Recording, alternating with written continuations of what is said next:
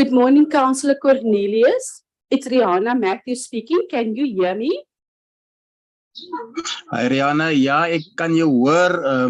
Ek het jou 'n boodskap probeer stuur, maar my WhatsApp is dood, so maar ek kan jou duidelik hoor, dankie. Good morning, Councillor Cornelius. It's Rihanna Matthews speaking. Can you hear me? Ja, ek kan jou hoor. Ek het jou 'n boodskap probeer stuur, maar my WhatsApp is dood, so maar ek kan jou duidelik hoor, dankie. Good morning, Councillor Cornelius. It's Rihanna Matthews speaking. Can you hear me? Ja, ek kan jou hoor. Ek het jou 'n boodskap probeer stuur, maar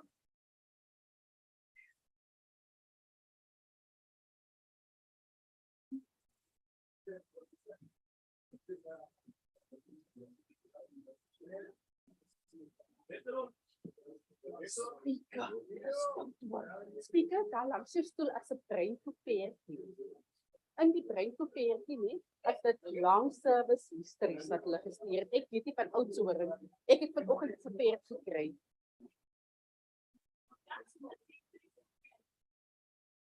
Dan moes maar nie die naam getus speaker.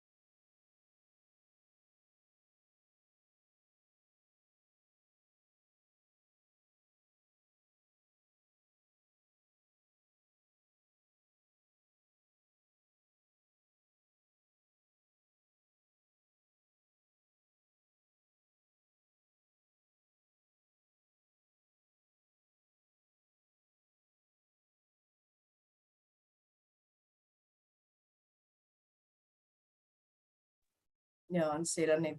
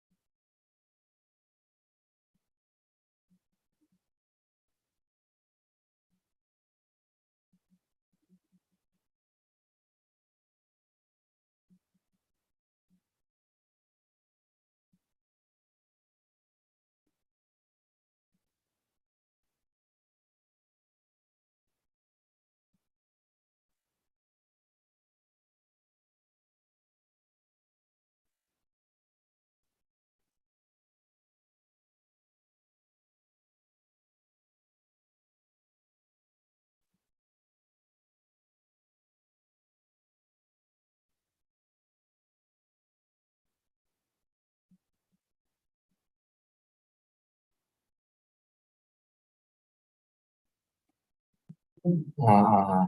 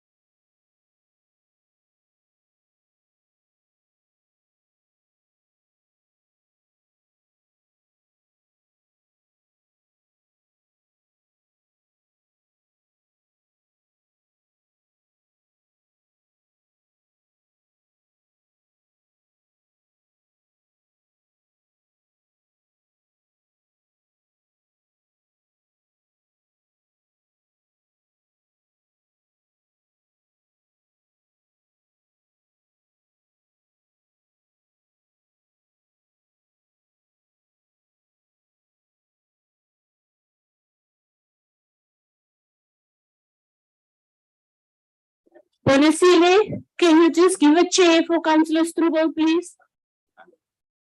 And then we're going to start.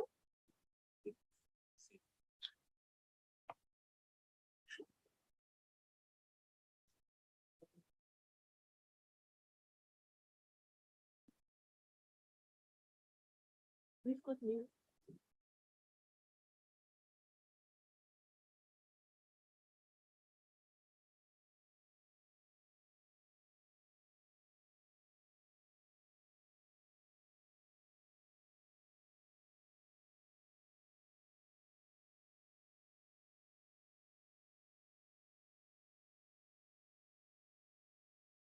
Thank you very much, councillors. Can we please settle down in order for us to start the meeting?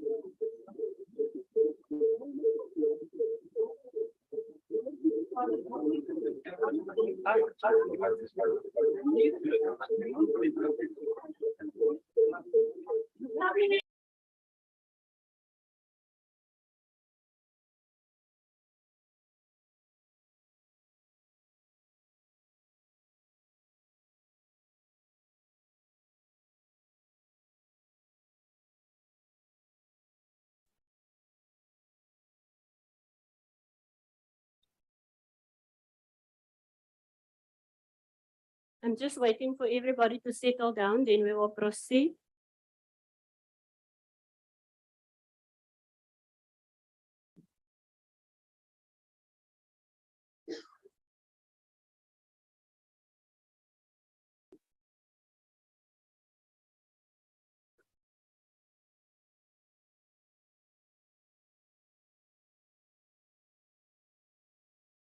Rihanna, why are we seeing you and not me when I'm speaking? I'm just asking, is there something? Thank you. Good morning, councillors, executive mayor, municipal manager, officials. Welcome to this council meeting that was scheduled for today, Tuesday, 25th of October at 11 o'clock in the C.A. Robertson Council Chambers to consider the items as set out in the agenda. There's still a lot of movement. I know we've got newly appointed staff members as well as long service awards. If maybe we can just settle down, please, in order for us to proceed. And those who are online, can I please appeal to our councillors and officials to mute yourself? It is really a disturbance for us in the council chambers. Please mute yourself. Councillors, as the norm is, we will now proceed with C1 on our agenda, which you will find on page 354 to 359. We will deal with that item first, and that is the inauguration of good councillor to the Garden Route District Municipality, that is Councillor D. Steptoe, as well as the DA councillor, Councillor Reino April. They will be inaugurated now first. Yes, Maya? Thank you, Madam Speaker. Madam Speaker, why are there no chairs for the people standing in the corner there at the back?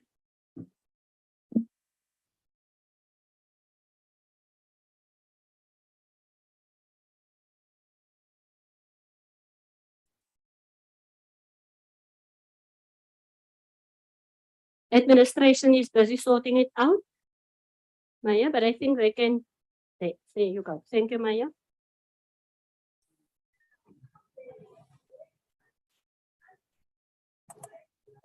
Before we proceed with the agenda, MM is going to do the officiation for us, the inauguration. Thank you, Advocate. Thank you, Speaker, Morning Speaker and councillors. We have an item, it's on the screen, dealing with the inauguration of two new councillors who've just joined the Garden Route District Municipality. The recommendations, Speaker, are found on page 354. The first recommendation, Speaker, 512, is that cognizance be taken of the notices received from IEC dated the 24th August and 5th October 2022. It's also attached to the report. 512 is that Councillor Donovan Clifford Sabtu be inaugurated as a councillor of the Garden Route District Council with effect from 24th August 2022. 513, that Councillor Reino Jerome April be inaugurated as a councillor of Garden Route District Council with effect from 5th October 2022. And 514, Speaker, is that Councillor Donovan Clifford Sabtu and Councillor Reino Jerome April be requested to take the oath of office. So those are the recommendations, Speaker, for councillors then to either propose or recommend. Thanks. Thank you very much for that, Advocate. Can we get a proposer and a seconder for that, please? Maya? I so propose, Madam Speaker.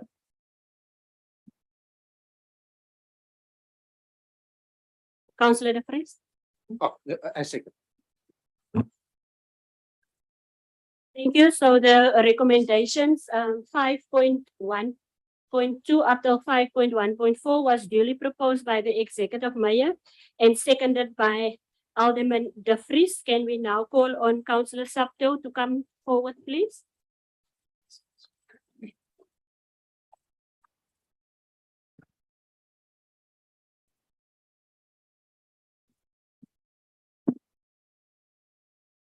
Oh.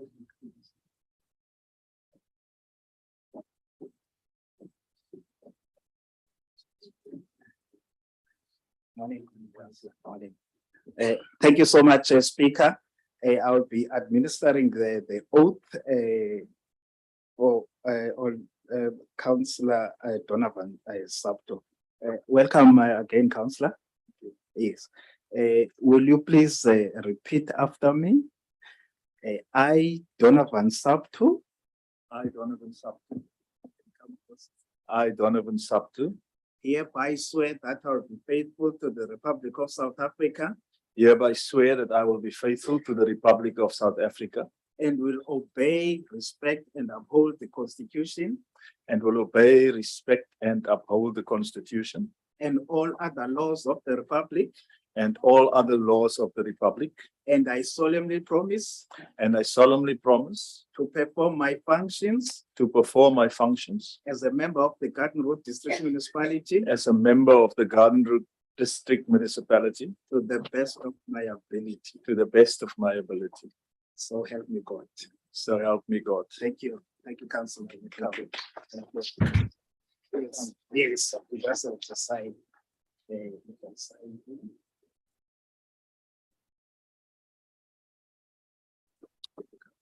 Thank you.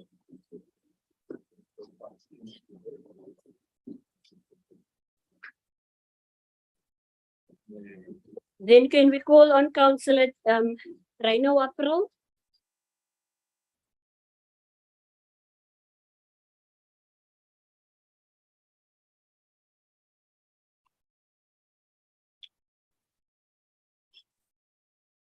Welcome, Councillor.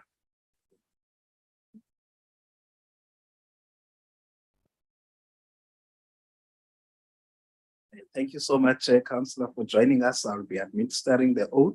Will you please repeat after me? You can come close to the mic.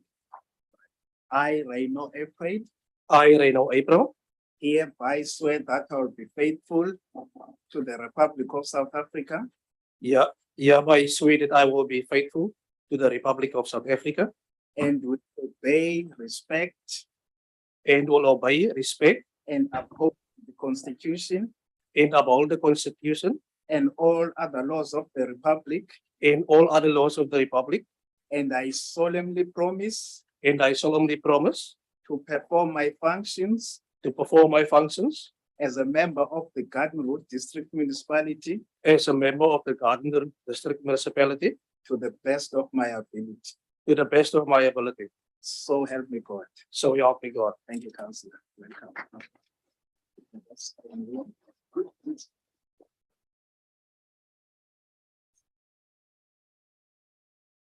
Thank you. Welcome to our new two councillors. Although you have been councillors since you've been notified by the IEC already, but today was just the ceremonial part of it. Maya? Thank you, Madam Speaker.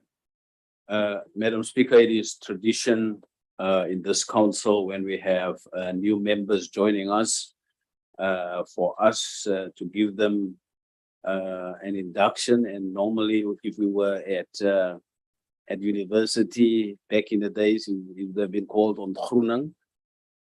But to Councillor Sapto and to Councillor April, from this side of the chambers, we wish you guys a warm welcome. And we know that we will learn a few things from you. You guys will learn a few things from us. This has been tradition in the Garden Route District Municipality that we respect each other, we engage constructively, and no opinion is being regarded as an opinion that won't count. And I was asked by Alderman De Vries, why have I taken so many pictures of you when you were standing there in front? I now need to disclose to council that Councillor Sabtu has been my senior at school back in the days in Humersdorp. He's my homeser, so I'm going to continue to respect you the same manner I did at school. And once again, welcome. And to Councillor April as well. Welcome from the other side of the mountain. We know from time to time, we will get all the juicy stuff that happens across the mountain because there's never a dull moment across the mountain. And maybe as well, you can be the first. I've never owned an ostrich egg. So maybe you'll be the first that can bring me an ostrich egg. Thank you very much, but welcome, colleagues. Thank you, Alderman De Vries. Thank you, Speaker. I thought that the executive mayor was going to say that when he was talking, welcoming Councillor April, coming from Oudtshoorn, that from time to time things changed there. So I thought he was going to say that Councillor April, that we hope that he will be with us till the end of the term. But Speaker, let me, on behalf of the ANC and Council, because Executive Mayor only welcome the members from that side of the house. So let me use that gap and welcome the Councillor April and Councillor Sabtu to the district. And we look forward to work with them. Thank you. Thank you very much. And just on a lighter note, I think we must welcome another councillor that's with us in the council chambers today and not online. Councillor Hector, I think we really need to welcome you as well because, thank you. Because it has become the norm for Councillor Hector to normally join us via Zoom. So a warm welcome to you as well, Councillor. We will now, Councillor, my apologies. Rihanna and Kaya, you must please assist me. Alderman Gericke. Yeah, thank you, Speaker. Rihanna and Advocate Kaya, you must please assist the Speaker. When my hand is up, I am in a very good laid-back mood. No fighting mood today. So let us work lekker together. I only got a new hairstyle and she looks good. Councillor Gericke, please. Colleagues, hearty welcome to Councillor April, or shall I say April, and then Councillor Sabtu. I must always echo what the mayor said, although we differ politically, but this council, I am a very proud member of this council.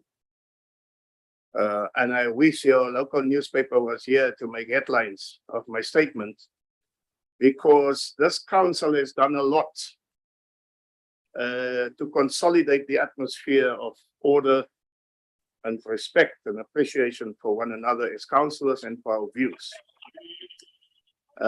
So this is the culture here, and this is the foundation laid by all the leadership here. And we move forward on those principles also in terms of service delivery for our people. So you will hardly pick up a personal fight here. There are charm status here and there, but we walk them over with political acumen and political maturity.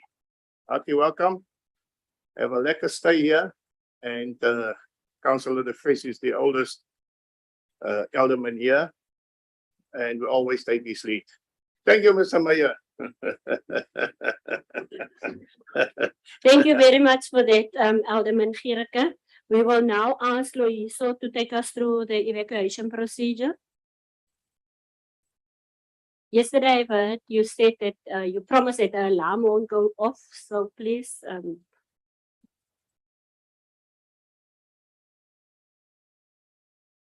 Thank you very much, Speaker. Good morning to the councillors, everyone in the house. Rihanna, you coming? Okay, thank you very much. As a second, speaker. Going to take us through a long presentation, eh? Not at all, Speaker. Just give us the crux of where who we must follow in the case of an emergency. Not at all, Speaker. Speaker, this is an emergency in the Garden Road premises. Emergency, it is legislated, it is by law, that every employer must ensure that whoever who is in his premises evacuate in a safety manner.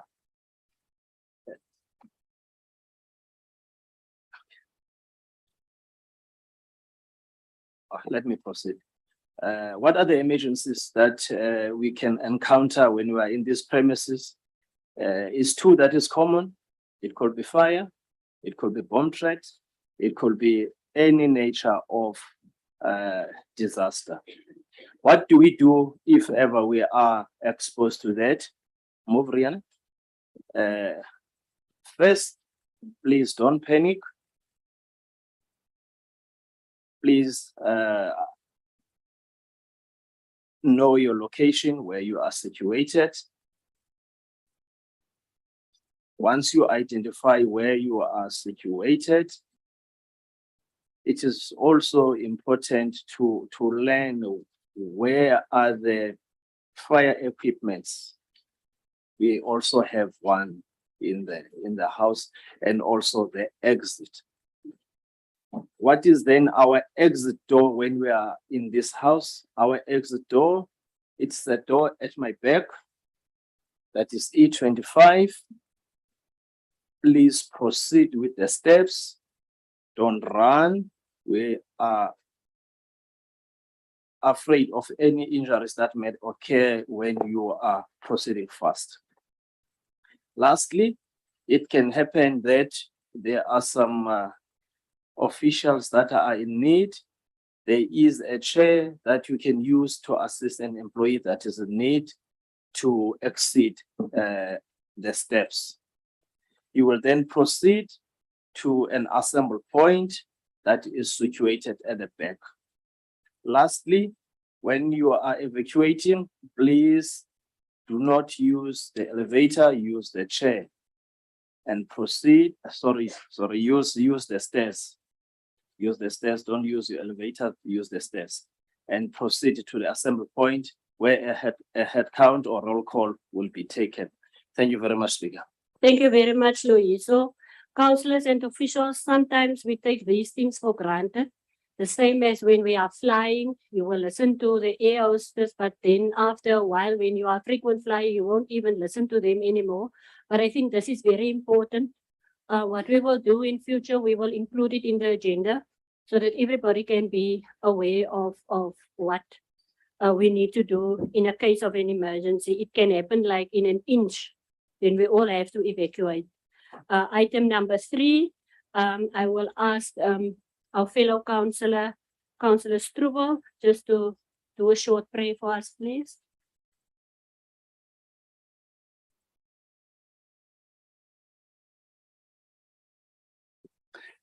Let's close our eyes.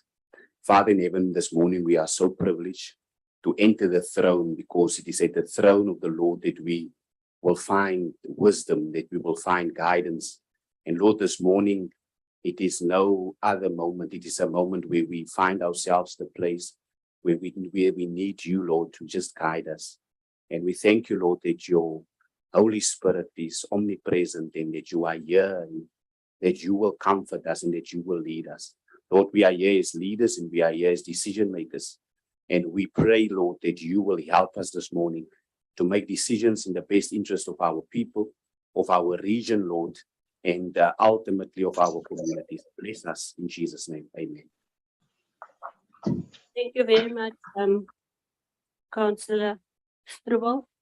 Point number 4, attendance of members. Rihanna. Good morning, Speaker, Alderman Boysen, Alderman van Niekerk, Whip of Council, all other ladies and aldermen and officials, councillors. Speaker, for your council meeting dated the 25th of October, I can confirm that you have the following councillors present in the chambers as well as on Zoom. In the chambers, we have Councillor Swart, yourself, Councillor Meyren, Councillor Wigbaard, Alderman Boyson, Councillor Malloy, Alderman De Blanche, Alderman Lichaba, Councillor Gungubele, Alderman De Vries. Present via Zoom, we've got Councillor Cornelius. In the Present chambers, speaker. Thank you, Councillor. Councillor Saptu, Councillor Buys, Councillor Akker, Councillor Sethi, Alderlady Mundai, Councillor Hector, Alderlady Kritzinger, Councillor Cronje, Alderman van Niekerk, Alderman Gerke, Councillor van Noordwijk, Councillor Taute, Councillor Strubel, Councillor Kannemeyer, Councillor April, Alderman Lambertine, Councillor Bavuma, Councillor van Rooyen. And also via Zoom speaker, we have Councillor Mkontu. Thank you very much. Councillor Mkonto did render an apology, so maybe he will excuse himself later. Councillors with leave, item 4.2. Councillor, Speaker, I only received one apology from Councillor Toto. I didn't receive any other apologies from the councillor component And then Councillor Steenkamp. and Councillor Steenkamp. But that being said, MM, we haven't received any notification, so I just want you to give us that surety about it. We are legally correct that Councillor Steenkamp, although our council has replaced her, she is still a councillor until we receive formal notification. Thank you, Speaker. Good morning, councillors. Speaker, I am not aware of any changes in the status of councillors Steenkamp. Thank you. Thank you very much for the clarity. Councillors without leave. I'm sorry, Rihanna, other lady. Thank you, Honorable Speaker. Good morning, everyone. Speaker, I would like to render an apology for Executive Mayor Councillor Tsengwa and Councillor Matika. There was an emergency meeting, so apologies. And also our fellow Councillor Sethi, she's really in pain. We started this morning at 8 and you could see that she's got a back problem. I therefore ask Honorable Speaker if you can allow her to go home because she's really in pain. She's got a back, if it's okay. Thank you, Alder Lady. Councillor Sethi, if you're feeling started to feel uncomfortable or if you want to leave at this stage, you're more than welcome. Speaker, would you like for me to do the officials? Speaker present, we have Mr. Stratu, Ms. Holzhausen, Mr. Africa, Mr. Menzi, Mr. De Jager, Mr. Daniels, Ms. Davids, Mr. Makakeni, Mr. Loliwe, Mr. Koos Nieuwel, present via Zoom, Ms. Lufele, present via Zoom, Ms. Ilse Simon, present via Zoom, Mr. Tabello Mukuru, present via Zoom, Mr. Desha, myself, Mr. Gerard Otto, present via Zoom, Mr. Ntobeko Klaas, present via Zoom, Mr. Skeepers, present via Zoom, Herman Peters, present in the chambers, Ms. Lauren James, present via Zoom, Mr. De Yankee, present via Zoom, Mr. Kompion, present in the chambers, Mr. Guy, present in the chambers, Ms. Sims, present via Zoom, Mr. Joel, present in the chambers, Ms. Louise Hook, present via Zoom, and Mr. Koos Nieuwoud, present via Zoom, and also in the chambers, Ms. Van Beingaard and Mr. Dion Stoffels and Ms. Kauzela. Thank you very much for that, Rihanna. Councillors, we proceed to point number 5, that the noting of provisions of Schedule 7 Code of Conduct for Councillors of the Local Government Municipal Structures Amendment Act of 2021. 6, disclosure of interest by councillors and officials. Councillors and officials, are there anything item on the agenda that you must declare your interest in? Alderman Gerke. Yeah, Speaker, I see my name appears here in the confidential minutes. And therefore I declare my interest. Thank you. Thank you, Councillor. That is noted. Councillors, we will now do our newly appointed staff as well as our long service awards. as it becomes the norm at Garden Road District Municipality, we are very proud to welcome newly appointed staff members and also to give recognition to those members who have been with us for years. So we will start with the new appointments. If I call out your name, you can just stand up so that we can see who you are and welcome you. The first person is a firefighter, and he is currently at the fire services in Kanaland, Mr. Ralen Kwane.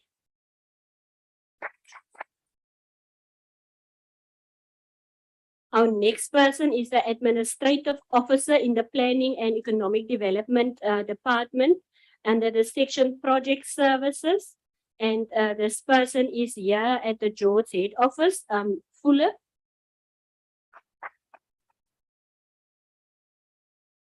We've got a mini, Mr. Mini or Mrs. My apology, they didn't write if it's a male or female. It's an operator, George Rhodes, and in the re-gravel section.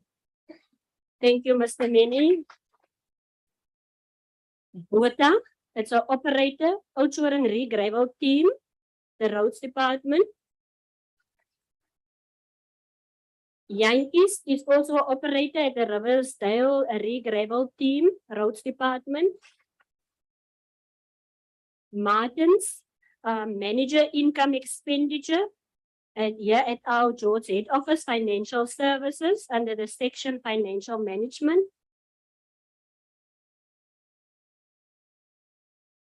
See you. Okay. Okay, apologies for Mr. Martin, who is still traveling. Bantam, Administrative Assistant, George Rhodes at the Roads Department. Bakwezi, Store Assistant, Oudtshoorn Stores. And then last but not least, our newly appointed Chief Fire Officer, Fire and Rescue. I don't think you need any introduction, Mr. Dion Stoffels. Is there anybody that I've missed? Speaker. Miss Bantam's new surname is Maxim. My- Bantam was her maiden surname. My Speaker. apologies. She's not a new.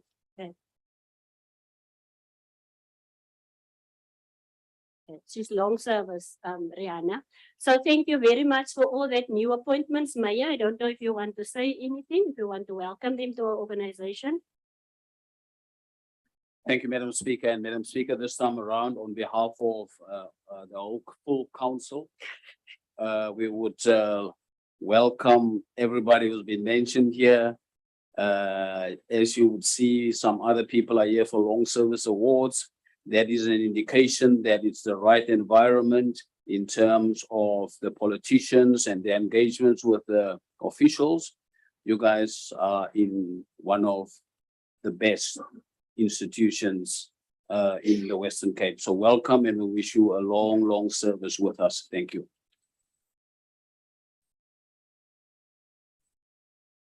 Then next will be our long service awards, the recognition. Normally, the different departments will send me more or less a history of when our staff members have started, but this time around, I've received an apology from Roads Department, who were the culprit.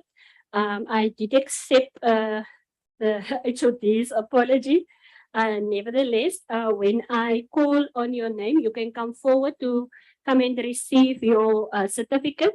There is just one that I think I need to mention. Mr. J.M. Apples. Mr. J.M. Apples was a caretaker at the resorts.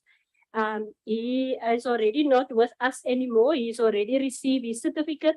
He was working for Garden Road District Municipality for 44 years. 44 years. So in his absence, I think we must give him a... Is he here? Hi, my apologies. Mr. Apples. I thought Mr. Martin, Mr. John Martin Apples, aka John. You may come to the front. The message that I've received was that you have certificate of appreciation. My apologies.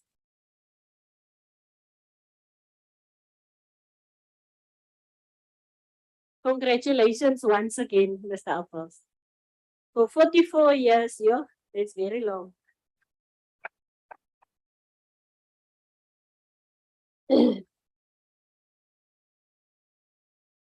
Then our next person will be Mr. Klaas.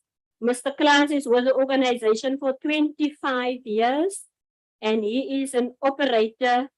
It says here low bedded roads. Mr. Klaas. Then my apologies for not announcing the next surname. I think it's Hou, H-O-U-G-H, Mr. As a senior artisan also at Rhodes. He's working for the municipality for 15 years.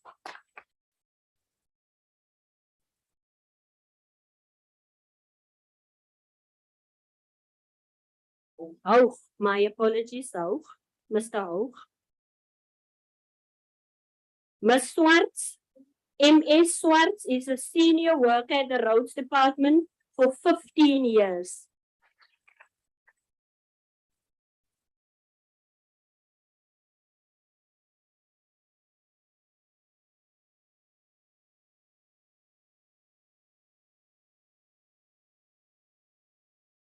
Mr. Jansen, SJP, senior worker, Roads, 10 years.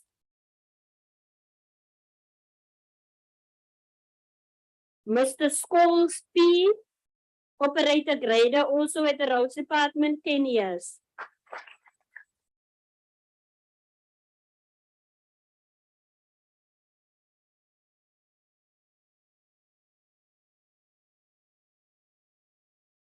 Ms. Jacobs, LW, senior worker, Roads Department, 10 years.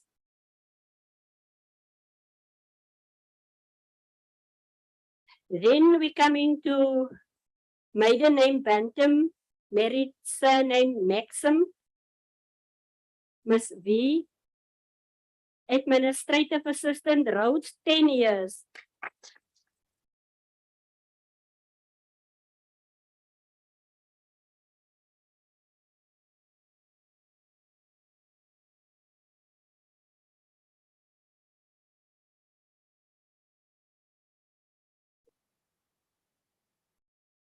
Ms. Stoffels, FM, senior clerk, debtors, 20 years.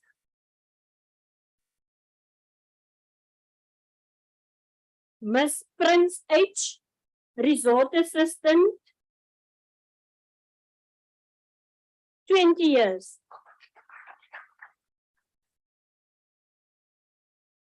I've received a long resume of Hannah Prince for 20th anniversary. She said it feels like yesterday since I started work at the Garden Route, whereas it is already 20 years.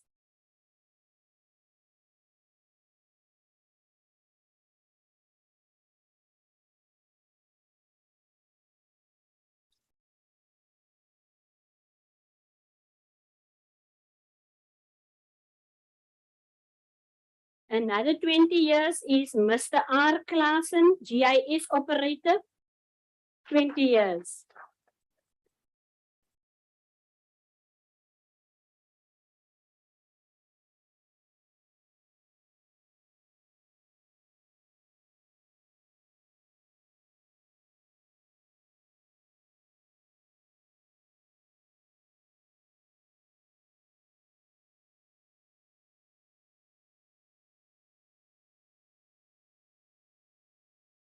Mr. W. Abrams, Finance Department, 25 years. He's a buyer.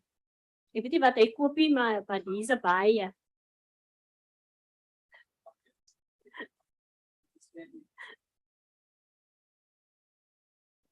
And Zinde must be Supply Chain Management Officer, Finance Department, 15 years.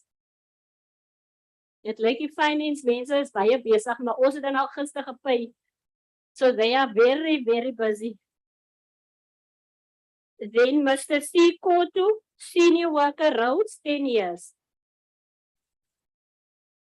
Did I miss anybody? Congrats. Mayor, yes, we will acknowledge you for your second term. Congratulations to everybody. You may now return to your respective workplaces. I don't know if did I miss anybody, Metron? Did I miss somebody?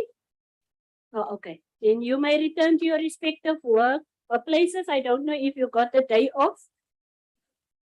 Maya, you're not saying anything to the long service. Are you done? Wait. Please come back, please come back, please come back. It's because he wants also to be recognized. So now, hy's die mekaar vandag. Madam Speaker and colleagues, my apologies and my apologies to the recipients of the Long Services Awards. I just got distracted with something here on my phone. My apologies for that. But once again, some of you guys have been here longer than some of our ages in here. That is an indication that this is indeed a company that one can work for. And we would like to wish you guys even longer service, even when we're no longer here. You started when we were not here, and it is clear that we're going to leave you guys here and keep up the good work. Thank you very much and congratulations. Thank you very much, Maya.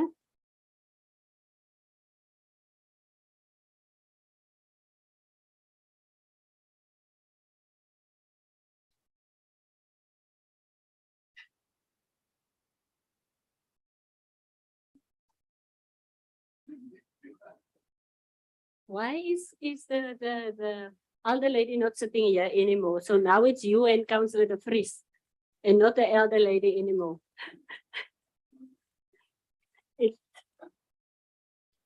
Let's proceed. No, Councillor. Let's proceed. We are at point number 7. That's the communications by the speaker. The birthdays for October and November.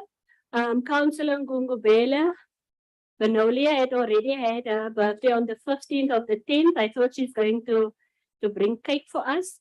And then on the 29th, it's going to be Councillor Mkonto. And then on the 20th of the 11th month, that will be Elder Lady Reiters that's going to have her birthday. We had a governance meeting on Wednesday, the 12th of the 10th. Items discussed is appearing on the current agenda. Example, the amendments of the rules of order. And then I have, as the speaker and the chairperson of that governance committee, where all the whips of the different parties are present in council. They form part of that governance committee. I've asked them to please convey the agenda points that are being discussed to their respective caucuses, so that when something comes up, it's not new. And as you have followed in your agenda, ons was oor die vingers geslaan deur die mayor that the governance meeting can't make resolutions, but we must recommend to council to resolve. So that is what we have done. Councillors, then I just want to ask you that during a council meeting, and I'm going to put emphasis on this again, please, before I go to the last point, if you receive invites, please say no, you can't make it. Just RSVP, just say something. I know the last time one of the councillors asked me if they are also invited when it was the wellness day. So then I said, yes, you are all invited. If you receive an email inviting you to whatever occasion, just RSVP. I think that is just good manners. And then councillors, during a meeting like today, it's very distracting for me if you are sending me WhatsApps. So now I must check my phone and see who wants to leave or just want to go out for 10 minutes. Rather use Rihanna or the group. Then Rihanna will alert me if there is a problem. And I believe that WhatsApp have crashed today. I'm not sure we were informed. So if the messages don't go through, if you see that it's only one tick, is it back on now, Bets? Thank you. So there was a problem earlier this morning. So councillors, that is all from my side. Thank you. Any questions?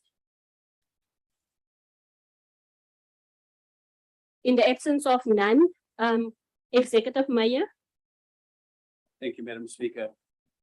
Madam Speaker, I made the calls for WhatsApp to get the act in order. Madam Speaker, please allow me to greet those who are in the chambers with us and those who are following us online. It is always one of those days where I know that there's a lot of attention to our activities as councillors and officials, and today is no exception. Madam Speaker, we also know that this is a Cancer Awareness Month. And we know, if one travels along, the towns are pink as an indication that people support survivors and people are supporting programs regarding awareness.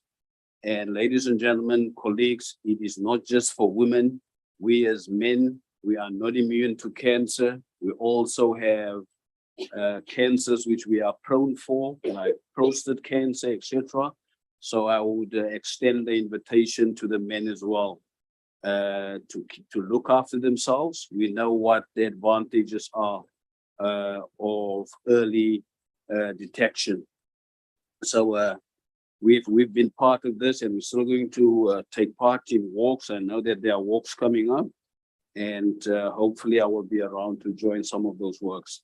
Then also, Madam Speaker and colleagues, we all know it's that time of the year where the school learners are panicking because it is exams times, and more so for the matrics. It is that time where the matrics are supposed to shift gears. We as the Garden Road District Municipality, we would like to wish the matrics all the best in their preparations for the exams, and the others who are also going to write after the matrics.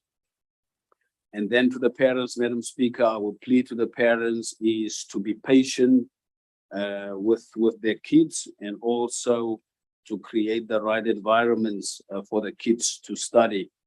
Also, Madam Speaker, we are fully aware of the unemployment ratio of the country, and some of it we also know, Madam Speaker, that there are matrics who have finished matrics in the previous term. Some of them are still sitting at home due to various circumstances. Others had no means to go and further their studies. I would like to extend an invitation to those who have passed matric and to those who are still going to pass matric at the end of this year to make sure that they have applied to recognized institutions, and they must then also apply to us as the Garden Road District Municipality for the possibility of receiving or to take part in our external bursary scheme. And that will be advertised on our website, at all our offices, and people would know whom to contact, or if you know anybody at the Garden Road, just ask so that you can be referred in the right direction, so that with the limited resources we're having, so that we can extend a helping hand. Speaking of opportunities, Madam Speaker and colleagues, our skills mecca is really the concept of us becoming a skills hub is really taking flight. And I am privileged to announce that as part of the program, there's a group of graduates, unemployed graduates, that has been taken under our wing, 12 of them. Five of them are stationed here in the institution, Garden Road municipality itself, and each local municipality has got a person. They are called skills mecca technicians, and they concentrate in different fields like HR, public administration, finance, etc. And that is to hone their skills, and then also to assist with rollouts that would assist the youth within the various municipalities in the Garden Road. And hopefully, if everything goes well and we get additional resources that this can be extended and expanded as it is at the moment. It's a 1-year program for the 12 skills mecha technicians. Is that the word? Skills mecha technicians. And it can go a long way, and it can set the tone for the rest of the country in terms of our interest and partnership with the youth. Madam Speaker and colleagues, I'm still tired. I was part of a program which we've hosted once again, the toughest firefighter competition in South Africa. And I want to say thank you to Mossel Bay Municipality. Mossel Bay has hosted the event this year. And Madam Speaker, as usual, the Garden Route firefighters, the ladies and the gents have done exceptionally well.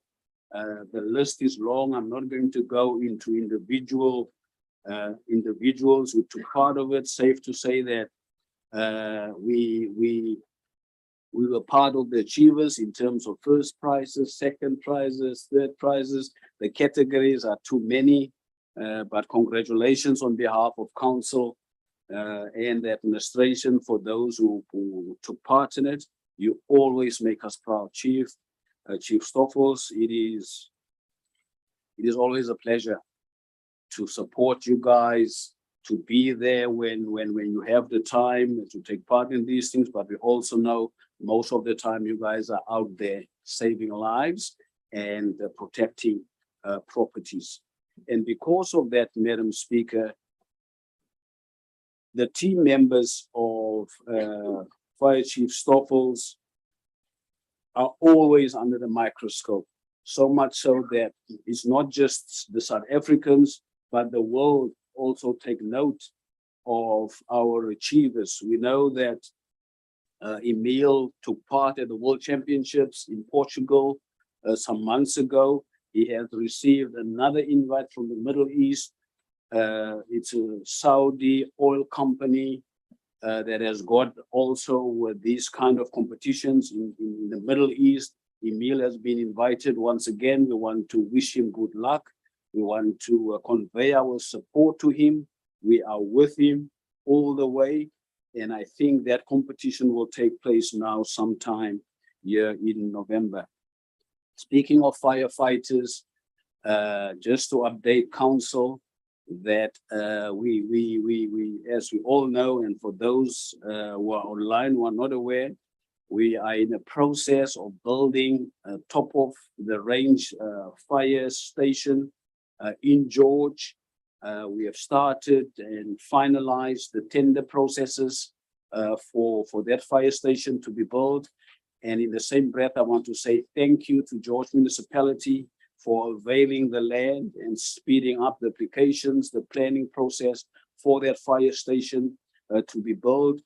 And I've been reliably informed, because everybody see the benefit, not just for George, but for the whole region, for that state-of-the-art fire station. There has been no objections. So we're now in a position that we can continue with the process, and the municipal manager would inform us one of these days on when can we have the saw turning event. And thank you very much to those who showed an interest to be part of a team that would build a facility that would save lives and protect properties. Speaking of fires, Madam Speaker, we all know this time of the year we're prone for fires, and the fire chief have invited me a couple of days ago to a launch of public awareness that the fires are around the corner. It is fire season. I accompanied him to Thousrandton. I must also confess it's my first time that I've been to Thousrandton. I did not know that there are jewels that are hidden in some parts of our district. I've been there, and I must also say thank you for the partnership of working on fire with us. I think Fire Chief, if I'm correct, there's also working for the coast. Is that what it's called? Also working for the coast. We appreciate those partnerships. And once again, it is an indication that people are taking seriously whatever we're rolling out as the Garden Route District Municipality. We've also been very busy as an institution with people in the tourism industry, Westgrow, the claim Karoo. There's been awareness projects and awareness activities and events to tell the world that after the hard part of COVID, we are ready to accept domestic tourists as well as international tourists. We are open for business, and I want to say thank you, and Trix, for the teams that are working behind the scenes with these matters. I know that Alderman De Vries committee is also involved in some of these activities. So we acknowledge that, and we are ready to rock and roll, and we are ready to turn things around. And lastly, Madam Speaker, there's a topic that some of us at times we don't want to touch it, and at times we get emotional, and sometimes, like in this instance, we get misunderstood when we're dealing with this, and this issue is housing. Colleagues, housing is one of the top priorities, not just for the country, not just for the province, but we saw it fit as well as the Garden Route to take part in housing, human settlements.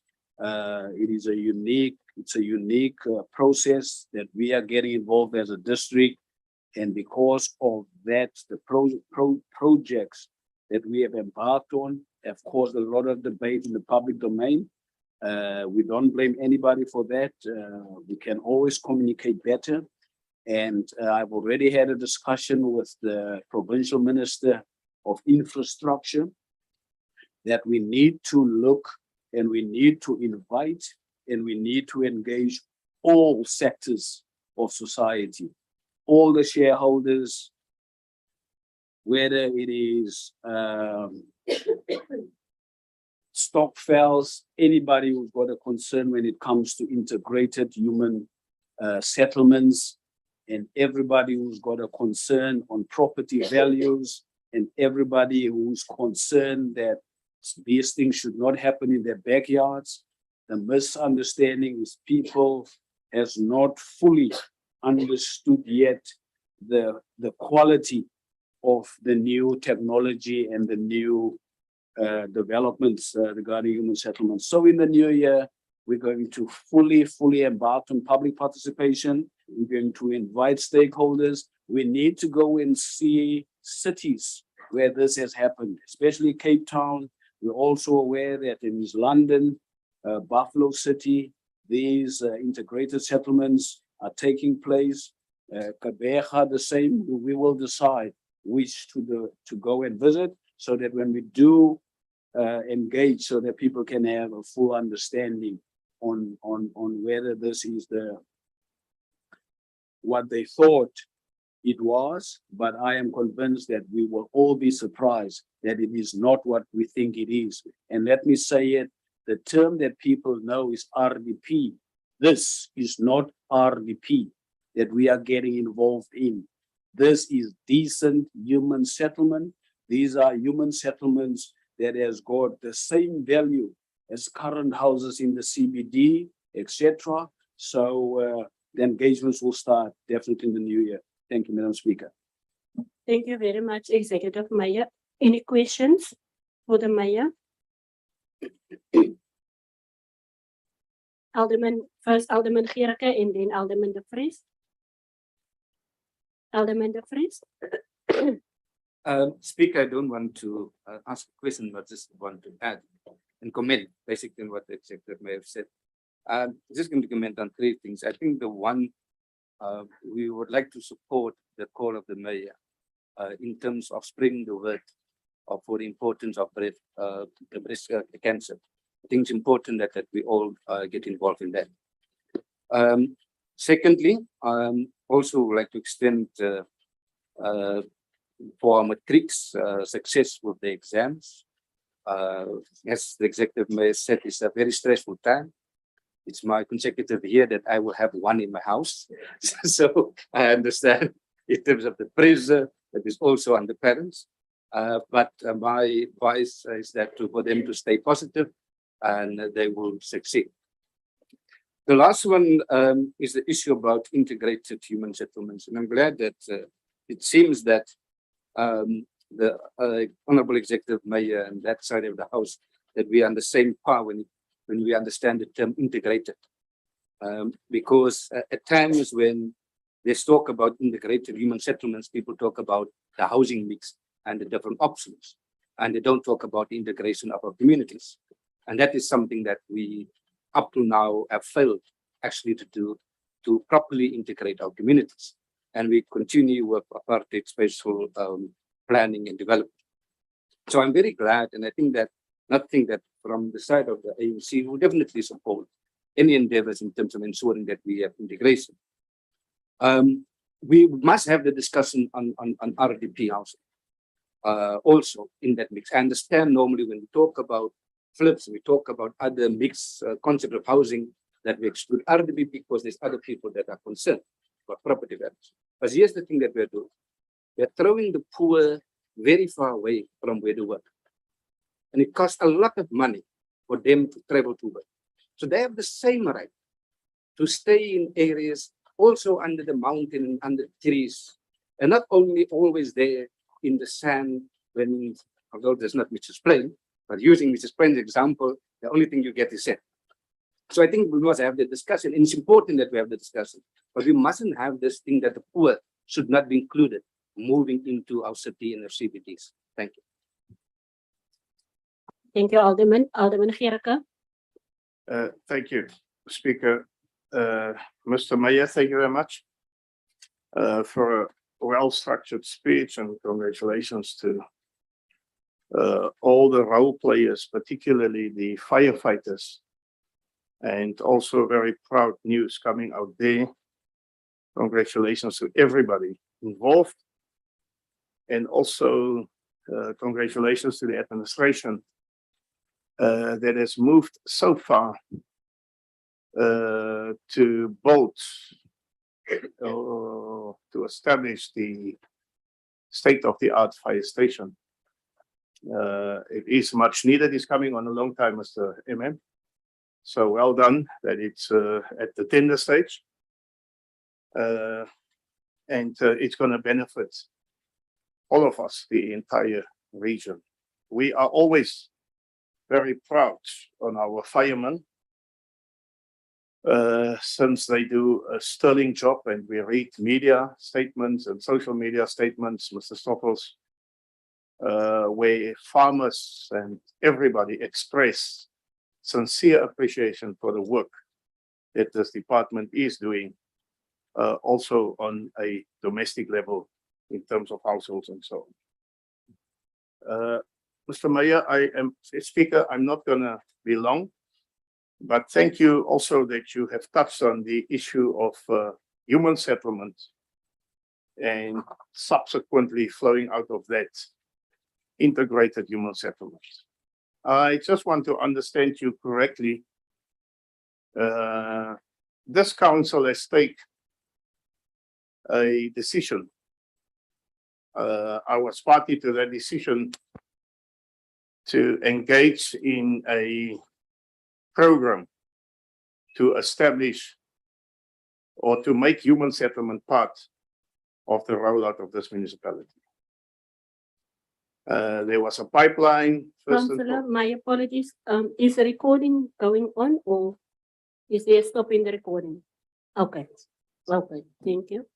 Okay, thank you. So there was a pipeline. First and foremost, it was what was called the Knysna Plat Corridor, if I'm correct. Then there's a shift in the program. Then there was an announcement by the mayor and the MEC with regard to other pieces of land in the area and so on.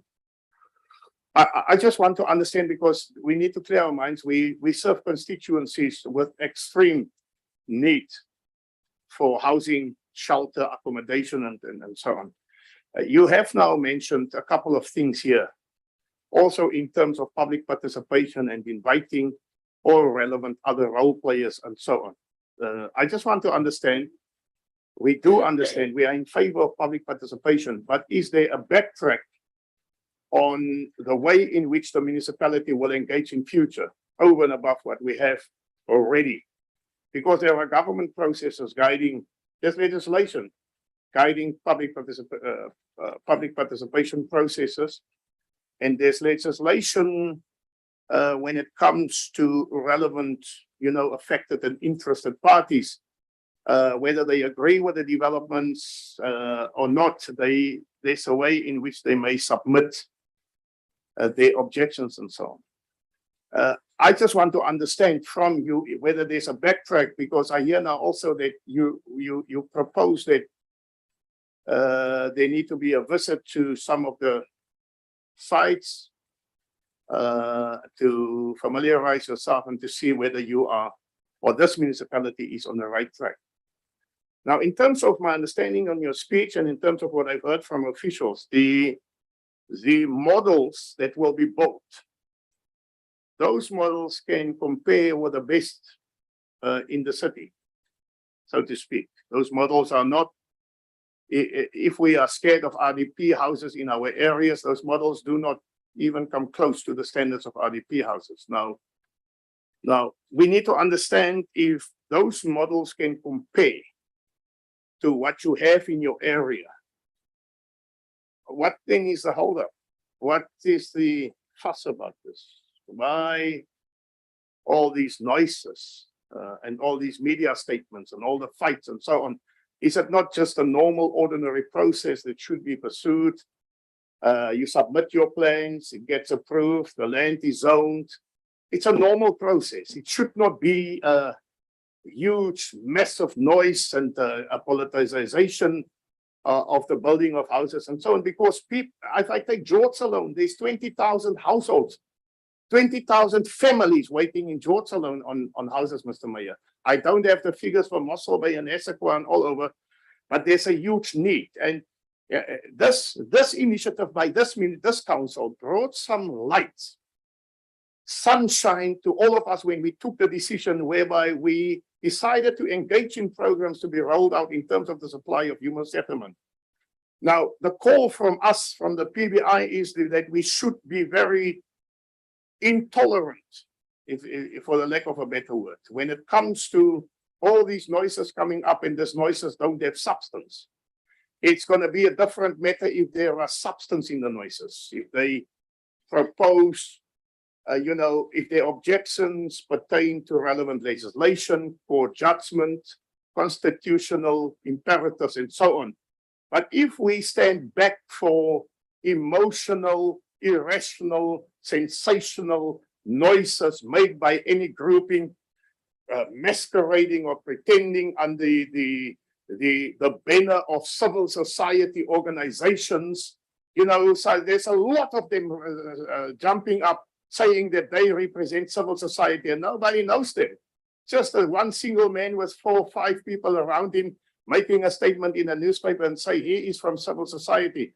In the meantime, they are talking absolutely nonsensical nonsense, so to speak. In the meantime, our people are idling. They are exposed to non-delivery of houses and so on. So I make a strong point about this, Councillor Elder Lady Kitzinger, because my community suffers, because they cannot afford the huge amount of bonds. Therefore, we opt for rental products, we opt for FLISP housing, and for all those type of things. I want the mayor to give us a clear-cut guidance. And then, lastly, Speaker, sorry, there is a program that has been decided upon. There were presentations, Mayor. Can you give us an indication as to when we will land our first project as this Garden Route municipality? Thank you very much indeed. Thank you, Alderman Gierke. Councillors, I've allowed Alderman Gierke because I know this is a very hot topic. So Mayor, if you can just respond, please. Madam Speaker, I'm not going to labor the point. There are a couple of items where we're going to have a full engagement and a full presentation. So we're going to re-engage based on the questions asked when we're going to get to those items. And I will then also probably if there's anything that I might add, then we will add. So there's an official who will then do the full presentation. So Alderman, your questions would definitely be answered there. If not, then we would have a follow-up. And on the comments based from Alderman De Vries, it is supportive.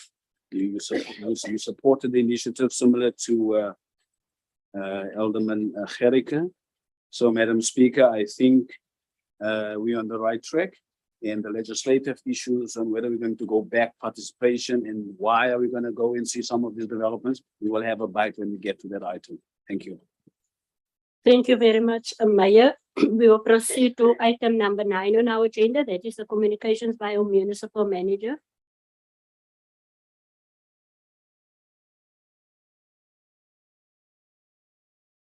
Apologies, my apologies. You may proceed.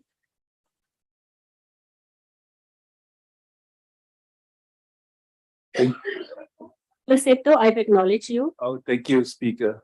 I'm still new, so I'm allowed to make mistakes. So, thank you, Speaker. I'm not going to be long. I think maybe mine is not only to emphasize, but you know, knowing where I'm coming from, I must comment. I was pleasantly surprised how this council meeting has started.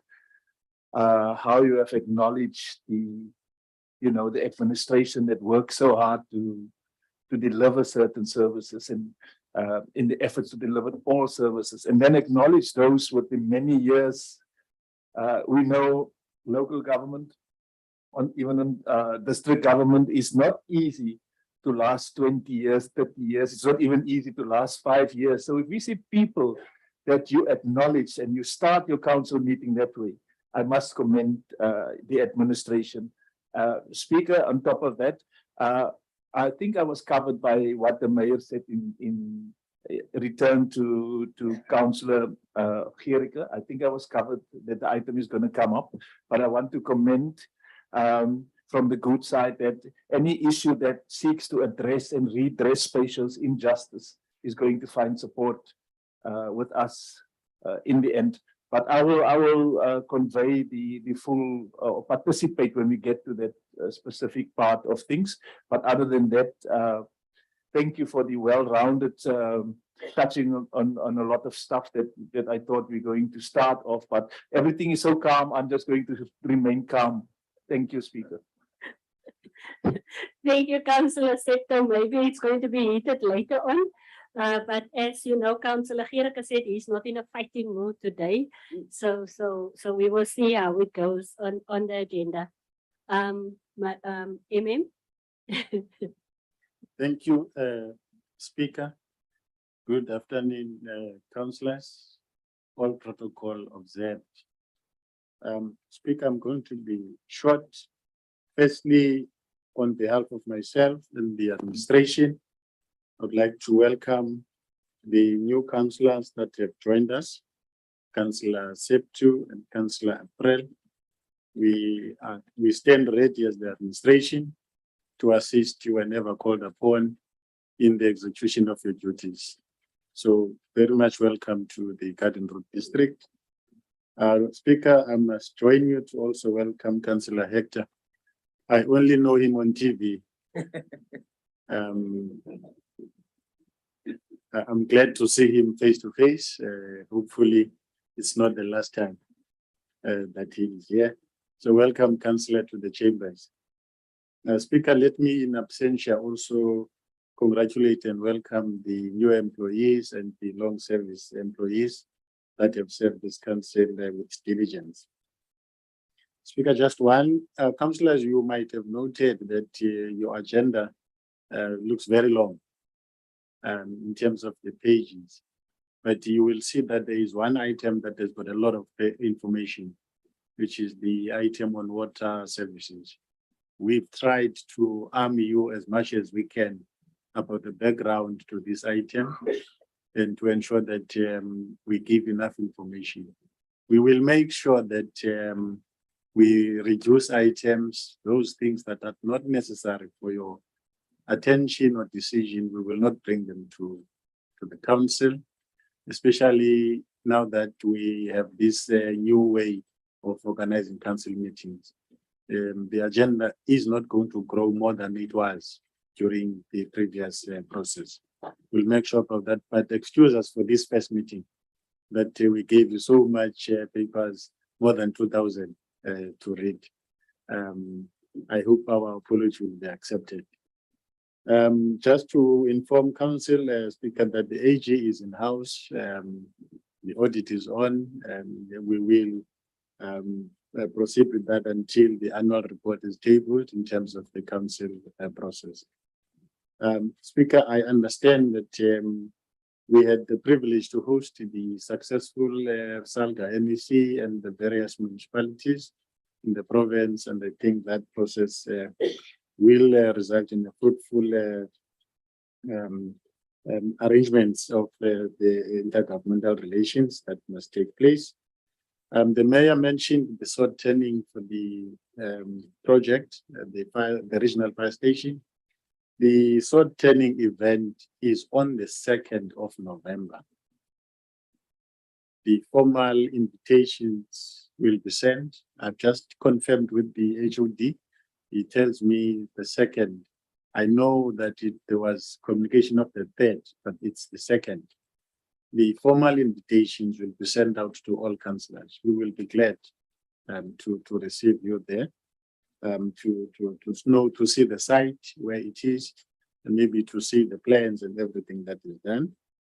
Mr. Mayor, as you know, yesterday, councillors, we hosted the UN Women and the Commission for Gender Equality on their 100-day challenge. That will be brought to council because it's still at planning stages. And the UN Women and the Center for Gender, the Commission for Gender Commission Equality has selected Garden Route district among the other districts in the country due to your efforts in terms of gender mainstreaming and other programs to fight GBV and so on, to pilot this 100 days challenge to fight GBV, and that will be brought to council, and information will be shared about how the process will unfold. Councillors, as you have already remarked, there are very important items on the agenda. Some of them you have already alluded to. We invite councillors to really guide us on these very important matters. And one particular matter I'm going to lift that may not look important is the item that talks about the priority issues that we have been identified by the people of this region. And you will note that on top of what people are looking for is not in the domain of local government. And that thing is not going away. It's making the IDPs very difficult because people see one government. They don't see national, provincial, and local. And now you will see that in their priorities, they talk about education, they talk about safety, they talk about stuff that is not in your purview. But it means the people want the municipalities to get involved. And we have put that item in for a reflection by council so that this district can have a clear way on how to approach those. And so, and the other items that are important in the agenda. And we wish this meeting success. Thank you very much, Speaker. Thank you very much, Imam. I don't see any hands for the Imam asking questions.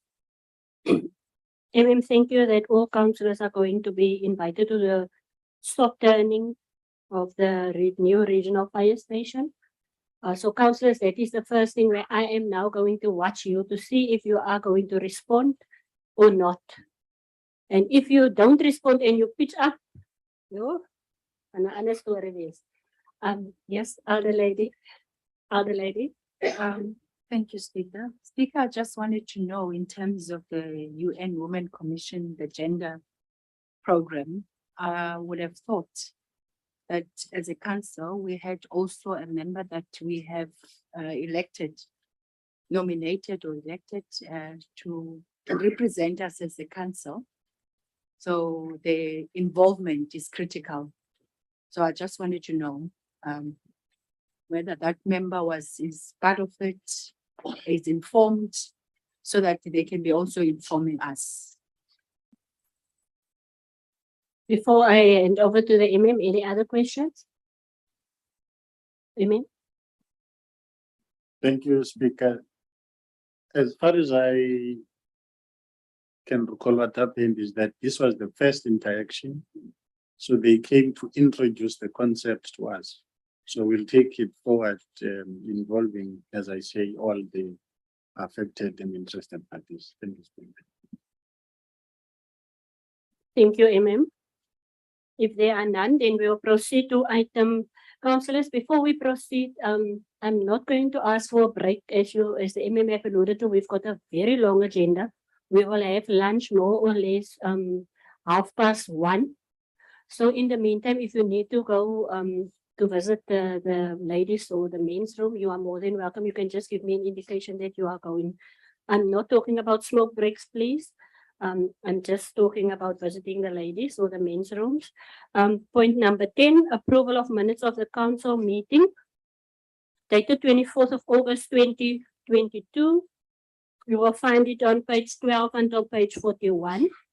Any corrections that we need to do there, councillors? Any corrections? If there are none, can I get a proposer and a seconder, please? I so propose, Madam Speaker. Thank you, Alder Lady Iona. A seconder? I will second that. Thank you, Councillor Myron. Point number 11, minutes of the mayoral committee meeting and section 79 committees for notification. 11.1. The mayoral committee meeting dated the 26th of July 2022. It's here for noting. Okay. Thank you, Alderman Lambergine. Thank you, Councillor Wagbar. 11.2, that's a special governance committee meeting dated the 23rd of August, page 70 to page 77. Can we just go to page 76, please, Rihanna? Okay. Go up.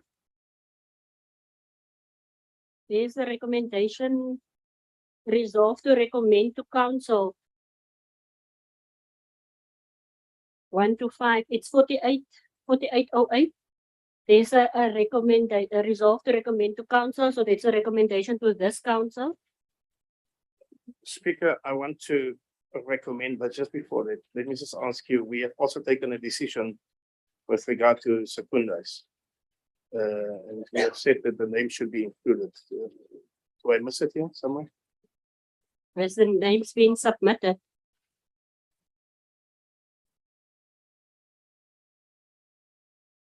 It was supposed to be submitted for this meeting to be approved, yes. Just for noting, we have given our name through. Otherwise, I propose, Speaker. Before we go there, Alder Lady, do you want to add anything? Okay, Alderman De Vries. Speaker, I'm not part of the governance committee, but there is an item where there's members, the names of the committees. I'm not sure whether the council is referring to that. I know exactly what the council is talking about. The council is talking about secundis to salga, to the working groups. That is the names that we are talking about, and that was the names that we were supposed to approve here today. But in the absence, the next round is only in February, so we still got time. Because the administration needs to prepare an item. So, Councillor, I don't know. I didn't receive the names. My office, maybe it is there that I've missed it, so that we can just give it to administration so that they can prepare a report for our next meeting, please. Councillor, before we go there is recommendations. Can we go to 1, please? That the governance committee agree in principle that council meetings take place every second month after the end of the financial year, 30 June 2022. I think that must be June 2023. Is it 2023? That's the correction that I've shown you earlier. That a special council meeting may take place to discuss only legislative reports to the said meeting. Now I'm a bit confused with number 2, Mayor, because yesterday in your mayoral committee meeting, the legislative reports were not in that recommendation. If I recall, I will come back to that one, to number 2. Number 3. that the administration lies with all the executive managers and relative stakeholders to get consensus with regard to the minimization of council meetings. 4, that after consultation take place with the executive managers and relative stakeholders, a report served at council to seek approval for the minimization of the council meetings. That if in the event council realize that the new arrangements is not sufficient, the governance committee will discuss the possible implementation of monthly council meetings again. I'm noting the and then the Maya. No, Speaker, mine was just at the end when this item has been exhausted. I just wanted to remind Council on something. Yes. Madam Speaker, I'd like to go to recommendation 2. And I would like to propose an amendment to that recommendation because that recommendation as it stands, it boxes us in that we can only deal with legislative matters. And as council, there are matters which might be urgent that would not necessarily be legislative matters. So if it remains like that, councillors would have the option to say, no, they're not coming because the resolution doesn't make provision for that specific item to be discussed in a special council meeting. So I would propose we take that out. Then it should read that a special council meeting may take place to discuss to discuss council matters. Yeah.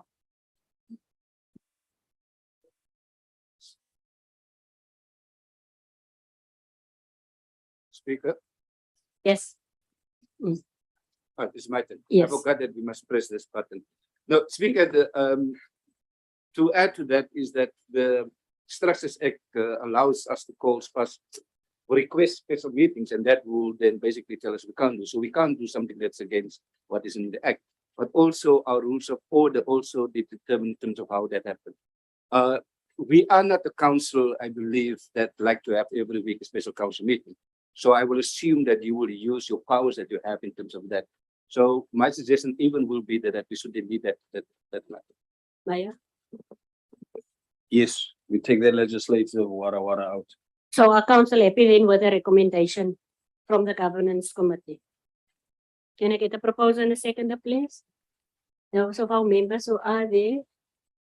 Thank you, Councillor Cronia. Seconder. Thank you, Councillor Amposepio Let's, Councillor Betsy. Councillors, we're moving to item number 12. That's outstanding items 12.1. It's for noting. It's you will find it on page 79 to page 84. It's open for discussion. If there are any, that is the appointment, service, exit, and labor relation information for August and September 2022. Madam Speaker. Yes, I would just like to make a comment and to say that I'm quite surprised as a member of Salga's Bargaining Council. I'm quite proud of this municipality that we've got only 3 grievances, which is the least in the Western Cape. Other municipalities have up to 38 cases at Salga Bargaining Council. So I would like us to note this report. Thank you very much, and thank you to the administration regarding the work done to keep our staff happy and committed to our staff. Thank you. Thank you, Speaker.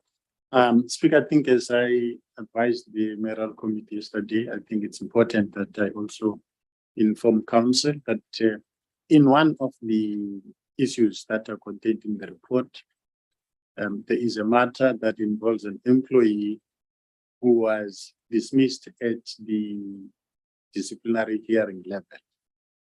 And that employee exercised her rights to appeal the decision. The chairperson of the appeals overturned the original decision and reinstated the employee. And as you know, in terms of the bargaining council, the agreements and everything, the appeal decision cannot be changed by the municipal manager and so on. So that matter was then reported to council to say there is this matter. We wanted guidance from council. council resolved that it is not satisfied with the appeal decision. It is taking the matter for review at the Labour Court. So that matter is at the Labour Court, but council then resolved that the employee remains dismissed. That was the council's decision. However, the lawyers of that employee have now come back to say, in the meantime, the matter is going to be reviewed at the Labour Court. The employee must be reinstated. So they've written to us asking for reinstatement.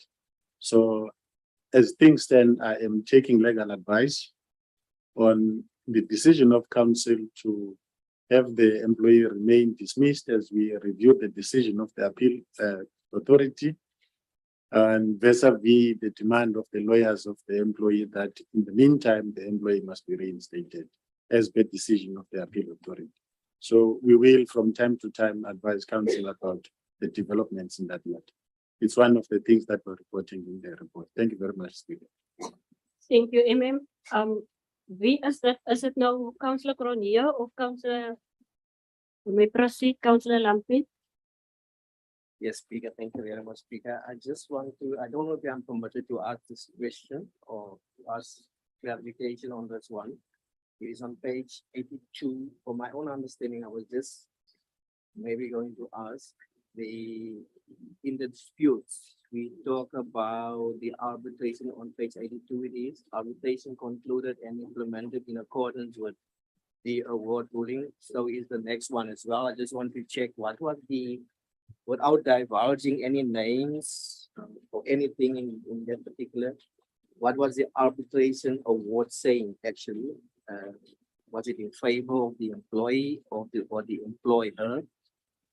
Or was it against? I'm not 100% sure what was the outcome of that. It only says it was implemented according to the award ruling. First, the and then you, Alderman. Can you just switch off? Thank you, Speaker. Then switch it on again. Thank you, Speaker. Yes, there's two employees that are involved. That one was dismissed by the disciplinary process, and within her rights, she took the matter to the bargaining council and went for arbitration. The arbitrator ruled against the municipality and ordered that the employee be reinstated, and we duly complied with the arbitration award. The other one was an employee who felt that he was treated unfairly when he was transferred from one area to the other. He went for arbitration, we settled that matter, and the employee is at the office where he was transferred. Thank you very much. Alderman Vierke. Yeah, Speaker, on the employee that was dismissed and then won the appeal and back now, just to the let me just understand this, because even if the lawyers wrote a letter here and say that the client must be reinstated, it's not up to the lawyers to decide. There must be a process. It's either that an order is served through the court, through the labor court, through wherever. So if I understand you correctly, then there's an appeal pending at the moment. Let me just understand this before I proceed. Amen. Thank you, Speaker. What is happening is that, Councillor, the employee was charged, found guilty, and dismissed at the disciplinary level. So she appealed that decision. In terms of the collective agreement, the appeal chairperson was appointed in an internal employee, and that person sat and heard the two versions, decided to overrule the decision of the chairperson of the DC and ordered reinstatement of that employee. Now, in terms of the collective agreement, myself as accounting officer, even if I'm aggrieved by the decision of the appeal person, I cannot change it. If I'm not happy, I must bring it to council for a decision. Council then resolved to say, We are not happy with the decision of the appeal, but we cannot change it. The only thing we can do is to approach the labor court for the review of that decision. But then the employee must remain dismissed. So that employee is dismissed, she's not back at work. However, her lawyers are saying, pending the decision of that review process, she must be reinstated. Now, I'm saying I am taking legal advice to determine the course of action. I'm just informing council about that process that is still unfolding. Thank you. Speaker, Alderman Gericke. yeah, it means that that specific employee is outside the service now. Okay, that changes the entire picture because I'm going to submit now, and this is a serious matter. Council should not be drawn in to administrative matters. If there's legislation guiding the processes, then council should not interfere. And the officials must not draw us into administrative processes because our role is only oversight. Even if you inform us, Mr. MM, respectfully so, you must execute what you must do in terms of relevant legislation, current legislation, and then come and report the outcome of the process afterwards. That specific employee will have his or her democratic right to exhaust all other legal remedy in terms of process. Thank you, Alderman Gericke. Thank you. But Mr. Mayor, we must take seriously note for the speaker. We may not interfere in any process. Thank you, sir. Mayor. Madam Speaker, Alderman Gericke is correct, and I'm responding because Alderman Gericke is giving us a double-edged sword, and in the sense that some people might regard information shared by the MM as asking us to get involved. I just want to caution to say that you're correct, Alderman. We're not going to get involved, but we are entitled to information pertaining to the institution because we're going to read about it in the newspapers.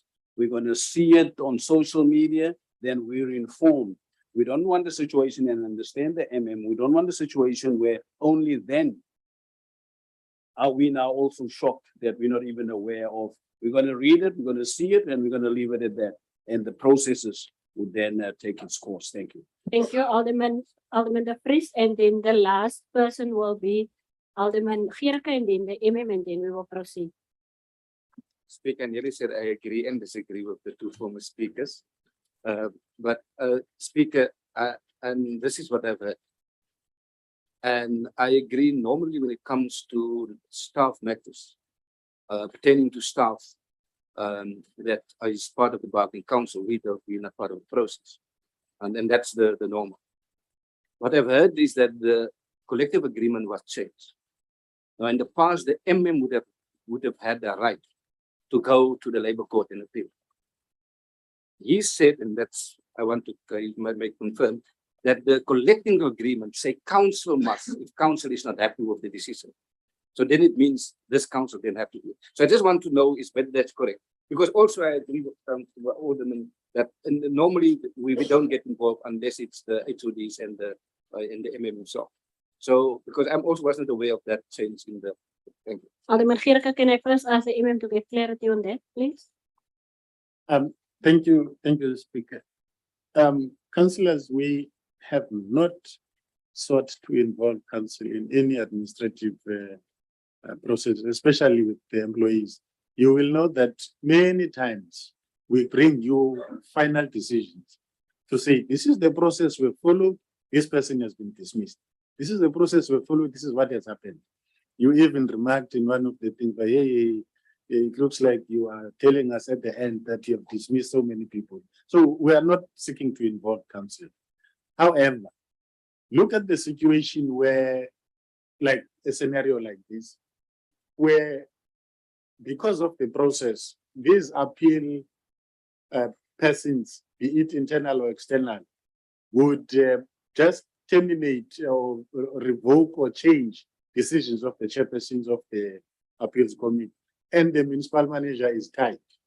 He cannot do anything because the collective agreement, as I say, Councillor, it says the municipal manager cannot change or interfere with the decision of the appeal authority.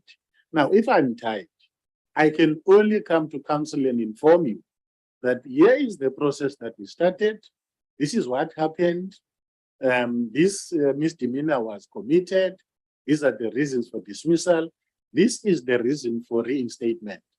We believe that this matter can be reviewed, but it is not my decision to review it as the accounting office.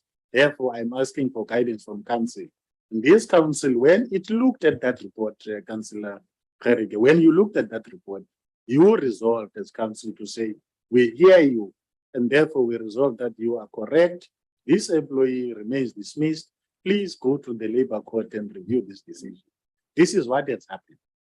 So what I'm informing you now about is that when your decision to say the employee remains dismissed, she has now, through her lawyers, come back to say, I want to be reinstated pending the outcome of the review process.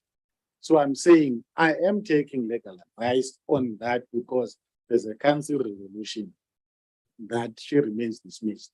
And I will then advise councillors to the process. So I'm not asking for council to take a decision about that process. No, I'm just informing you of a decision you took and what has happened subsequent to that. Thank you, Speaker. Alderman Gericke. Yeah, Speaker, just with all due respect, I appreciate the update of the municipal manager. But we must draw a distinction here in terms of the delegations of the municipal manager and the relevant authorities working with us. The municipal manager is the CEO of this municipality, and the municipal manager, in terms of his delegations, he has got the right to go all out with the process and then come back to this council to report to this council. We don't micromanage our municipal manager. He's got his delegations. And therefore, there might be a perception. There might be a perception that you preempt a situation here, Mr. MM, with respect. I submit with respect, because we don't have a report in front of us. And I don't want to make it difficult. I don't want us to pull faces. If you bring the report here, then only council can pronounce on the report. Thank you, Madam Speaker. Thank you very much. We're going to leave it at that. We're going to proceed. 12.2 councillors, combined report to be taken. This is the SALGA working groups. Councillors, there is 12.3 up till 12.9. It is for information. This is reports coming from the chairpersons who went to, and the officials who went to attend these working groups. Mayor. Thank you, Madam Speaker. Madam Speaker, on this item, we appreciate this because this is something new. It has never been part of the previous councils that this becomes a standing item.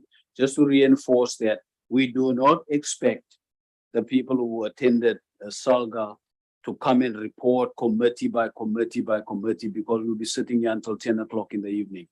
There's going to be, the heading is going to be a standing item only on matters that would require council to take a decision on discussions that happen at SALGA. Would we then debate those matters here? The same would then be applicable to the secundis who will still be nominated to this. But we're not going to wait for everybody because you've been to SALGA yesterday and come and report. You had nice cookies and tea. It's not going to be like that. Thank you. Thank you, Mayor. Maybe housing is going to be the first one who is going to come and report back, if I am correct, Mr. Joel. But when it comes to that, we will, with that said, maybe I'm biased, but I'm the chairperson of that committee, and Garden Route is on that agenda. So as soon as there is a report that needs council decision, we will bring it back. Thank you. Alderman. Speaker, maybe it's suggesting that the governance committee through yourself, executive, can discuss is that some of this report perhaps goes to the Section 80 committees. Because there might be issues that we don't need to take decisions, but it's ongoing discussions. And a lot of SALGA is policy matters. And it stays on the agenda sometimes for 12 to 24 months. So perhaps through, maybe you can discuss it. That can be a way where we can start to engage some of this. Thank you. Yeah, Madam Speaker, a lot of work is went into this report. It's very comprehensive, and I need to applaud the people that put this together. but just like a brief summary of any important matters be raised at the working groups, which has and might have an effect on or of any importance to Garden District Municipality. So I don't think that if it's there's also a lot of information that's being shared at SALGA that's of no relevance to us sometimes. So I would like us to just to note this report. Thank you, Madam Speaker. Sorry, MM. Yes, you might. Yes, and Councillor De Vries had made a recommendation that in future we first send it to the Section 80 committees. Yeah, sorry, Madam Speaker, but not such a comprehensive report because this is a massive Yes. thing. It's nearly 200 pages or it's over 100 or 150 pages plus. So Just a summary. yeah, it's just a summary, a very short summary to say if there's anything that has an effect on us at Garden District Municipality. Because like I said, there's a lot of information being shared at the working groups with the members, but a lot of it is not always relevant to us as such. Thank you. Can I just ask the administration, did you get that recommendation on the SALGA reports? Thank you. So Councillor, you are proposing, Councillor De Vries, in fact, they've proposed something and you are seconding him. Councillor Iona? Yes, thank you. You're talking the same language. Okay, so councillors, we are now moving to section 8, that is the reports from the speaker, A1. That is a report on the council resolution register for the month of May until July 2022. And thus I must also thank the administration. It is quite a comprehensive report. You will find it on page 207 to page 265. Councillors, are there any questions?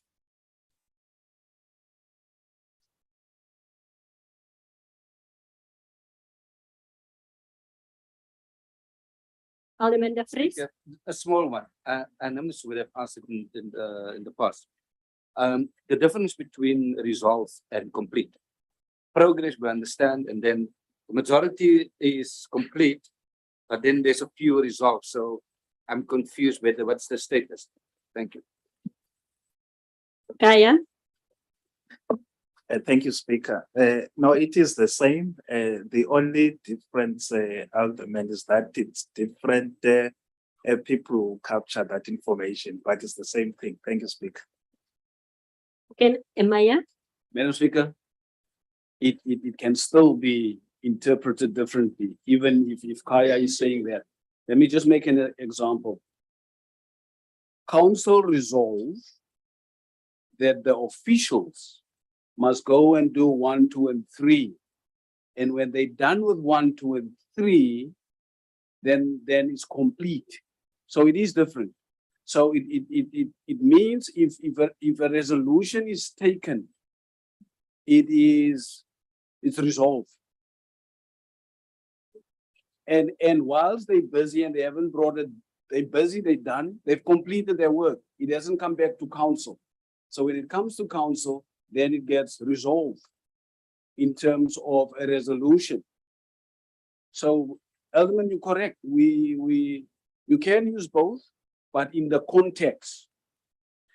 For example, just as an example, if it's complete, it might still need council decision to resolve it.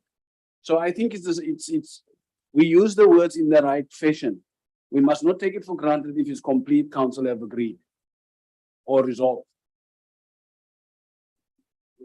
And yeah, that's starting to get complicated now. So what is the, MM, do you want to maybe say something? There was a question from, once you were asked from Alderman De Vries, what is the difference between resolve and complete? Speaker, my understanding is that when it is completed, it is completed. It's done. There is nothing to be done about it. Yes. When it is resolved, it is resolved. There is nothing to be done about it. Councillor De Vries, Understanding, I can't really read it the other way. If it's still outstanding, there's action that must still come to council. it means it's still in process. It's not completed. Like the one on the screen now, go back to that one. It says there, the jager. Ek neem aan, dit is de jager. Hoe, ek weet nie wat nie, then it says 100. Now it says 100% complete, no feedback was required, budget was uploaded and submitted, and then it says completed. So it's done.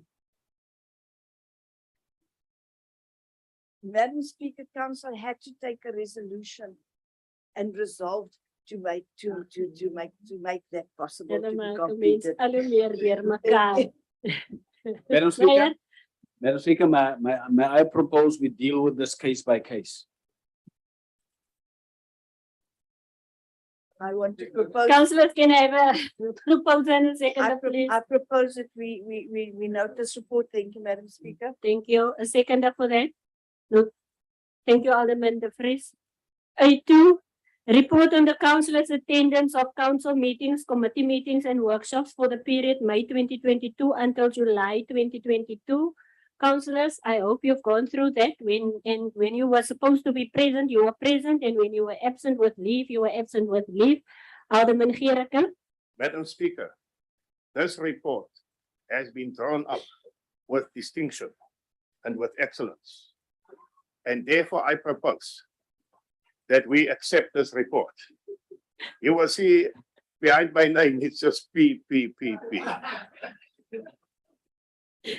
Thank you. And then you will second that, Councillor Kritzinger. Yes, I'll second that. Thank you. Thank you. Then A3, it's restructuring of section 79 and section 80 committees. The report is on page 275 to page 292. Councillor Cronje. Speaker, if I may I propose a few changes on behalf of the DA? Can I go ahead? In this regard, I just need assistance from the administration because I know that there can't be more than 8 members.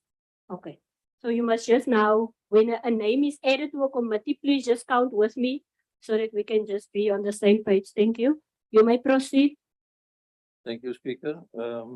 Under financial services, A-Steen can be replaced by R-April. Then under property stroke asset management, Bavuma be removed. Then under corporate services, A-Steen can be removed, be replaced by Bavuma, JJ Bavuma. Then under strategic services, R-April be added. And then under budget steering committee, R-April be added. And then under workplace and restructuring, that R-April be added. I so propose, Madam Speaker. Before I ask for a second, Rihanna, can you just count with me to see whether we are not over 8 or? Can we start with the first one with finance? Speaker, currently finance consists only of 7 members. That is without the chairperson, eh? Okay, thank you. And then the next one was corporate, property asset management. It's also correct, Speaker. Property currently only consists of 7 members. Yeah. Then corporate services, there was an amendment that A-Steen can be replaced with Councillor Bavuma. Speaker, corporate also only 7 members currently. Strategic services, where Councillor April was added.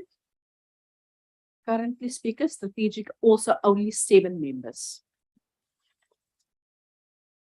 And then it's the workplace and restructuring. Yes, Speaker. Just for clarity, Speaker, the position or the name that was nominated, will that person be the chairperson of that committee? Because currently the workplace and restructuring does not have a chairperson, Speaker. Councillor Steyn. Madam Speaker, the mayor will name the chairpersons. Before we go to the mayor, can we go to this recommend, there's a recommendation. There's a recommendation. Can we go down, please? It says that council notes the report. Then 5.2.1, that the council approves the appointment of Councillor JP Buys, who replaces the late elder lady M. Draguner, to serve as a member on the following committees: Economic Development and Planning, Community, Impact, and Education and Training. Then 5.2.2, that council approves the appointment of Councillor A. Steenkamp, who replaces Councillor H.D. Reuters to serve as a member, so that must now be changed. Steenkamp must now be replaced by April. Thank you. 3, that council approves the appointment of Councillor Babuma to replace Councillor Barker to serve as a member on the following committees: Strategic Services, Property Management, and Development Committee. Is that correct? Councillor Cronia? No, Madam Speaker, there's something wrong there with Councillor Barker. I'm not sure that she served on the Property Asset Management Committee as it stands there. It must just say that Councillor Babuma will serve as a member on the Strategic Services and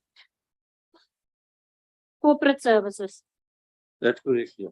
Is that correct? That's Okay, so correct. we will do that amendment. And 5.2.4, that council approves the appointment of Councillor Septa, who replaces Councillor Skippers, and Councillor April, who replaces Councillor Canary, to serve as members on the following committee: Finance and Community Services, Strategic Services, and Occupational and Health Committee. We must just, is that correct?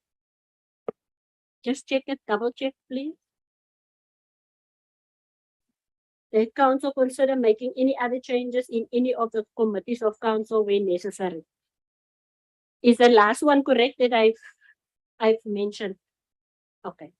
Okay, Chair, just on 5.2.1, there is no, the Education, the Training and Development Committee is basically restructured according to the new staff regulations.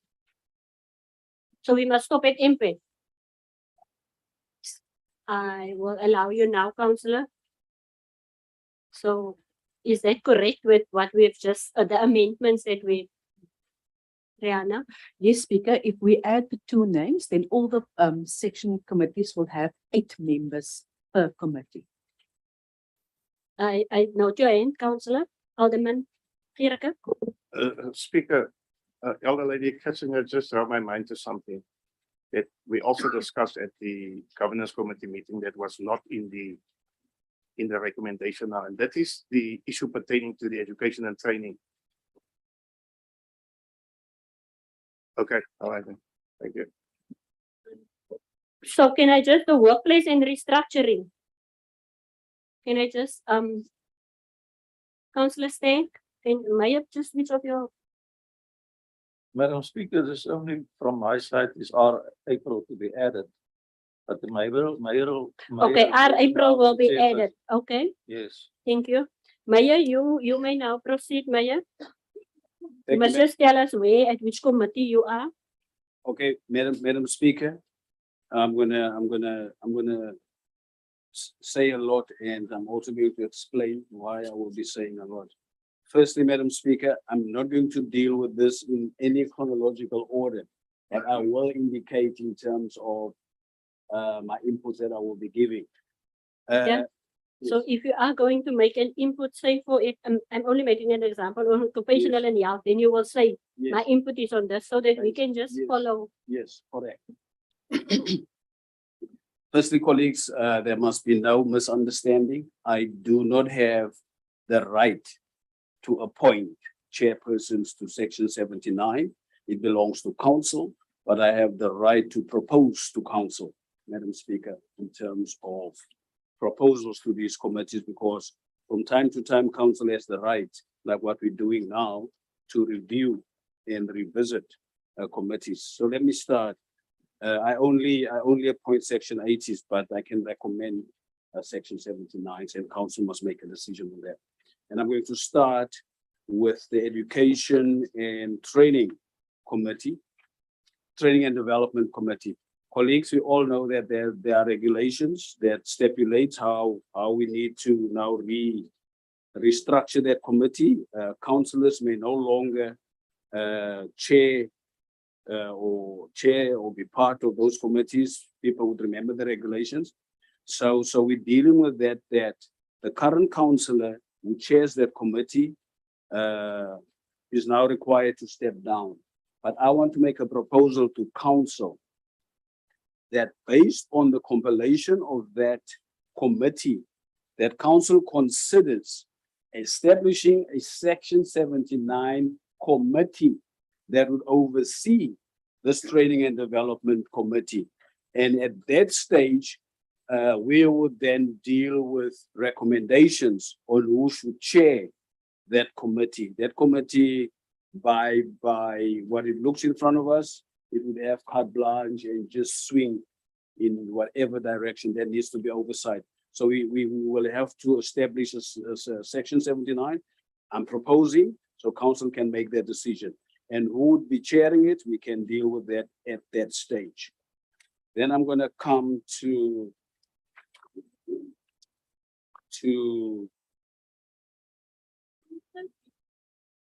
oh, you want us to deal with this and finish it? All right. Okay, Alderman that's my Gierke, proposal. Second, the first proposal of the mayor. thank you. Councillors, can we go with that? We're all in agreement? No, first. Oh, my apologies, Alder lady. Yes, what I don't understand first is that section, that committee of training and development, it is still a section 79 at this moment in time. It is an oversight committee. Now, I would have thought that committee would have, it can remain, but to be restructured. Because I don't understand how we can be able to say we are establishing, because it's already established. The only thing that the regulations, according to my understanding, is that the regulation requires that there must be a management committee where council is not involved. So that brings out that it's a management committee and then an oversight committee that already exists, but just needs a restructuring in terms of whether those the members that are in that committee that they need to serve. So that's what I'll talk, because now I don't understand, because if there is a committee, it's already established as a section 79. What are we going to be establishing again? Because then it's just the restructuring of that committee so that the members who are in those committees then are proper members. That is my understanding. That already a committee exists. It's a committee of council under section 79. Maya, there's another mic somewhere. Maya, Madam Speaker, all the 7 section 79 committees gets overseen by a politician. And this section 79 committee, no matter how we restructure it in terms of the regulations, there's no politician overseeing that committee. No, there's not. There is not a politician overseeing it. The regulations are saying we had an active councillor in that committee. Now the regulations are saying councillors should no longer be active in the committee. Now we're saying if councillors are no longer active in the committee, the officials still needs to be overseen, because that is a section 79 committee. so yes, Alderman. Speaker, I'm going to agree with the mayor. That's fine. In other words, the involvement of councillors in that original committee falls flat now. They no It's longer only officials. only officials. Now then, the new proposal by the mayor must then be accompanied. We can take in a principal decision today, but the new proposal by the mayor must be accompanied by a new terms of reference for that committee. You can do that at a later stage, or you can do it at a later stage. Doesn't matter, as long as we establish the committee in principle today. Gert, ek het vandag my Meyer, prokureursklere aangetrek. somebody else's mic. Oh, daai prokureur se mic is nog aan. Dankie, Meyer. All right, I'm happy with that approach, because we will come back with the terms of reference, and then we get a politician involved there. Then, Madam Speaker and colleagues, I know this is the committee that I chair, but I just With a want to say vested that there is interest. members, it's not one person. Yeah, no, but I'm saying that there is currently members, councillors. So it was not only one councillor. That's what I want to, yeah.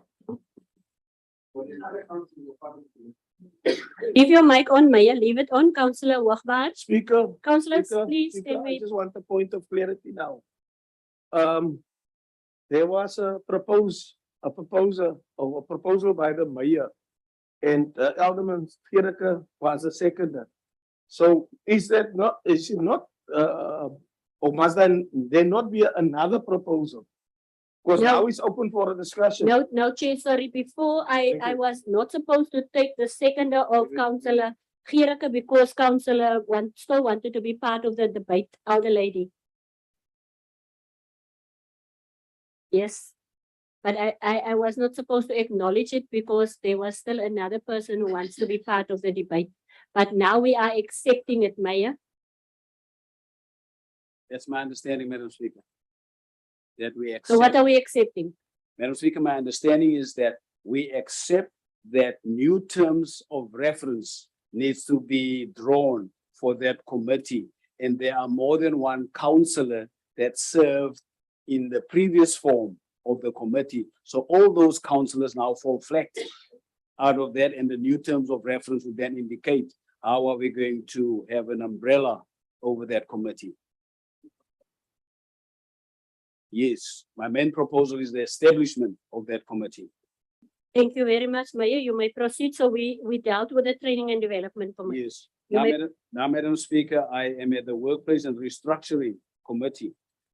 And Madam Speaker, my proposal, because I know that this committee was chaired by by Councillor Barker, who is no longer with us. So I would propose to council that Councillor Swartz be the chairperson of this committee. I propose to council. Before we second, there is a proposal from the mayor that he proposed Councillor Kuni Swart. We all know who Councillor Swart is. Raise your hand. He is over there. So there are no. I'm going to ask now for the second. There was hands further down. I second the mayor's figure. Thank you. Thank you. So we go with that proposal. Thank you. That Councillor Kuni Swart will be the chairperson of Workplace and Restructuring Committee. Maya, but there is still a open space there. Are you done with it? Where with the workplace? Yes. I see that the DA don't have a rep there. If No, the rep is now Councillor Swart. no, there still needs to be another person. Oh, my Or apologies. Councillor April. Switch first, switch off. Rihanna. They proposed Councillor April Speaker to take that place of the DA. No, previously. Yeah, my and then the apologies. chairperson Thank you, will- Rihanna. Thank you. So it was only the chairperson that was outstanding. Ek sien jy is op jou kop vandag. Thank you. Meyer. Thank you, Madam Speaker. Madam Speaker, now I want. There was a previous discussion about this on some level. Né? I don't, it's fine. We support your nomination for the chairperson. But did we not resolve that this workplace and restructuring committee, the chairperson will come to the opposition? Did we not resolve so? Because it came in at the time when there was a dispute arising from the appointment of the chairperson for the LLF And then it was said first government, council, and then LLF, or it was said LLF, and then it emanated from that conversation. Now, Madam, Proceed, Mayor. now, Madam Speaker, I don't recall that. I recall the discussions with the impact committees and whatever that we gonna have the opposition to have a look at that. But council still has the right to revisit its decisions. It was not specifically this committee. We had that debate when we had the whole long discussion with impact, but we're getting there now. Madam Speaker, may I continue? You may proceed, Mayor. All right, Madam Speaker, and then we come to the committee of the Occupational Health Safety Committee. I would propose Councillor Malloy to be the chairperson of that committee. I propose to council. There's a proposal for Councillor Malloy to be the occupational. Let me just go to my pages.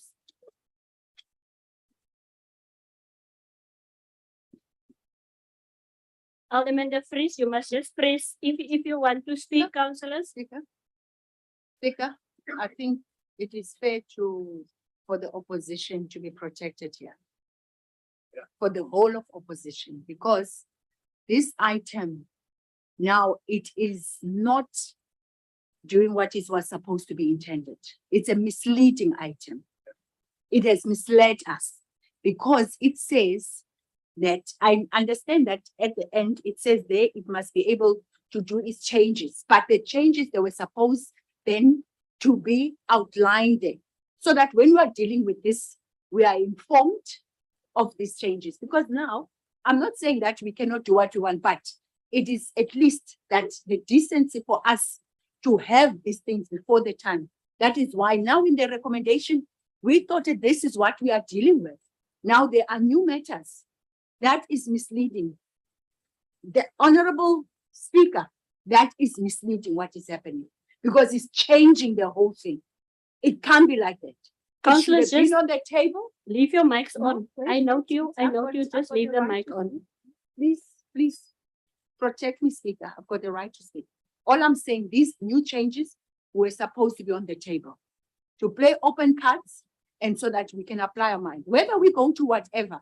And also the way that I'm seeing the meeting is going, it's going in a space that way we must do it one by one. Instead, they must give us, we apply our mind, and then if we want to vote on it, we vote or off it. But I feel that it's just misleading us now. It's not fair on us, Speaker. It's not fair. Councillor Joviet, put on your mic again, then we will just go, are you covered? Okay, in 5.3, it says that council consider making any other changes in any of the committees of council where necessary.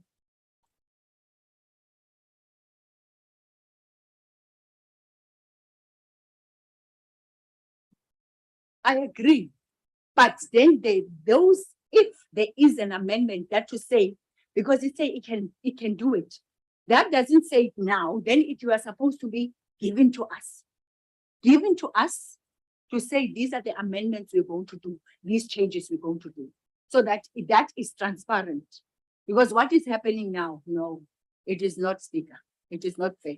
Previously, before you wanted to follow up, Councillor, you were next, if I can recall. Then it's going to be the mayor and then you, Alderman. Mayor, switch off.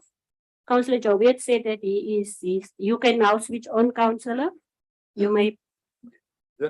Thank you, Speaker. Speaker, no, I just want to say the same sentiment. You know that the item deals with 4 things, and then there's one that can mean anything. Now, this is just a continuation, actually, of what it seems that what we have done in the past, and we had another report when we thought that will be. What was included here was this discussion. Now, it seems that there was decisions by the already by the governing coalition that they're going to make changes, but it would have been good if they put that in this recommendation, so we could have opportunity to actually to discuss it. So yes, I agree with what the chief of the ANC is saying, that the manner in which it's going now, that actually it's not the fair process for us to participate. But of course, as he's also stated that we know that we are the opposition. Thank you. Take the next person is Alderman Gericke. Mayor, leave you. If you press your mic, leave it on. Otherwise, you're going to keep on falling back and back and back in the line, please. Yeah, Speaker. Yeah, I gaan nou maar staan. Obviously, council has a right to appoint chairpersons of committees. So that is not in dispute. Again, I speak to council on the separation of powers, and although the mayor has introduced the item to say that he may not appoint Section 79 committee members, but he may propose. Yes, maybe it's true, but I'm going to support my colleagues here. I'm not crying about the chairpersonship. I've been taken off MPAC in the same way in the previous term, so that is not an issue. The issue is that we must be fair. We must be, yes. Mayor, Alderman Gericke was not removed in the same way from MPEG, he resigned. So you were not taken off. thank you for that correction. Can we proceed, Alderman Gericke? I resigned under pressure, but it's fine. So I withdraw, I resigned under pressure, but the separation of powers, I have spoken to this council before. I have addressed council in this manner. The mayor is at liberty to appoint his maker. Nobody can stop him. But Section 79 committee chairpersons fall under the auspices or the authority of the speaker, and it must be dealt with by council. The law also says that Section 79 committees, the Section 80 committee members serve at the pleasure of the mayor, as those in cabinet serve at the pleasure of the president. The law says that the appointment of Section 79 committee chairs run concurrent with the term. That's the difference here. It runs concurrent with the term. So we must take that into consideration. And if you want to take off a Section 79 chairperson, there must be valid reasons as to why you do that. And then those reasons must be submitted to council as to why you take off a chairperson of a Section 79 committee. But be that as it may, I mean, if you take all the committees away and you just give it to the ruling party and its coalition, there's nothing that you, I mean, how are you going to secure a transparent government if the opposition is not involved? Thank you, Madam Speaker. I'm just asking the advocate to assist me on what councillor says that the terms must run with the 5 years according to law. It says the municipal council may remove a member of a committee at any time.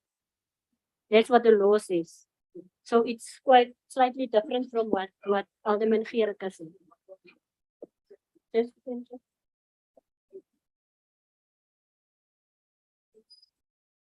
Thank you, Speaker. Yes, thank you, Speaker. No, that is found in Section 79. I will give you the exact of the Structures Act, Section 79.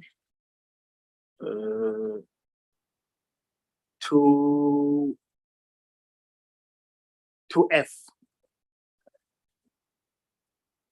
Mayor, It's 2E, sorry, Speaker. Thank you. Section 79, 2E. Mayor, you may proceed. Thank you, Madam Speaker. Madam Speaker, advocate have covered me. We can see it any way we like, Madam Speaker. It comes to the outcomes that council wants. And this is exactly the trajectory that I am proposing to council. The reasons and everything that goes with it, the outcomes, and this says restructuring. Restructuring means move, bring in, take out. It's exactly the topic. And on the sentiments raised that there's no transparency and it was not brought in and whatever, there are no opposition councillor party that caucuses with the other party in terms of the interest and the outcomes that they need to achieve. So and this is transparency. I'm putting it to council. Council make a decision on it. Council still needs to make a decision on it. It is not cast in stone. I'm proposing. Council must decide. That's transparency. And I still need to continue, Madam Speaker. I don't know how you want to deal with it. I Can propose. we first deal with occupational health and safety? I've asked that at the beginning, Mayor. Then, Honorable Speaker, then the way that the meeting is conducted, then it's not correct. Then what he needs to do, the Honorable Mayor, is to say what all the things that he wants to say, and then we apply our mind. Because the way that is going is that as if now we must do it one by one. It's not correct. It's either he says all his changes, then we apply our mind, then we want a caucus, because now you are not affording us a time to apply our mind, the way that is going this meeting. We are Alderman? not being given, that is why I'm saying it's misleading. We are not being given that opportunity to apply our mind. I've listened to you. Thank you very much, Elder Lady Alderman. I want to second that the mayor continue and then I would like. Out a seconder and without anything, and then if the opposition wants to ask for caucus, that I know they will, then we can do it. So Mayor, please continue. Thank you. No, she has already, sorry, the elder lady has already indicated that they want to have a caucus to apply their minds. Mayor, so you are proposing, without the seconder, we will come back to the seconder, that you are proposing that for Occupational Health and Safety Committee, Councillor Koos Malloy must be the chairperson. Correct. Thank you. Now you can proceed. All right, then I am proposing that the Workplace and Restructuring Committee should be Councillor Swartz. That's my. All right, then now I'm proposing for the Impact Committee, Councillor Dani Acker to chair the Impact Committee. Thank you. First, sorry, can you press the, no, you leave your mic, press the mic. Elder lady, press the mic. Thank you. Now you can go, Councillor. Speaker, is it possible that the mayor can tell us what is the exact reason why he removes the chairpersons of the opposition, Councillor Gireka, Councillor Ntabaseng, Lashaba, the reason why he do that and why he replace them with members of the governing coalition. And then he wants us as a council to take a decision that we support it. See it, elder lady. Mayor, you can make your notes. Yeah, leave it on. Just leave it. Elder lady. All I wanted to say is that in terms of impact, it's supposed to be opposition. You are a governing coalition, you are in government, and yet, I don't know, but that's what it says. Already, these are the errors that you are making, because this, I can see that it's something that just came in corners, but now you are making those errors. Because it's supposed to be an opposition. May I go? See it, Mayor. Madam Speaker? Madam Speaker, let me start right at the end, and I'm gonna make my way to where we are. The Workplace and Restructuring Committee has no chairperson. That is why I'm proposing Councillor Swartz.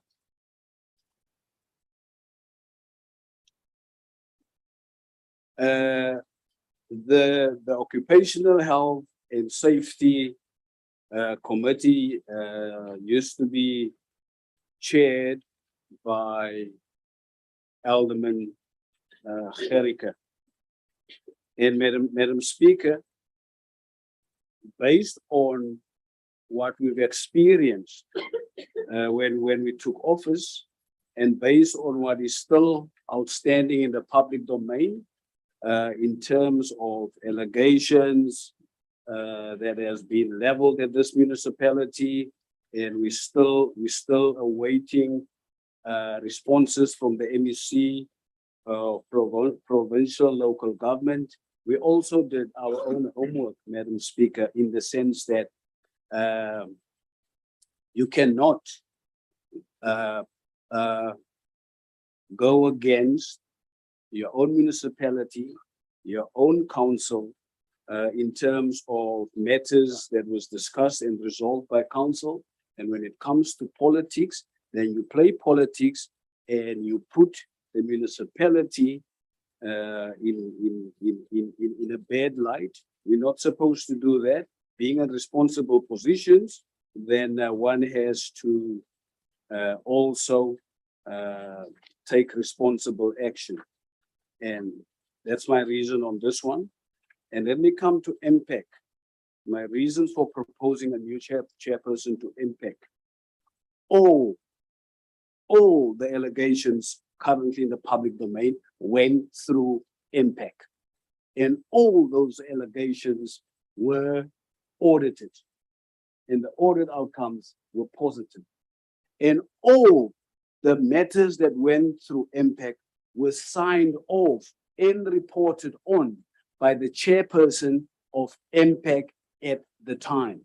Now with the latest round of matters, the very same person who approved and signed it off and engaged on it is the very same person who is now questioning decisions that was taken in the previous term. Is the same person taking us back to the previous term, which council resolved on, the AG resolved on. We applauded the councillor had a standing ovation, and all of a sudden, the very same councillor is questioning that and putting this municipality into disrepute. The very same council. To me, Madam Speaker and colleagues, there is political amnesia. So if there are people with political amnesia, we need to have people who will be suitable for those positions. Those are my reasons. Thank you. Alderman, De Vries, Thank you. councillors, please, let's allow the councillor. Thank you, Speaker.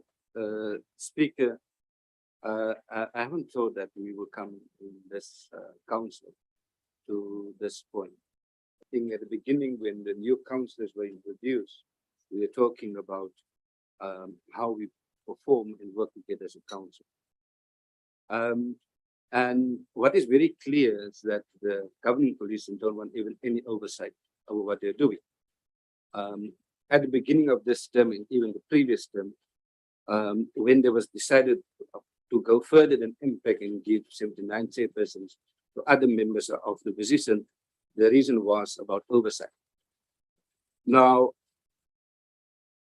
I didn't see a report about the allegations that the executive mayor, or the reasons that he just given for those members. And I would have supported probably the same, but you are right in terms of giving these reasons that you put to this council.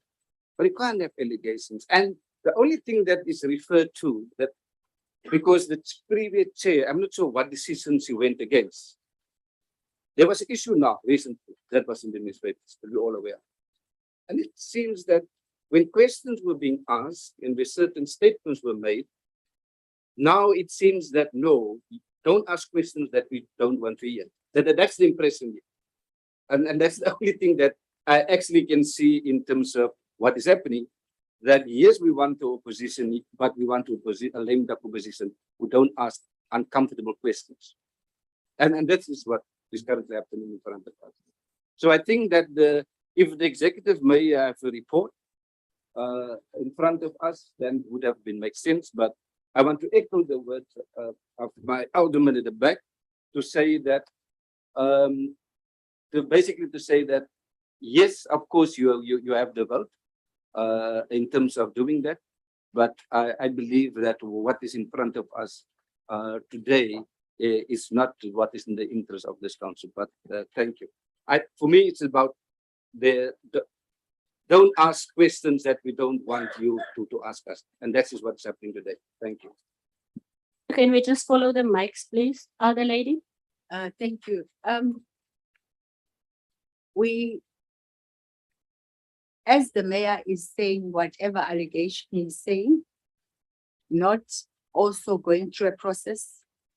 If that is how the DA is going to function, it's okay. But history will absolve us in this manner. We understand that oversight is a very critical part in terms of all of us, and also as a party, as a DA. So therefore, it means that today you are saying to us that you no longer want to account as a mayor of this institution.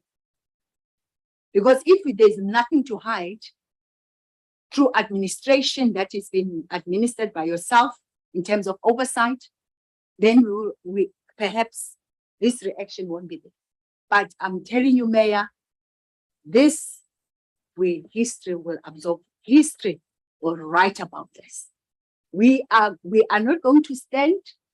We are going to continue. And for that matter, you made us even better because now the gloves are off. We're going to go all out because it means that we have touched a nerve. It means that there are seriously this allegation that we have been putting. It means it is the truth. But thank God that the auditing is starting. Then we'll see what happens. But history will absolve us.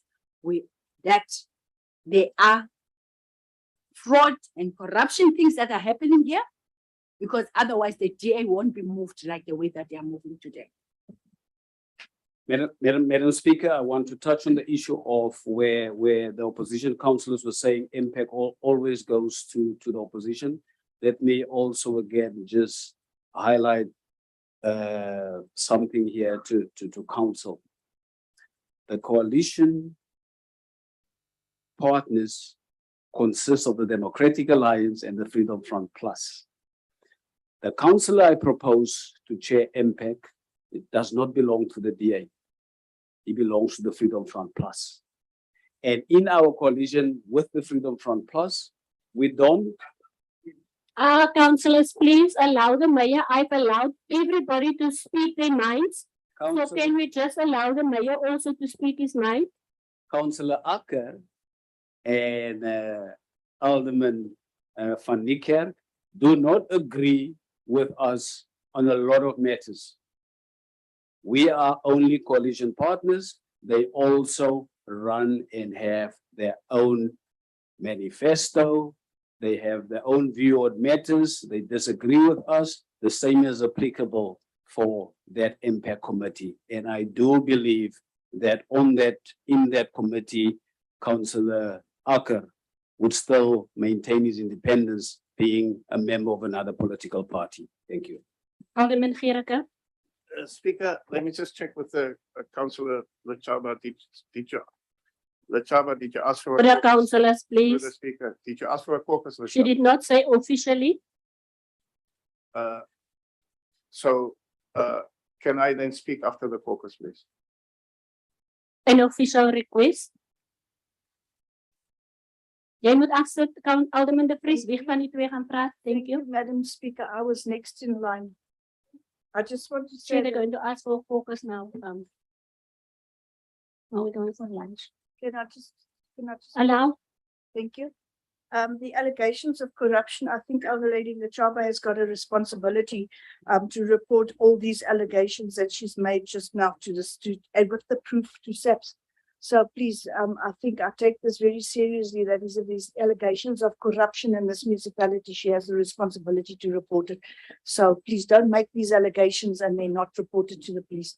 That is the responsibility of each and every councillor as far as this administration is concerned. Thank you. Okay.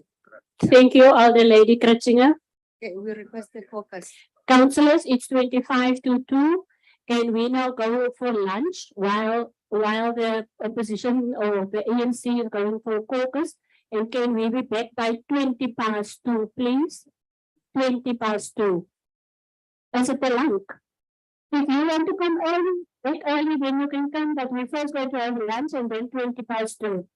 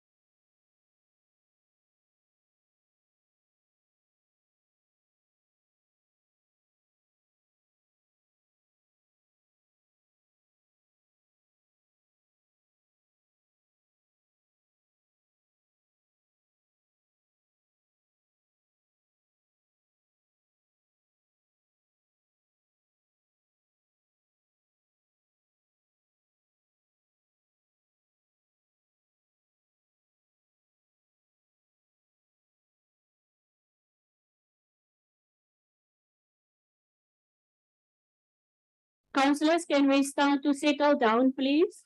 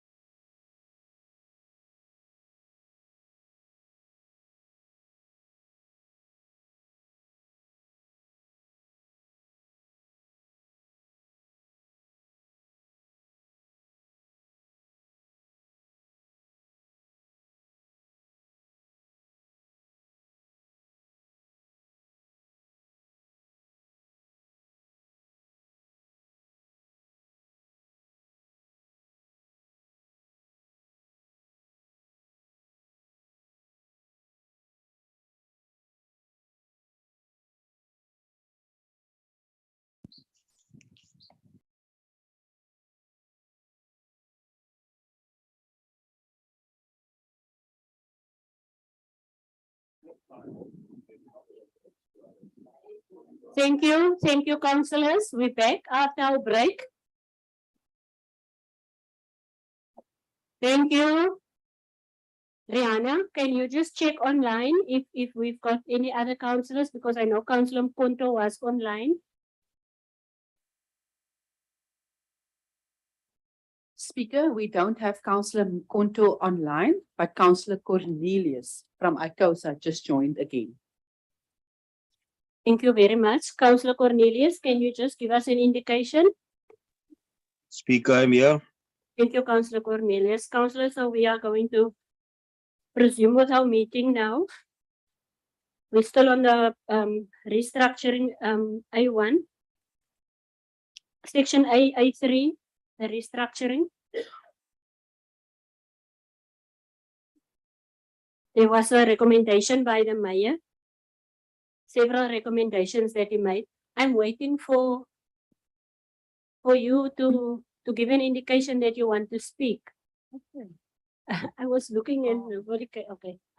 Elder lady, you may go. Okay, thank you, Speaker, Honorable Speaker. Sorry, I thought that you will ask us in terms of what in the caucus.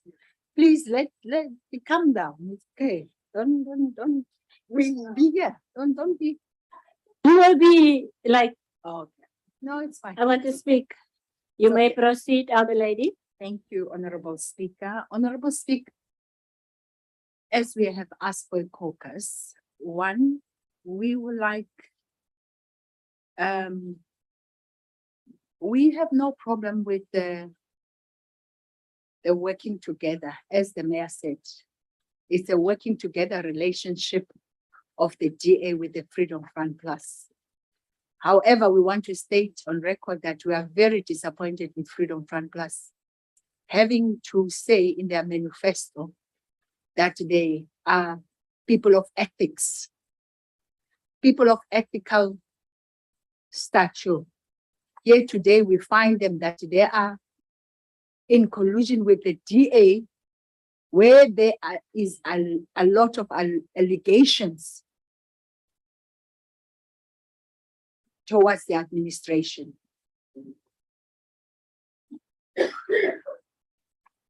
Point of order. On Can this you point- just switch off your mics, or everybody? Thank you, Speaker. Speaker, I would like to find out what ethical has got to do with the decision of the executive mayor, in which I had no hand in. It is his ship, he sells the ship, and it's his proposals. It's got nothing to do with ethical, Speaker, and I object against insinuation that I would sacrifice the ethical principles of my party.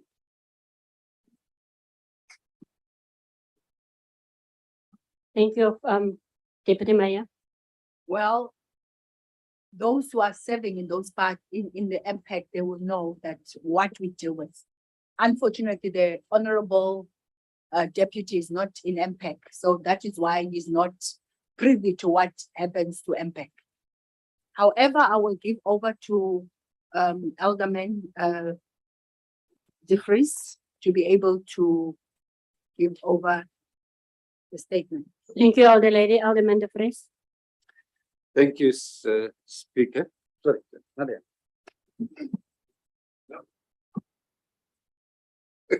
Hi, Councillor De Vries, I've acknowledged you. Councillor, if you want to speak after Councillor, just press the button.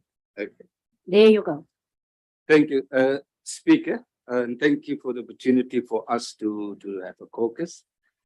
I am going to make a proposal in terms of the item that's in front of us, so I'm not going to take a lot of your time because it's already a late afternoon. I think that I would like to start to say that the day will probably be the most disappointing day since I've served in this district. Perhaps there were maybe one or two other occasions, but this will be the one that I will always remember. Now, the executive mayor brought into some proposal to restructuring in terms of 79 committees.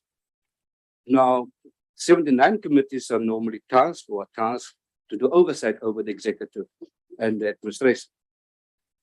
And I might have understood if this item was brought in by the whip of the DA or by some other councillor. But the executive mayor, for him to introduce and make these proposals, then suggests that he, as a person, as the executive mayor, don't want to have oversight from the opposition. That is very clear. You can't say that your coalition partner is another party. They are your coalition partner in government. So normally, and the approach that we had in this municipality or in this council was about where we gave certain oversight roles to members of the opposition. So you can't call your coalition partner that and say, but I still will have oversight because one of them served on the executive with the mayor. The executive mayor gave us, let me go first back, the two councillors that the executive mayor want to replace. Just recently, in the past, as we end our term, was actually applauding these councillors for the role that they were playing, especially in their positions, and how their role have contributed towards the success, or especially when it comes to the oversight role of the municipality, and that actually acknowledge their contributions towards that. And today he gave us the reasons that I believe is frivolous. And the reason why I mentioned that, because it has not been investigated.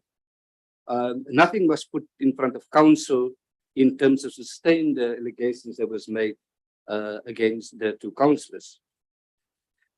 Because he said that they, if I'm correct, brought the council into disrepute. That haven't been proven. Now, it seems that also that the executive may try to redefine the role of the opposition, that you don't question. It happens in all levels of government.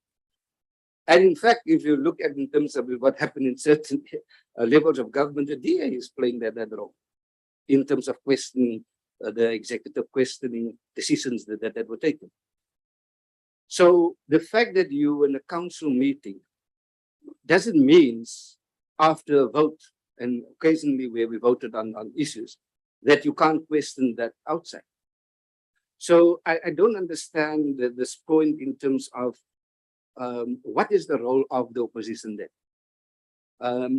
It doesn't mean that we're going to agree on each and every item that is in place, or that is placed in front of us. So I believe, or we believe, that the reasons given don't stand. And the only reason is that the executive mayor don't want to see effective oversight over what is happening within the municipality. And whatever I think other reasons you might want to argue, I think it won't stand. For us, and I don't, and also believe in the community. So I would make a counter proposal in terms of the recommendations that the executive may have made, to say that the two councillors in the two committees, that they should remain as chairpersons. Thank you. You may proceed, Councillor Septa. Thank you very much, Speaker. For those that are from George municipality in that council, knows that it gives me great pleasure to sit here with a full stomach. We got food. It's a pleasure, Councillor. Yes, you get hungry during these long meetings and lose focus. So, Speaker, it's important. It's my understanding that the MPEC and Section 79 we're talking about has always been a practice of this council to go to the opposition. The reasons forwarded as to why that has now changed and not being done under clear skies does not leave a good taste so far in the mouth. So I'm not going to labor it. I think Alderman De Vries put it well. But we would like to urge the executive mayor to reconsider what we have said in the light of transparency, so that we don't damage the brand of the district council in the end. And again, it's with great pleasure and a full stomach that I want to second Alderman De Vries' proposal. Thank you. We've got a proposal first. There was a proposal from the mayor. My apologies, Councillor, I did not see the mic. You may proceed. Dankie, Chairperson. Chairperson, ek dink dat die Bonnie, Jere. You may proceed, sorry. okay. Bonnie gaan net vir ons translate. As jy klaar is, dankie. Die 79 komitee is mos 'n been wat nou uiteindelik opgebring word deur die mayor wat die 70 die IT komitee moet mos as mos die oversight rol Michael die 79 is mos maar nou die oppositie. So ons wil net hê dat die 79 komitee moet na die oppositiepartye toegelaat word. Baie dankie, Speaker. Thank you. Can you just Bonnie? Somlomo enkosi. Somlomo i-committees ka-section 79 njengoba uphakanyiswe ngusodolophu bandiqonda kakuhle idla ngoba ziikomiti eziye ziqwalasela imisebenzi eqhutywa ziikomiti zikasodolophu bekekileyo. Kungoko ke sicinga into yobana ke osihlalo be-section 70 committee kufuneke bengosihlalo bemibutho ephikisayo. Enkosi. Councillor Alderman Gericke. Yeah, Speaker, thank you very much indeed. Thank you. Whichever way this goes, we are satisfied. We are right. We are matured politicians, and we work in the interest of our people. As Alderman De Vries has said, that we would have understood if the investigations, or the allegations that the mayor made were investigated and a report was to serve in front of council, it would have been much better. The mayor made statements that I understand to be defamatory to myself, that I know nothing of, and I have not received any notice of that. I would never do that to any councillor, even if he's the opposition of myself. We then now arrived at this position, which is fine. You take it. You have decided in your wisdom to do this. We give notice to this council. Madam Speaker, you must listen to what I say. We give notice to this council that this component of the opposition, since the allegations that were dealt with regard to corrupt activities in this municipality were raised by MPEC and the MPEC chair, we then give notice, no surprise, we give you notice that we will pursue criminal charges against those implicated for a thorough investigation. But it is our role and our responsibility to execute oversight over the affairs of government and of council, and that nobody may be, will be, and shall be exempted. Since this is a tit for tat, I can also tell you that we will retain Knysna. We are there, we are in government there, and al die required gevoelens and tit for tat is fine. We will remain where we are, but we will play our role effectively. We will stand firm as an opposition, and we will intensify this fight now for justice for our people. Thank you. Thank you. Thank you, Alderman. The debate is now closed. Councillors, we had a proposal by the mayor. I wish to second the proposal by the mayor. Thank you, Madam Speaker. Then we had a counter proposal from Councillor De Vries. It was duly seconded by Councillor Septo. All those in favor of the mayor's proposal, can you raise your hands, please? Work, please, do your work.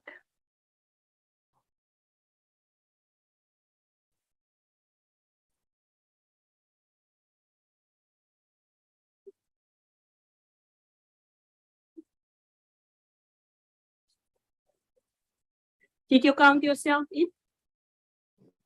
All those in favor of the mayor? Dankie, Councillor Kritzinger. Yes, what?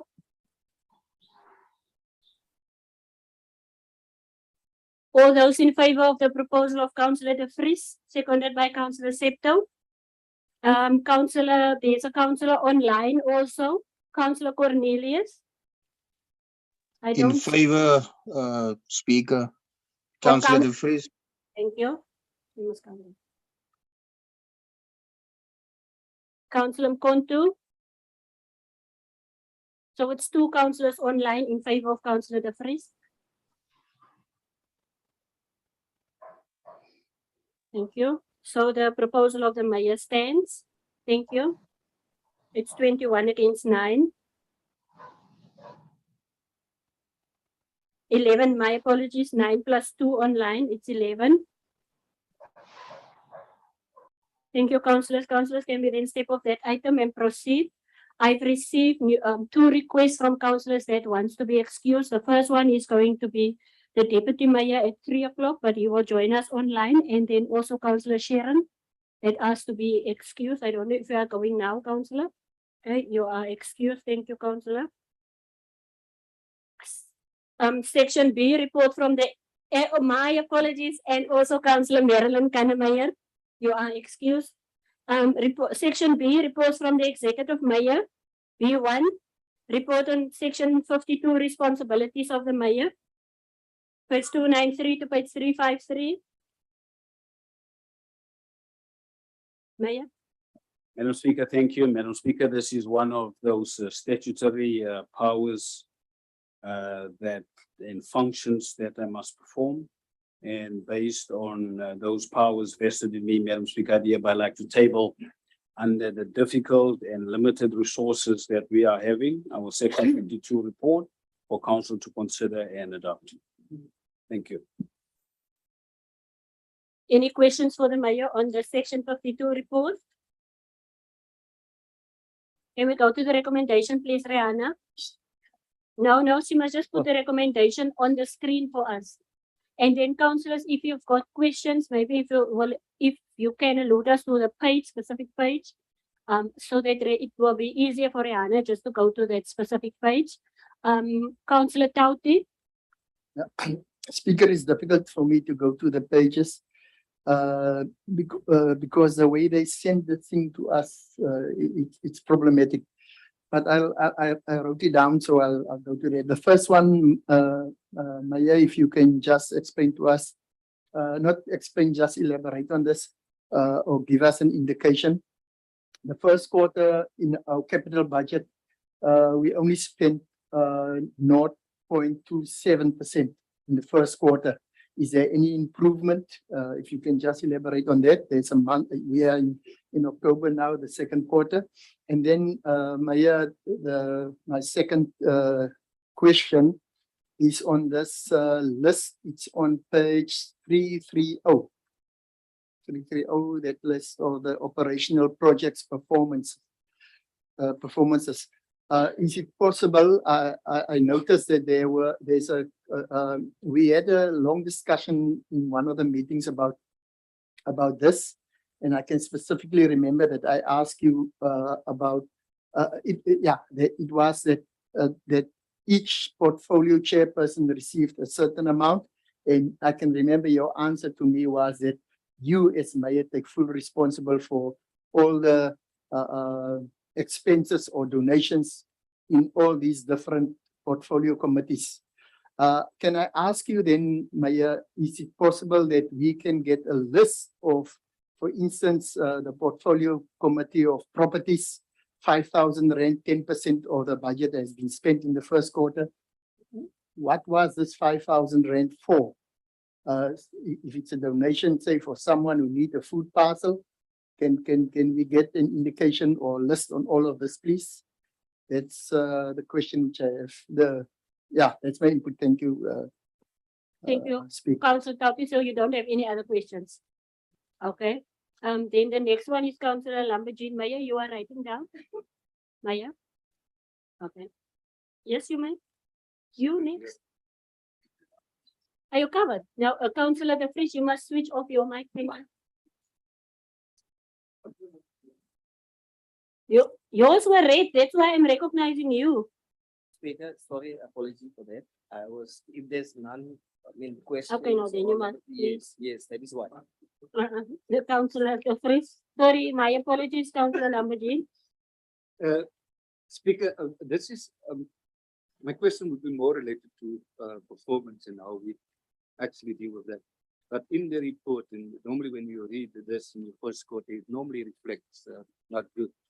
If you look at your contracted services, basically about 4%, and I think Councillor Tauti already referred to, I think, the capital budget. Now, we normally know that in the first quarter that we are not going to spend a lot, and that certain things must still go through a supply chain. So it seems that we just did 25%. So in our performance, what we're reporting is that we expected to have 25% spent, knowing well it's not going to happen. So every time it's a negative reflection on your performance in terms of for the quarter. Whether we not in another way can actually plan that, knowing that it's going to be possible only to have 15% that's going to be spent. Instead of every time when we reflect on this, that's in fact, sometimes that will still reflect in a way in your second quarter also. Because it means that our planning is basically just on percentage. We take, like I normally say, people have R1 million to pave, and then they divide it by 12, and then to say we're going to spend each month 12,000 rand. We know that's not possible. So hence I'm just asking whether this can be, I know performance is regulated a lot, but whether there's a better way for us for the future. Thank you. Alderman Gericke, you may switch on yours, Mayor. I don't see any other. Yeah, Speaker, I've been through this report. A while ago, there was a report, or it was reported about the Community Safety Department that has allocated funds to the district municipality. And I understand it was said that these funds were supposed to be distributed to local municipalities in order to enhance the role of local safety committees and so on. I have asked the question last year also. What was the breakdown? Where was these monies spent? Who benefited from this? And where was it allocated? Thank you. Before the Mayor answer, are there any other questions? Mayor? Thank you, Madam Speaker. I'm going to start with the last question of Alderman Gericke. Alderman Gericke is correct. It is an additional grant. There are certain conditions which each and every local municipality need to comply to before they get the grant. And we're still in the process with the current one. So I'm just going to reflect in terms of what has transpired to date. All 7 municipalities were given the opportunity to submit their conditions to comply. And sadly so, it is only Kanaland that has not complied. All the other B municipalities have complied and they've met the criteria. And we're still in the process then of, because with the previous minister of community services, he had, and I agreed with him at the time, but I'm no longer sure whether the new MEC would agree to that. I agreed with him at the time, like, use it or lose it. And I am now at the point probably, and I have not discussed this as yet with the minister. I am actually now also thinking that we should actually take it a level down where we can deal directly with neighborhood watches, etc. It is not part of the conditions at this stage. The condition is saying the municipality must apply and the municipality must comply with that. And there are municipalities that are very slow, although they comply, but the spending of it is very slow, and we can only get those reports when we're going to have the reconciliation of what did the municipality spend their on. So that can also come at a later stage. The municipalities can come and explain, but I am worried, and the reason why I'm raising this, that maybe we must deal with the communities directly, is because of what is happening in Kanaland. In Kanaland, the municipalities are not taking the resolutions that are required for the conditions for them to get the money. And I must say that the biggest beneficiaries at this stage out of the 7 municipalities is Mossel Bay and George.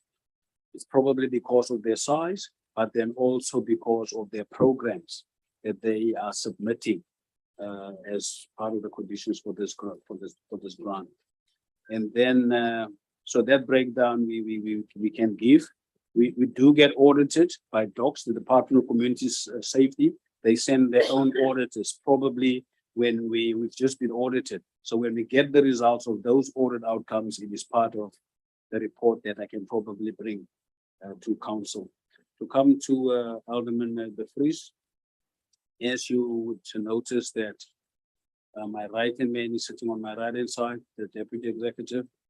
And in the manner how you responded, I would love you to come and sit on this side in future, because you have just given Councillor Tauti the answer in terms of the unhappiness with the first quarter when it comes to capital expenditure. I'm not happy, and I believe the majority of us would not be happy. But I'm optimistic, and it is something that we're raising. We're gonna reach.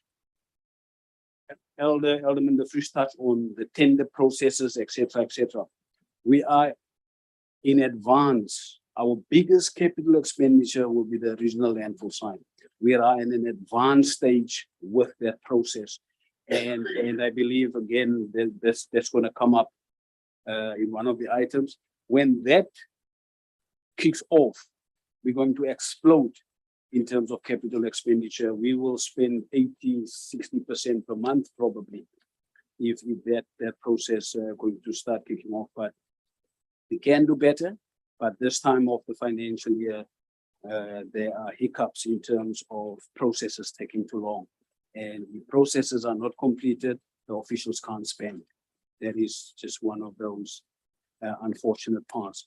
And then on the issue of the executive councillors having this budget and spending, it is ongoing, and I did say it is a trial run. And what I have seen thus far is there's a lot of sporting activities, kids going overseas, they're representing their schools, they're doing all sorts of things, early childhood development institutions requesting assistance, and the councillors have agreed to that. And at this stage, there's still a lot outstanding on my desk, and at this stage, everything that I've signed off thus far, I regard that as improving in the communities, etc., etc. And but the reports will tell in terms of I'm happy with what they have indicated for me to approve. I am happy this far, And again, I'm saying this to all the councillors there. What I have not seen yet is requests from the opposition working with my executive members. I said, and I'm repeating it, nothing stops you. All of you with my executive councillors, you stay in the same wards. Nothing stops you if you see something and you believe that a contribution out of this kitty might help, but none of you guys have done it thus far. And I'm still putting that invite out. If it's not happening, we can't insist that you must do it, but I'm open to it. And I'm again repeating, if you're not getting any joy, I said, come to me. That is not happening. Thank you. But that list can come in terms of the so far what has happened. Thank you. Thank you, Maya. Any other questions? If not, we're going to the recommendation. Elder lady. Thank you. Thank you, Honorable Speaker. The mayor still hasn't answered the question that was in front of him to say that he needs to be able to account to council when he brings the section 52 report to council, especially in terms of spending. Here you find that you have said that you will take the responsibility of your mayoral committee member, no, chairpersons, the allocations. Now we find in this quarter, there is allocations that were made. We request that report so that we can do the oversight to say what was it done for, where did it go, who were the people were given, for what reasons. That is part of being able to give us a report. And that is part of giving to account for that. Because remember, we have said that we do not understand how you want this to work based on how. We didn't have the actual criteria, how it's going to work, who must get it and so forth. So now we request that so that we are able to check. How did you allocate? Who? Because it says the strategic services or that services. I mean, for us, it doesn't make sense in strategic. What happened in strategic? Where did in strategic? So all those things we request those reports. There's also your granting aid, where 49,000 it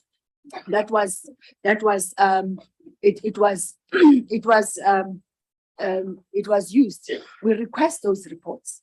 We don't have to, but most of the time, especially those that there is no clear guide, we need those reports, Honorable Mayor, so that you are able to give us for accounting. Madam Speaker. All right. Yes, Maya. Okay, Madam Speaker, they can get those reports, but I just wanted to put a rider here that the intention should not be confused. A Council of Strategic Services, and I'm saying this now on record, a Council of Strategic Services and a councillor of finance, for example, it does not mean they must only spend those funds on matters related to strategic services. It can be spent on matters that would uplift the community. Like finance, take the finance chairperson, for example. Where is he going to spend his 50,000 on finance? Is he going to give it to a bank? Is he going to give it to a stock fair? Where is he going to spend his money? Finance, for instance, into the portfolio is related to the community. It just so happens that the chairpersons of portfolio committees, they can spend it on soccer, they can spend it on netball, they can spend it on bursaries, matric farewells. I've made that examples. If I'm happy with that, yes, they can. As long as there's no fraud and corruption. You can come to me and say, there's a kid in your street that needs school shoes, chairperson of finance. I'm going to say yes. I can't say shoes is not in your portfolio. Thank you. And yes, follow up. You're not answering that. When? Excuse Deputy. In the next section 52 reports. Please, I am still the chairperson here. Madam Speaker, I understand the sentiments. I can't pull it out of my bag now here. We're dealing with it here now. I can't pull it out here. So you are promising that it will be at the next meeting? Yes, and we'll have We will another. proceed. All right, sorry. Thank you. Councillors, the mayor, you have proposed that we accept the report. If you go to number 5 on our page 293, can you go down, please, to the recommendation? That council notes the report, Mayor. So propose, yes. Thank you. Lampies, Yes, Speaker, then it's my chance to say I second. Thank you. Wait. Councillor Lampies, No, I was just going to say, Madam Speaker, this, in terms of this report, we have dealt with this report. I think the 71 report is feeding this report on a monthly basis, coming to the quarterly report, and that is where the information is flowing from. So therefore, I agree with all the speakers that was said here, and I think the mayor will bring those reports in the next council meeting. Your questions. Thank you very much. I just wanted to add that it must reflect as such. thank you. Thank you, all the ladies. So we go in with that. Section C, this is reports from the MM. We have already dealt with C1. C2, you will find on page 360. That is the appointment of the members of the Financial Misconduct Disciplinary Board.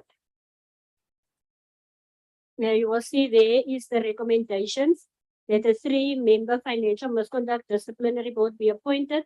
And as you can see, it's all officials. There it goes down to number 4. Yes. Thank you. Councillor Ngobela. Thank you, Speaker. Speaker, as I'm reading this report, it says that the maximum is 5 members. But I see only 3 people that are recommended for this committee, this committee.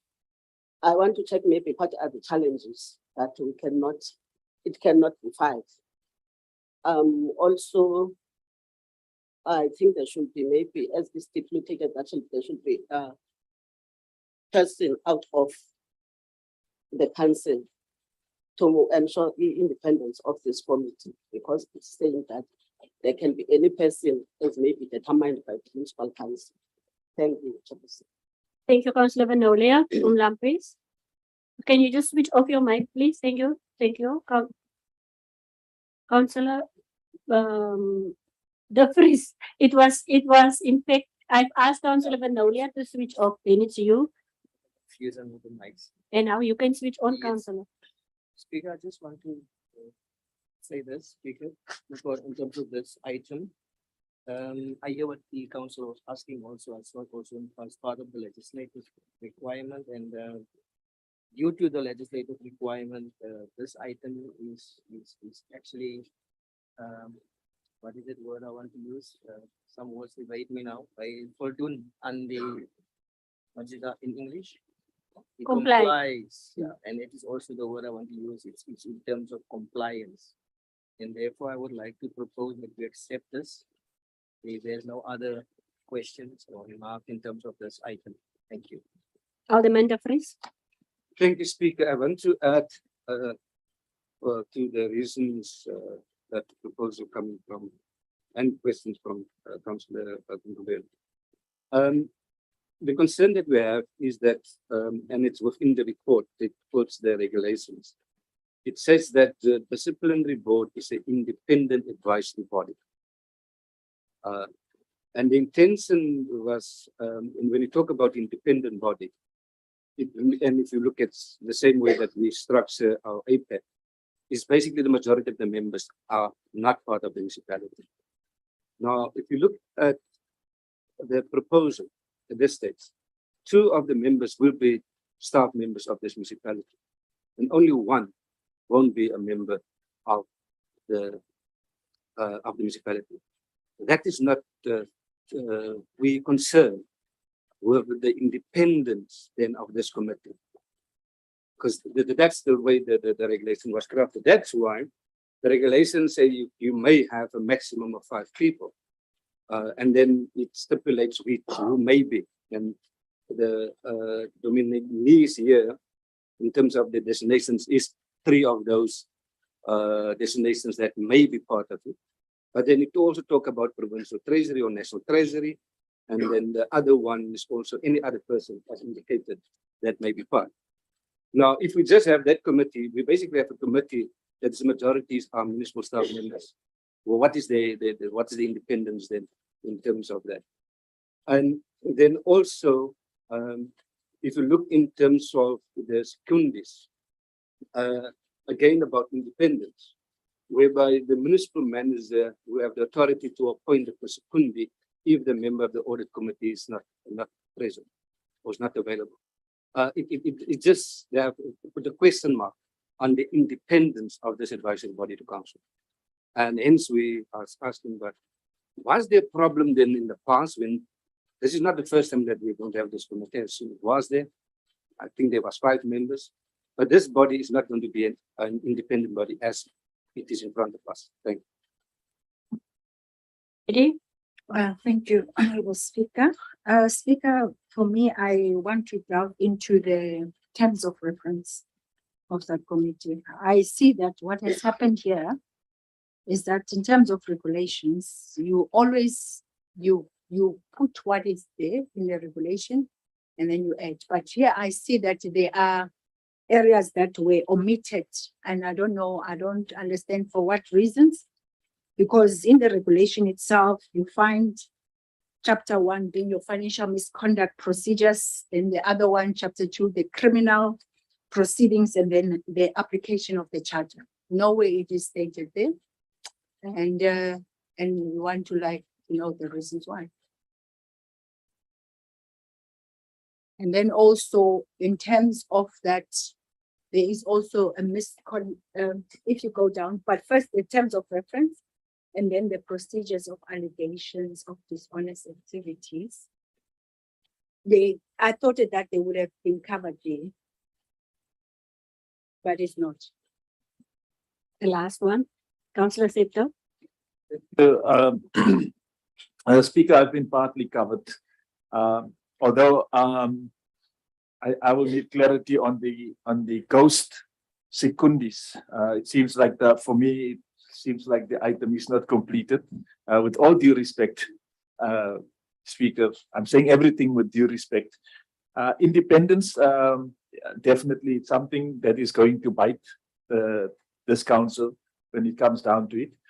I wanted to suggest that we do not have names for the secundi, for the chief executive, another chief audit executive or equivalent from another municipality. I don't know. I'm not sure that we can approve or we can even agree to an item that has no name to a secundi. Because what is going to happen if one of the nominees suddenly die tonight of a heart attack, then tomorrow we must come back to the council meeting to approve a secundi. Or we must approve a secundi now who we don't know who that possibly can be. And then we'll only fight afterwards about qualifications or whatever the case might be. As far as I'm concerned, the item is not completed. I would have suggested that the item be referred back and come back to council with in a complete format where the names of the secundis are made known, so that when it's approved by council, it's approved in its totality. Maya, then the MM after you. Thank you, Madam Speaker. Madam Speaker, English is not our first language. To some, it's second, third, fourth language, but the majority of us understand English. And I want to whenever we use terminologies, that we need to take that into account. And I'm raising this, people's integrity is number one aspect of their personalities, of their professions, etc. And I'm going to play here with another English word. The people we're talking about here, they're in this meeting. And I just I don't want it to sound the way it's sounding in my ears, that there's going to be no independence in this, because to me it creates a perception that they're not going to be professional. So I just want to caution about that. And I would rather say we can't say that this body is not going to be independent. We can rather say it might be perceived not to be independent, because if I was sitting here and I was part of that committee and somebody say I'm not going to be independent, that's an attack on my integrity and on my profession. So in terms of the recommendations, I don't have a problem, where names must be added, who exactly is going to be the secundies. There can be no harm in that.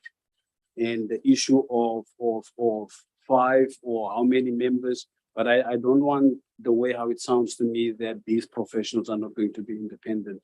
If we feel that there should be more outside people, again, there's no harm, but I don't want how it sounds to me that the professionals are not going to be independent. Thank you, Maya. Amen before you, Alderman. We allow the amen. Thank you, Speaker. I think when I speak, I will be speaking on behalf of the administration as the head of the administration. And I hope councillors will take this in a positive way. We are sitting here and we're listening very carefully to all the utterances that are being made. The integrity of this administration is being impugned here very carelessly, speak. And I do know that councillors have got views which they are entitled to, but I'm cautioned that some of the expressions go beyond the acceptable. I know councillors have a right to speak in council without being hindered, and are protected by privilege to speak whatever they want to speak. But you work with people, and when statements like there is corruption in this administration, those statements are not taken lightly by the administration, because we are the members of this administration. If those statements are made out of the blue, we have to express our displeasure with due respect. Speaker, the report in front of you, which now probably makes councillors to be uncomfortable and question the independence or the perceived independence, is not a new report. Specifically, the councillors that have raised it took the decision to constitute this committee as is. What we have brought to you is that one of the members who was the member of the audit committee, their term has ended. And we are constituting this disciplinary board exactly in the way that you as councillors did in 2019. There is nothing new that we have added. It is what you council approved, councillors that have spoken on this. And I'm glad the councillors that have spoken on this item were present when this was done. And therefore, the chairperson or the chief audit executive served in the previous audit committee, reports served in this council, and no councillor ever expressed the doubt or the independence. But I'm just trying to put that what we have done is what you have approved already as council. And if there are changes that are being proposed, we'll accept that. But I'm saying it is not the administration invention that we're bringing in front of you, including the terms of reference that are here were approved by council in 2019. If there are changes to be made, we will accept them. But the basis cannot be that we doubt these people that were serving in this board, because not once, there was never an incident, and all the reports that they have done in the past were accepted by council. To suggest now that they may not be independent would mean that there's something that has not been shared with us as the administration that necessitates that observation. But we will accept, Speaker, any changes that council deems necessary. But I want to underline that what is in front of you is what this council has approved. And we've been working like this. If you want to make changes, they must be made. But the integrity of those officials must not be impugned. so that they may decide not to participate in such processes. As you can see, we only use the regulations. We are guided by the regulations. It is the regulations that say these are the people that can be in the disciplinary board. If the council wants to make any changes, again, I repeat, it is your prerogative. Thank you, Speaker. Alderman De Vries. Thank you, Speaker. Speaker, I think that there was no person or on any individual. But let me speak about when I raised the issue about independence. Also, I've also clearly stated that the Act allows those chief executive audit, the legal advisor, the chief, and that is part of the municipal staff to be part of it. What I was talking about to act, the perceived, when we look at it in hindsight in 2019, that's why I was making reference that this was what we had before. So in hindsight now, we sit here with it again, the perceived independence of that committee. And the independence have to do about the composition, not about individuals that serve in those positions. So I think I want to put that on the record again. So hence we're saying is that, and therefore the question was that, did we have problems in the past or not? But if you look at the committee now in hindsight, say, perhaps we must follow not strictly what the regulation, but if the majority of those members will be members of, or that is not part of this municipality, where it's a council, because council can't serve there. So just in terms of, you look normally when we talk about independent advisory board, independent committee, then normally the word is meant to be that the majority would not be, and sometimes all of them won't be part of that institution. And it is that level that we have raised it. Thank you, Alderman. Councillor Seto, you are excused. Council wants to be excused. Lampis. Sorry, Speaker, I just wanted to give a replique before I leave on what the MMS said. Is that okay? Yes. Okay, sorry, I don't know what is replique in English, man. It's replique. Just a response, yes. Thank you, man. Appreciate it. Now, I don't think the intention is to impugn or to disregard or even disrespect any person mentioned on the item and even that is here. I think if that would be the case, then obviously you as the administration would have then advised us to say we are going to speak about people that's in the room, rather you go out so that we can have that discussion. So we are doing it under that circumstances. And I think we draw a fine line, and I don't think anybody who was mentioned here, qualifications or whatever, that stuff wasn't questioned. But I think the issue of independence, what is that word?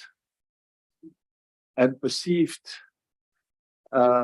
is important when it comes to legislative issues, when you deal with these things. And there's a line between, the administration, the level where they operate, and those who they must preside over in the end, if it's going to be from within the administration or from wherever, and they are also part of that in administration. So the issue of independence in any council becomes then a controversial topic, be that as it may. And we mustn't be afraid to say it, that if we are only using people from the municipality, for example, how does that look from anybody on the outside going in, and how independent is that?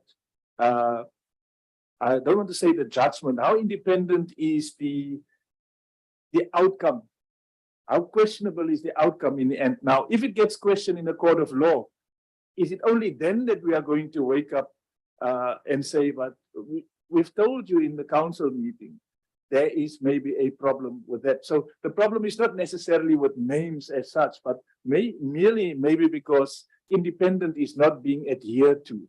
And it is challengeable. And as long as it's challengeable, it becomes then problematic in the end. It's no use for us when we have these very nice debates, and in the end we get bullied with the majority. I had a different perception of the district. I hope we can debate issues to the point where we can convince each other about what is right and what is wrong. And thank you, Speaker. Thank you, and you are excused, Councillor. Speaker. I think, Councillor Sabtu took some of my words, but in that same breath, we are not going to be bullied or to be censored. We are here now. Now we are not dealing with 2016, 2015, we are in 2022. We are dealing with matters that are standing in front of us. The matters that are standing in front of us is that it may perceived, rightly so, that there are names of the people and perhaps in future we learn from it that we separate the names but then we deal with terms and conditions somewhere. We deal it either in workshops, we deal with it so that when it comes here, then because we must deal with the principle. Here we find that we are dealing with the principle to say the independence, that it was the purpose of this whole thing. If you look in the same document, because we are not making these things up, you look in the same document on 365, it says in council meeting dated 22 October 2019, in that council, it resolved, there was a chief audit executive, there was an audit, performance audit, a chairperson, there was also a representative from national or provincial treasury. Now it has changed, and that is why we are asking what we are asking. If you look in that was the reappointment as follows. Now we are saying that it is no longer like that, and what is the reason? Why are you taking out? So it's not like we are making these things up.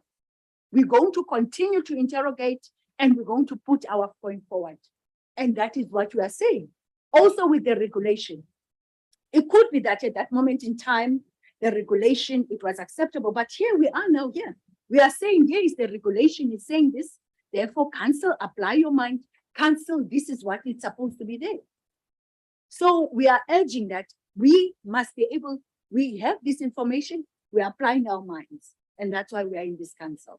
And therefore, that is why we're saying, there is it the representative from national or provincial, and it is the only one that has taken out, because the other two, they are there. Then you will see that this it's what you call it is balance. There is a balance in it. Thank you, Honorable.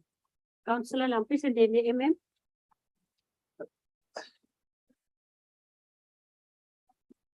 Oh, yeah.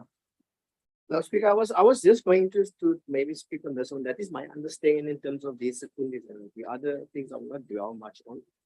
Because what I'm understanding here, if the secondary or say of particular municipality is not available, then a person from the other municipality, as long as it is the, like for example, this one, the chief audit executive, it must be a chief audit executive. That's how I understand it, from maybe from any other municipality when the need arises to have those people.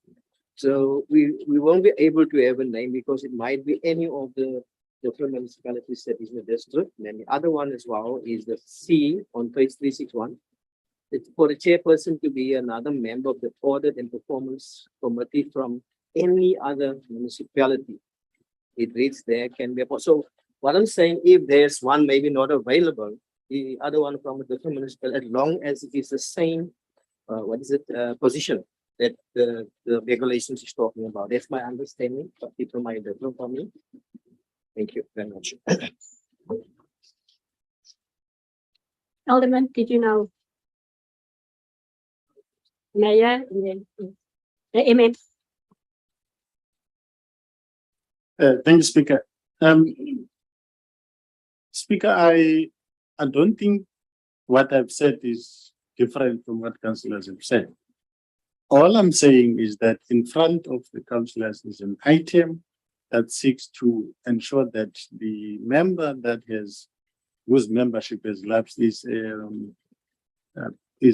replaced by a person from the audit committee. And we're putting it in front of you that in terms of the previous disciplinary board, it consisted of the chief audit executive, the legal advisor, and the person from the audit committee. And therefore, we're putting in front of you that you reconstitute that committee. If councillors want to add to the maximum, We're not gonna stop that. It's not our call. It's your decision. All I was saying in prefacing my statement was that, as it has now been explained, that we must always be mindful when we talk about independence and everything, that we do not impugn the integrity of the specific officials. And that statement is a correct statement. There's nothing wrong with it. I'm just saying, in front of you, you had this, it worked like this. This is a proposal in front of you. It's for council to decide.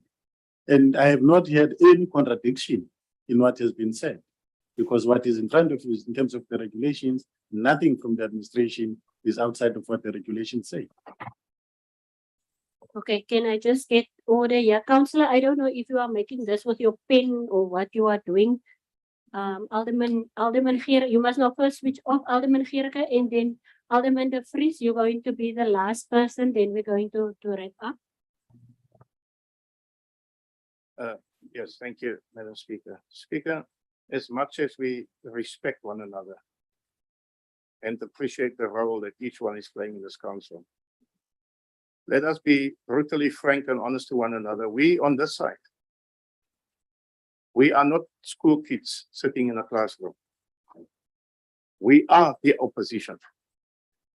And we have a role to play in terms of our democratic dispensation.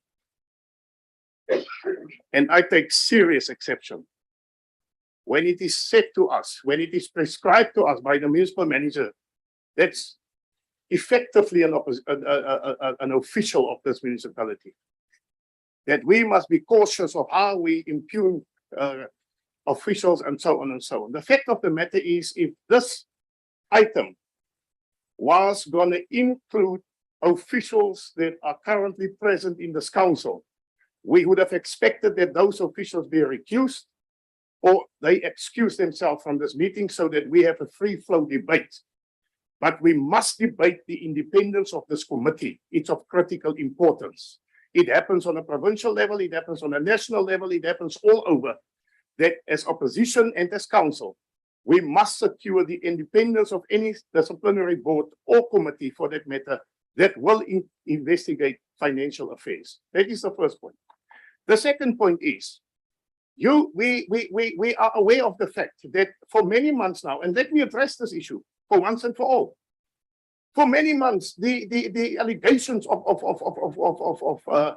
corruption are surfacing around in media circles, on social media and all over.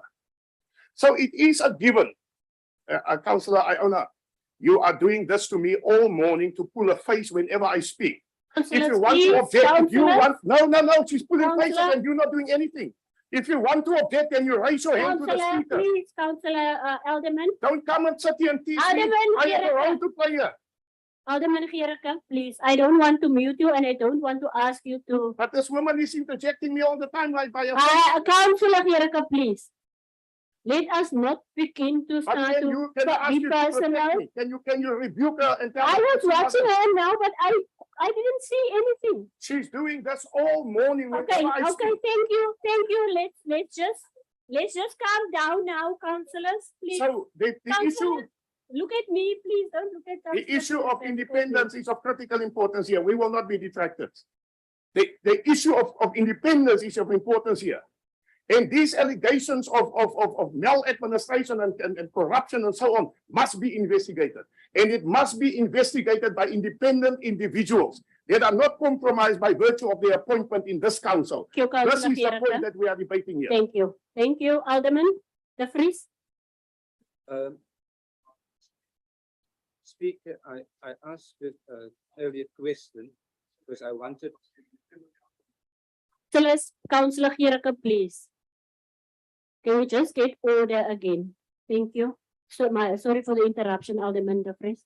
Part of my input was a question in terms of what didn't work, because as the recommendation of council, the previous one was 4 people that was part of the committee. And there now it's 3. So hence I was asking the question before I wanted to make a recommendation.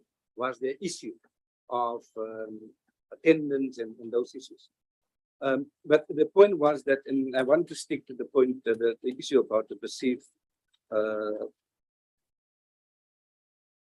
independence, the independence and the advisory board, and what normally happens. It will be our suggestion that actually that we add another person, if not two, to that committee, so that the majority of the members at least are not part of the Garden Route municipality. Thank you. Councillor Alderman, are you making a proposal? Yeah. Yes, suggestion we can. Okay. Maya? Amen. Thank you, Speaker. If the regulations list the people that may be appointed to the board, and it also says council may appoint anyone to serve in the board. And I repeat, what we've brought in front of you is what has been happening in the past. It is your decision. I don't understand the contradiction where it comes from. Second, just to be clear, Councillor De Vries, we invited Provincial Treasury to be part of this. They refused. They said they don't participate in disciplinary boards. So we've done that. We are saying to you, the member of the audit committee who was part of the board, their term has ended. Now you need to add a new member.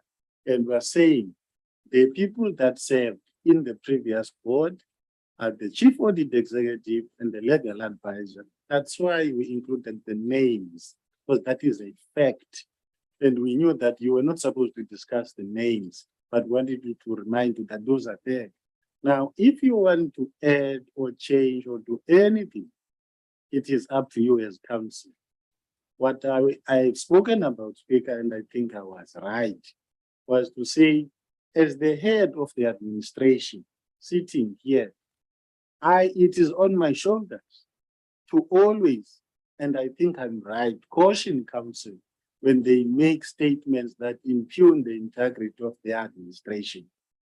That I have a right to do, it's my duty, because I heard this administration. If anyone inside or outside makes an allegation that these officials, including me, is involved in corruption, we have to, as the administration, dispel that and invite any person to the proof thereof.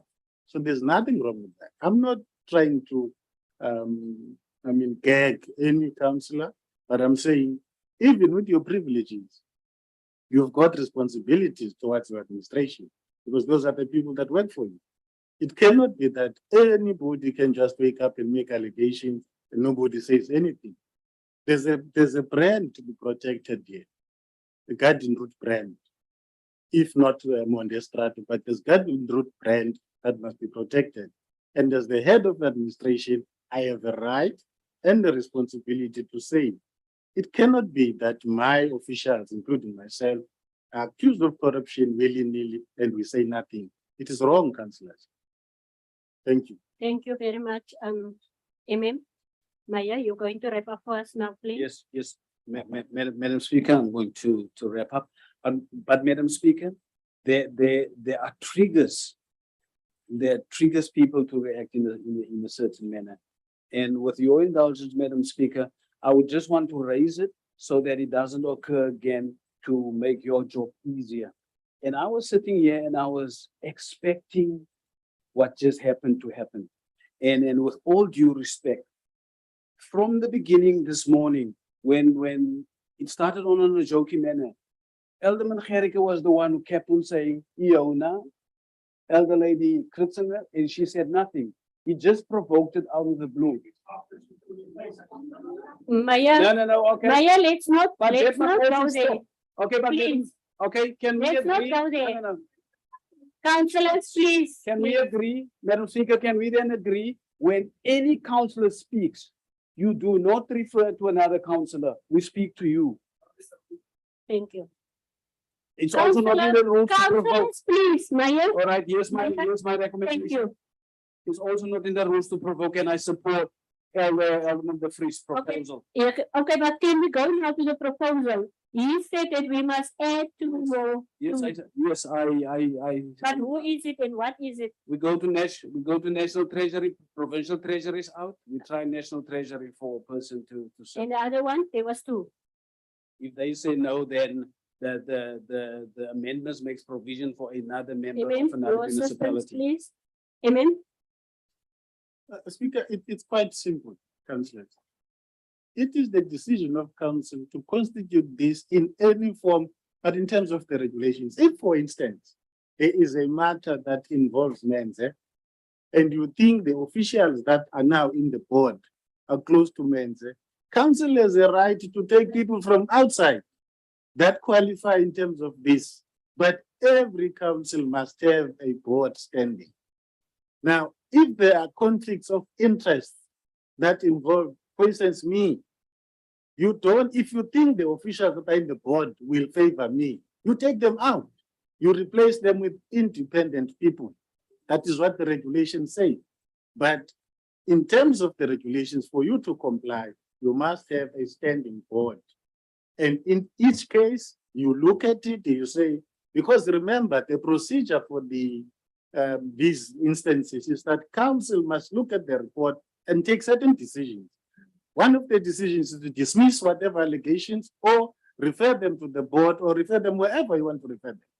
Now, that's still within council for you what to do. So nobody is going to replace you and put their favorites in any board, but you must have a board, and you took a decision that these are the terms of reference. It will be constituted this way, but if you want to change it, you'll change it. Thank you. Councillors, can we please proceed? Yes. We had a proposer and we had a seconder. Councillor De Vries proposed. That- I think the mayor has given the direction. Yes. And then therefore we just go according to law 4. Yes, and but we must add National Treasury. I've heard Yes, National Treasury. Yes.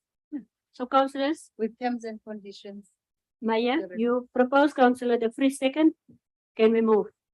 Councillors, we've still got thousands of pages, not that I'm going to stifle the debate. C3, revised donation policy. Page 379 to page 384. This was workshop, councillors. Those who have attended the workshop, it was workshop.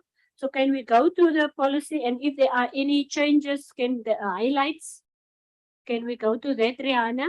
If there are any highlights in the policy? Nothing, councillors? Can we go with it? Thank you. Propose and a seconder, please. Thank you, Councillor Kritzinger. Second speaker. Thank you very much, Councillor Reiters. Garden Route C4 revised Garden Route District Municipality Anti-Fraud Corruption Prevention Policy. Only the highlighted ones. Page 385 to page 412.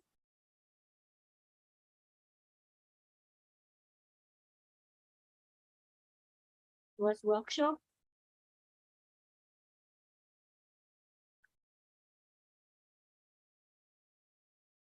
Honorable Speaker. Yes, Elder Lady.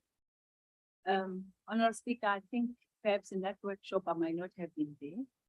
So, and therefore, I'm sure I'm being given another bite for the last time. For me, when I looked at the policy, I just saw there are gaps.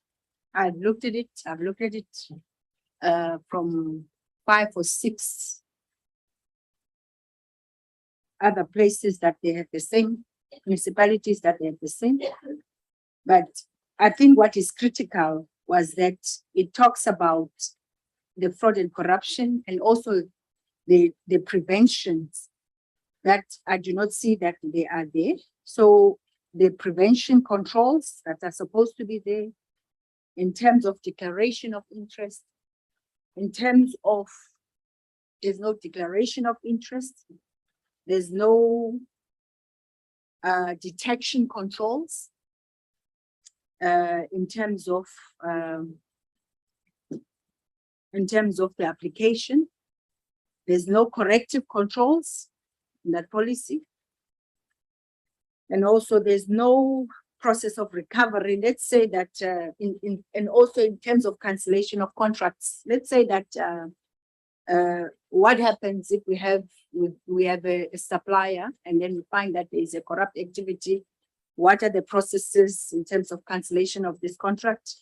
The conflict of interest as well. And also the monitoring and reporting is supposed to be in this policy. In terms of how does it come to council in terms of reporting in the section, also in also the other sections in terms of section 79.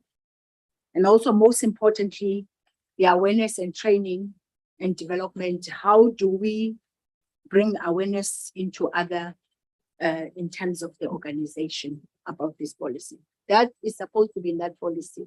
I think it has these gaps. As I say, this says Garden Road Dixon was anti-fraud and corruption prevention policy. So the prevention part should be part of this policy and is not there. And therefore I ask, with your indulgence, that we add that. Honorable Speaker. Maya, Madam Speaker, I fully understand, and our interpretations would differ from time to time when it comes to policy matters. In the event of gaps in a policy, the act and the laws and the regulations supersede, and there are ways in law already on how to deal with fraud and corruption. So if there's fraud and corruption, the laws would kick into that. But in the case of make or break in terms of interpretation, where there's the gaps, we can also make that decision to say that the amendments can then be made, and we approve the policy based on any necessary amendment that would be compliant with the policy of this nature. I don't want us to throw the baby out with the bathwater, like we don't want the policy as an example, or we refer it back. We don't have to do that. It can be added as an amendment to it. Elder Lady. Okay, I think then we can do that. Okay, so within, you will have the correct wording for the amendment. Yeah. Amen, will you advise? I'm not sure, Speaker, to advise on that because We proceed in. no, but I'm saying, Speaker, there is a proposal that the report must be approved. I do not know what must be.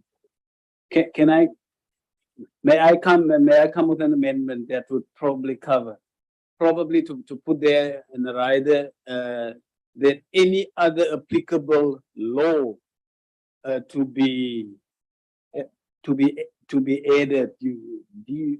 Normally with policies, you list the laws or whatever, but I don't know how to put it. Probably to say, as Elder Lady was saying, there's nothing saying we're going to do this when there's fraud and corruption, etc. Then we just say that any other law pertaining to fraud and corruption as an amendment that would be instituted. I don't know. Alderman De Vries. Yes, Speaker, I thought that the mayor and chief group the chief group have decided that we approve, and then there's another amendment later we can do it. But I think what the mayor is saying, normally in the beginning of the policy, you normally have this where you have other applicable legislation that I'm not sure what you normally read in policy. Yes, so then it means that all other those that was mentioned is then that. But then again, the issue is that if there's any amendments that want to be brought, that will be then taken, that can come back to council. That's how I understood it. But for now, I thought that they were talking about putting in those applicable legislation that applies to that, to put all that in within the policy.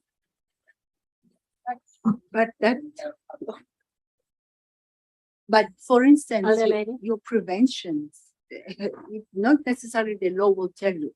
We must decide as council, how do we prevent? So that is why I'm saying, because your policy is saying that. Now, somebody who's looking at that policy is going to say, Garden Road District, okay, you're talking about anti-fraud and corruption and your prevention, but you don't have tangible prevention in your policy. So what do you do? How do you do that? So what I'm saying that we amend. That is why I said what we can do is to say we approve with the amendments of making sure that the preventions must be there in that policy. Because failing then, that means your policy, you are not also compliant on your policy. Where is your preventions? But you are saying it's a prevention.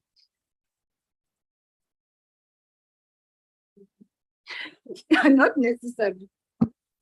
Because the law is not going to be specific to you. You will say your prevention in terms of declaration, in terms of taking, if it's a supplier, a conflict of interest, what do you do?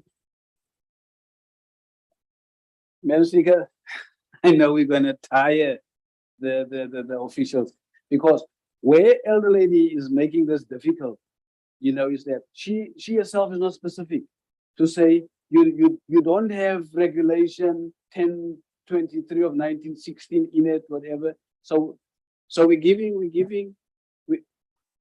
agreed in how Alderman De Vries was saying, with all the references normally in the policy and whatever. And if there's anything that we're picking up that is not there, we just come back and we add it. Alderman. For now, Boyson? because nobody knows what to do. They're just going to go, we're gonna refer this back and nothing's gonna happen because we're not telling them which law is missing or which act is missing from the policy. Alderman. Okay, no, what I was saying is that, No, you're in. all I'm doing, I am cautioning us because we're going to approve this, right? You're approving, you're saying this is a anti-fraud and corruption and prevention policy. So now your preventions must be able to show in this policy. So what I'm trying to say is that you need to have a corrective controls in that. That is what I was specific. Your corrective in code. Please, Maya. Let it not be a debate between the two of you. The MM is going to be the last person, then we're going to proceed. Okay, but that is what I'm putting on the table to say there are gaps. You can easily say that we can be able, it's another bite in and then we come back. The Speaker, there are many, Councillors, thank you. there are a plethora of internal controls that this municipality has to prevent and detect fraud. This is one of them. But if you go to the appendices and you look at Appendix 3, examples of good management practices which may assist in combating fraud, we list there all the activities that you can do to prevent fraud. How you deal with income, how you deal with contracts, how you deal with a lot of things. And that list is not exhaustive. We even say you must rotate staff in certain positions to prevent fraud. It's in this policy. Now, if you read those annexures, they tell you what is it that we do, but this is not the only tool we use to prevent fraud. There are many other controls. We've got internal audit that detects and looks at investigations. We've got whistleblowers. We've got a line, fraud line that people use to phone. It gives us reports on a regular basis. So those are the preventative measures we're taking. They are part of this policy, and this policy is dealing with those matters. That is why, Speaker, I'm struggling to get as to what else then is required. If you want legislative framework, we make reference to very key legislation that talk about fraud. We have quoted the Prevention of Corrupt Activities Act and the definition of fraud extensively in the policy. And I think those were the issues that we thought would address this, but then I really am not sure, Speaker, what to amend because this policy seems to be complete to us. Thank you.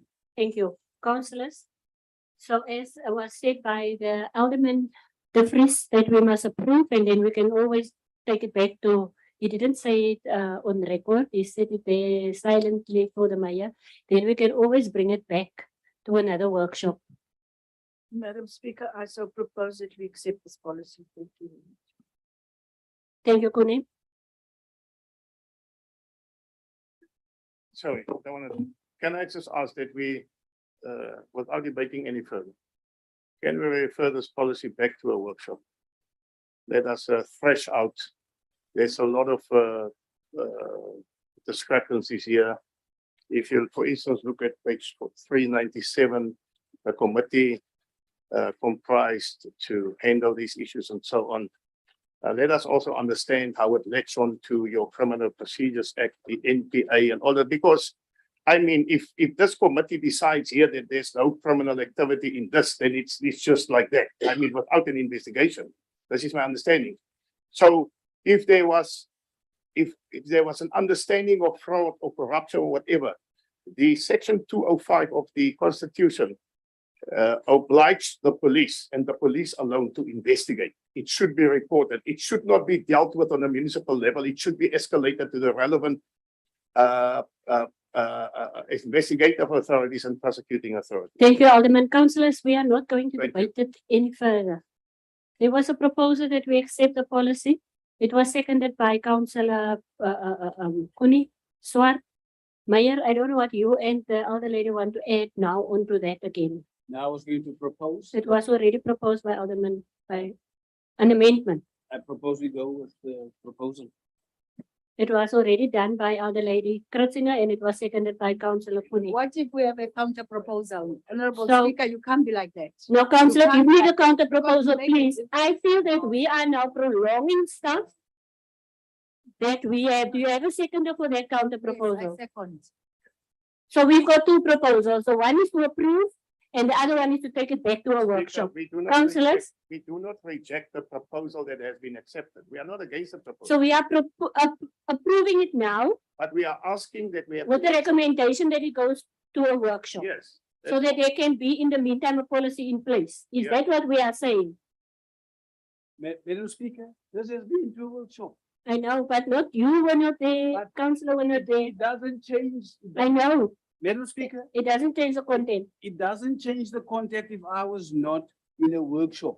In the next workshop, somebody else is going to be absent and then come back and say, because I wasn't there. Okay, councillors, then there are two proposals, then we must vote.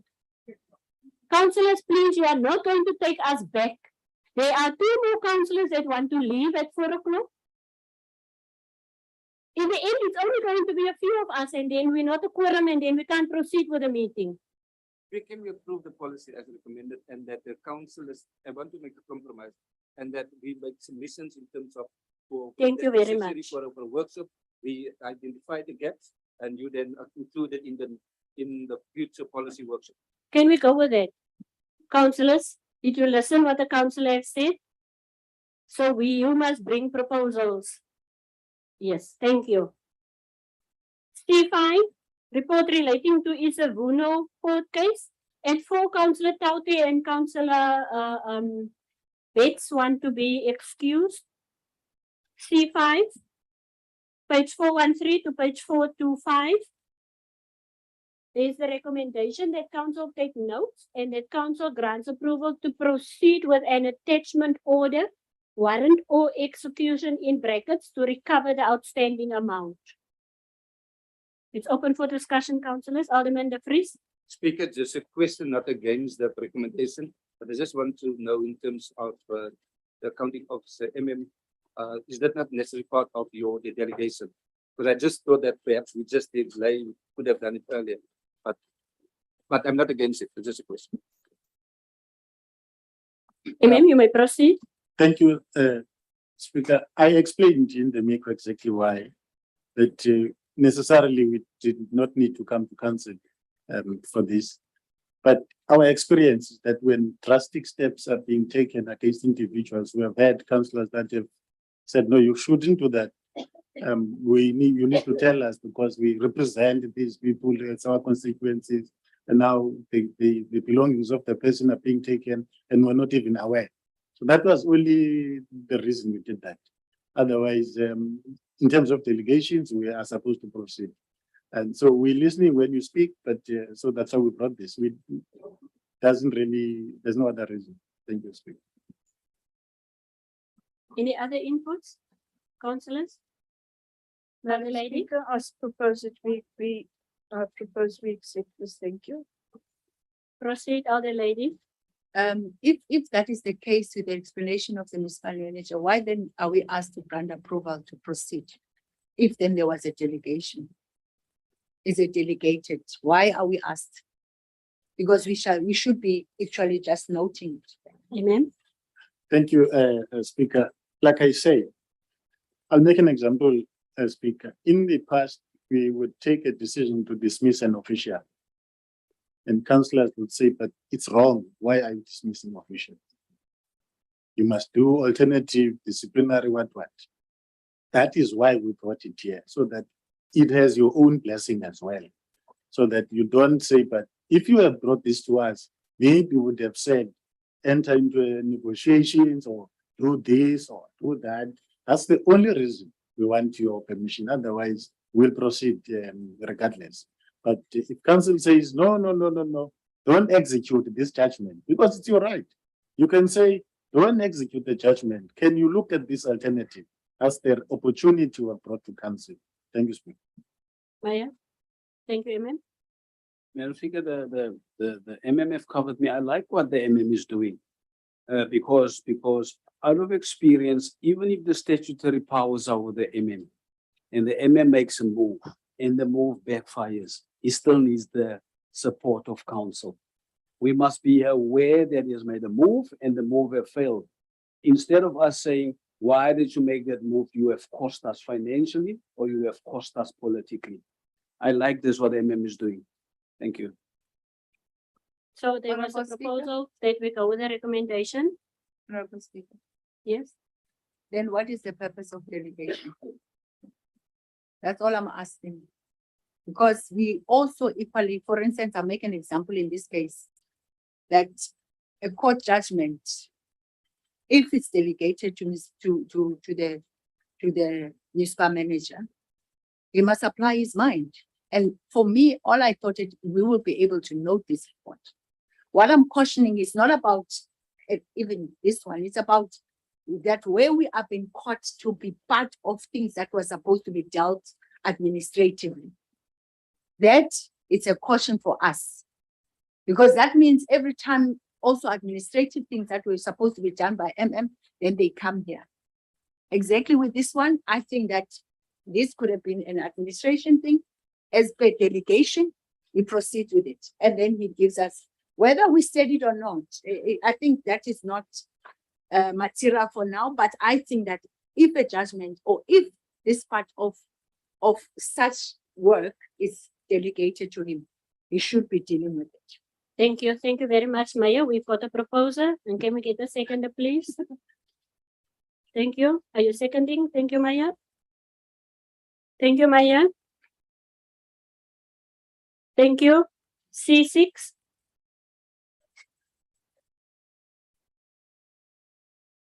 Clarity that we know in future. So by virtue of this decision, we take as council take that delegation back. So in future we will get all of these.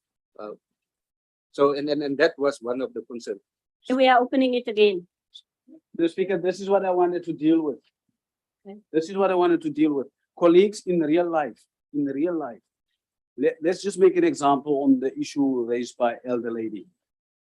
The delegation to deal with legal matters, I'm making an example, is with the MM. The MM goes to court, he loses it. He can't wake up and decide on his own, he's going to appeal the decision and the prospects are 10. Council must give that permission to say, although the delegation is with you, go and try your luck. We might have said that, why did you appeal? We lost it and we knew we were going to lose it. I'm just playing around with what happened to me as an example. So if council is aware of matters, then it protects everybody, especially the MM. So I would say we go with the recommendation. Thank you, councillors. We go with the recommendation. Amen. I just wanted to say, any delegation must be done in writing, and then when it is withdrawn, it will be done so as well. So there is no delegation that is being withdrawn. This is explained why we're doing it. We are not divesting ourselves of any delegation. Thank you. Yes, councillors, please, councillors. We are going around and around. The MM has explained. I've got a proposal and I've got a seconder. In the mayor, it was proposed by Councillor Kritzinger. We proceed to point C6. I've received another WhatsApp from. Can we just record it for the record purposes that on that issue, Elder Lady Lechaba is abstaining.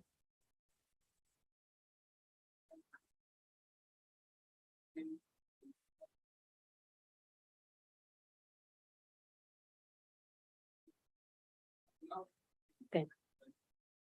Thank you. I've received a WhatsApp. I don't have the number on my phone. It's about for somebody that needs to be excused at 4. It's a lady. I don't know who it is, but Councillor Betsy and Councillor Tauti, you are excused. Audit C6 Audit and Performance Audit Committee Charter, page 426 to page 441. Councillors, we need to approve it. Section 2. In the executive summary, it says Section 2 of the APEC Charter of the Garden Route District Municipality stipulates that the charter must be reviewed on an annual basis to ensure that it remains relevant with APEC's authority, objectives, and responsibilities. Can I get a proposal? Yes, Speaker. Councillor Lampis? Yes, Speaker, I was going to say, in terms of what you've read here, it is also what we must do in terms of this charter of the audit committee. So I therefore move that we accept this report. Thank you. Thank you, Councillor Lamborghini. Can I get a seconder for Councillor Lamborghini? I second the speaker. Thank you, Councillor Malloy. C7, report on the draft 2022 to 2027 communication strategy. Speaker, yes, we had a workshop on this policy, the strategy as well. I also ask that we, as council, we consider and to approve this strategy. Thank you, Speaker. The recommendations are there on page 442, F1 and F2. Can I get a seconder for Councillor Lamborghini? Thank you. Before I go to you, or Mr. Cronia, Alderman. Thank you, Speaker. I was looking for Herman. I'm not going to ask question. I want to second. Thank you very much, because it was Herman. Herman was interrogated in the council workshop. Thank you for that, Councillor De Vries. The seconding. D7 Financial Services Deviation Report, page 469. This is for the period 1st of August to 31st of August. Page 469 to page 474. There we've got it. Speaker, with your indulgence, Speaker, can we take both of these, D1 and D2? And I can also maybe refer you to the table, let me say in English, table. In terms of the two different months, it speaks of the differences there and the two different months. So I would like to propose that we accept this the deviations of these 2 months and these 2 items as well. We will see the bulk of the deviation came from the roads department. It is also explained in page 471 as well. Yeah, that is mostly where it is in the body of the report. Thank you. Elder Lady Lechaba. Thank you, Speaker. Speaker, in this, especially day in roads and transport, you find that in the last pages 474, there is some impractical procurement. Number 10, it also talks about in the region of 80,000, but it talks about the bags contract cancelled due to fraud incident. We would like to know that if it's a fraud incident, we must be able to be furnished what happened and why. Having a deviation of that kind and not also going an explanation, that is not acceptable. And also, you also find, I was very disappointed, I must say, with this municipality. Councillor Gericke, please. You also find in some deviation of, in the last one of, I don't know why it was done, but of a DSTV. I mean, we will spend so much in a DSTV in this municipality, while monies we're supposed to be spending somewhere else where it's needed for our communities. I'm very disappointed in that. I'm truly, truly disappointed. And yet you even put it as a deviation. You know, that is very disappointing. For a DSTV, that's very disappointing. Thank you. Mayor? Madam Speaker, on the issue of DSTV, I had the same attitude. I should not have a TV and I don't want the expensive mayoral car and whatever. And guess what, Madam Speaker? I got exposed once when I did not have a TV. I was not current on current affairs that has to do with governance issues. And that you get on DSTV. You watch the news, you do whatever there are reasons for us having TVs. We need to be current. They can also have TVs. Can we have order, Okay. please, Councillor Lechaba? But in that region of that amount, GSTV, I go, Can you take us to the page because yeah, because Alderman Wasi, while the elder lady is looking, can you switch off the mic? Alderman Gerke? No, Speaker, I don't want to talk on this item. I want to ask you if you conclude on this item. The agenda is pretty long and outstanding. Is it possible that you can call as the speaker, us as whips together? And maybe we can determine, because if we're gonna speak on all these items here, we may leave this chamber at 8 o'clock or 9 o'clock tonight. Amen. That we just reconsider maybe the sequence of this agenda. Thank you. Amen. Thank you, Speaker. Without getting into other things, I think for the benefit of council, it's important that we give information. We own resorts as this municipality that must have DSTV for our people that rent them. And DSTV is the sole provider in this country. That's why there's a deviation. It's like, that's what it is. You don't have another competitor. So that's why we go to DSTV on a deviation basis. The reason it's big is because you've got resorts that people are renting. It's not 1 or 2 TVs, it's a lot. Thank you, Speaker. Thank you. Thank you for that clarity. I And will the come, front- I will the come front back to one? you. Sorry, my apologies. No, just to remind councillors, no, the fraud issue was reported here in council. We reported it to you guys. You took decision about it. Thank you, Speaker. Thank you. So councillors, can we just finish with D4 up till D4? Then I will go back to the request of Councillor Alderman Gerke. So D1 and D2 we have dealt with. The proposal was Councillor Lambertine and the seconder. Councillor Lambertine, please. Councillor Kuni. You will second. D3 report on the implementation of the supply chain, 1st of July until 30 September. Yes, Speaker, this report is also self-explanatory. This is a quarterly report, which means this report has been dealt with on a monthly basis, leading up to this report of the quarter until the 30th of September. So it was dealt with in council. I therefore propose that we accept this report. Thank you. Okay, the report is for noting. Can we get a second for Councillor Lambertine? Thank you, Councillor Cronje. D4, debt collection, implementation plan, 485 to 491. Councillor Lambertine. Speaker, yes, Speaker, again, the debt collection implementation plan, I propose that we accept this plan. I just have a little concern. The only thing is I'm going to make Jy up, praat 'n bietjie baie sag. I don't know when I'm going to open up the CFO with this one. In terms of the revenue received is 55% so far, and I think we have to go on a ratio of 95%. But I know there's reasons for this because we are in the first quarter also in terms of this one. But I'm asking the council that we do accept this debt collection implementation plan for this year. Thank you very much. It's for noting, Councillor, the seconder for Councillor Lambertine. Thank you, Councillor Malloy. Section E, reports on corporate services, E1. Garden Route Skills Mega Quarterly Progress Report, 492 to 510. Madam Speaker, this is just an update on the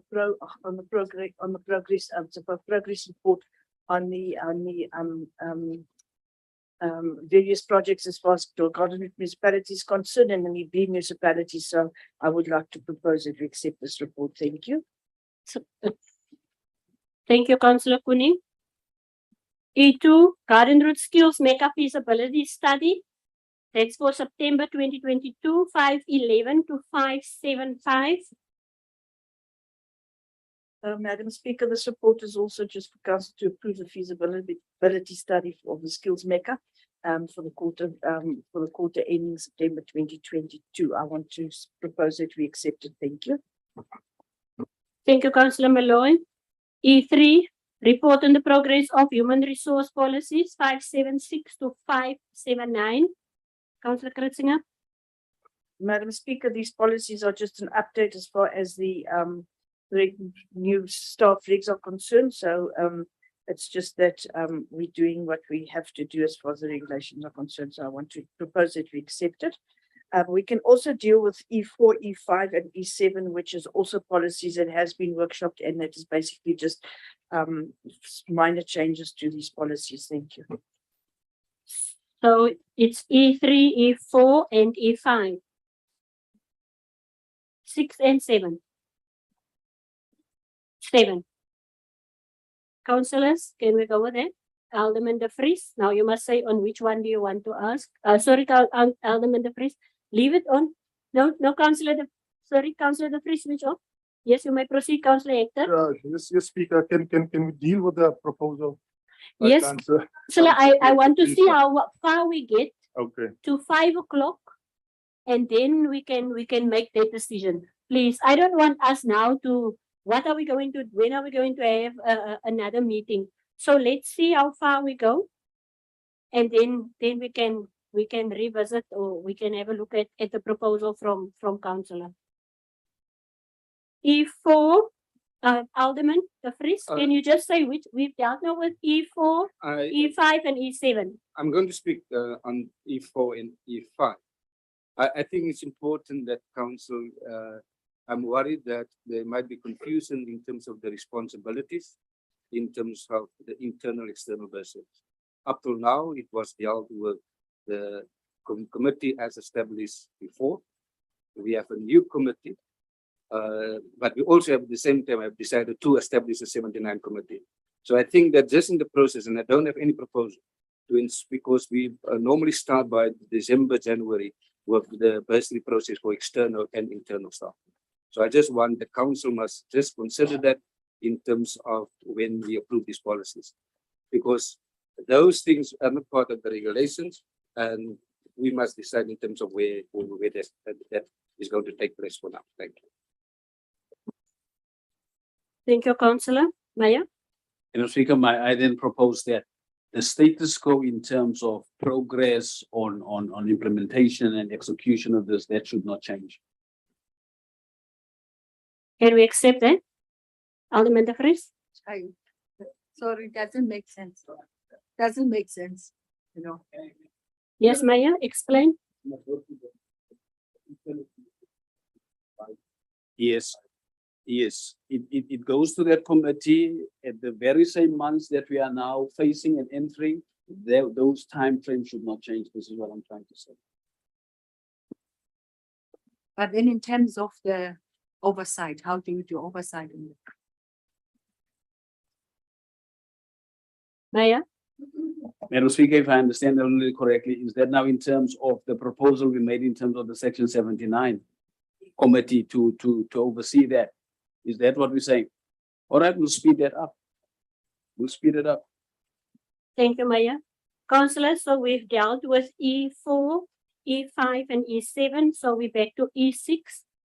Effective staff utilization quarterly progress report 606 to 612. Madam Speaker, this report is only basically to keep us up to date regarding the utilization of our staff in the organization. Where staff can be moved around and we can use them in better or other positions better. So I want to suggest that I propose that we accept the recommendation. Let me just get to the recommendation. Yeah, for the implementation of effective staff utilization policy that we implement this policy. Thank you, Alder Lady. Thank you, Councillor Kuni. Councillors, then E8. That is the proposed amendments of the rules of order that was coming from the governance committee. If we can go to the highlighted part, it's on page 640. 640. Under 6.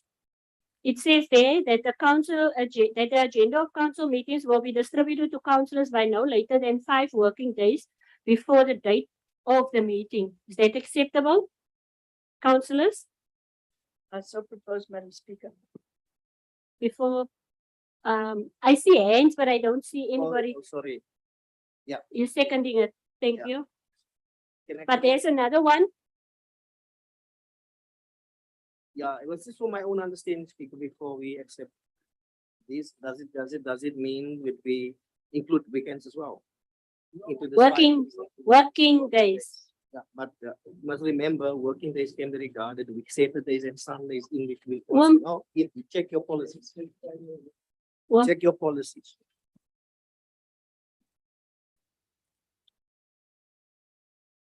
Councillor De Vries. Speaker, I can't speak on behalf of the governance committee, but what I would explain, it exclude weekends, the normal understanding of working days. Yeah. And then Speaker, what I want to bring your attention to, we just go a page down, that should also be changed.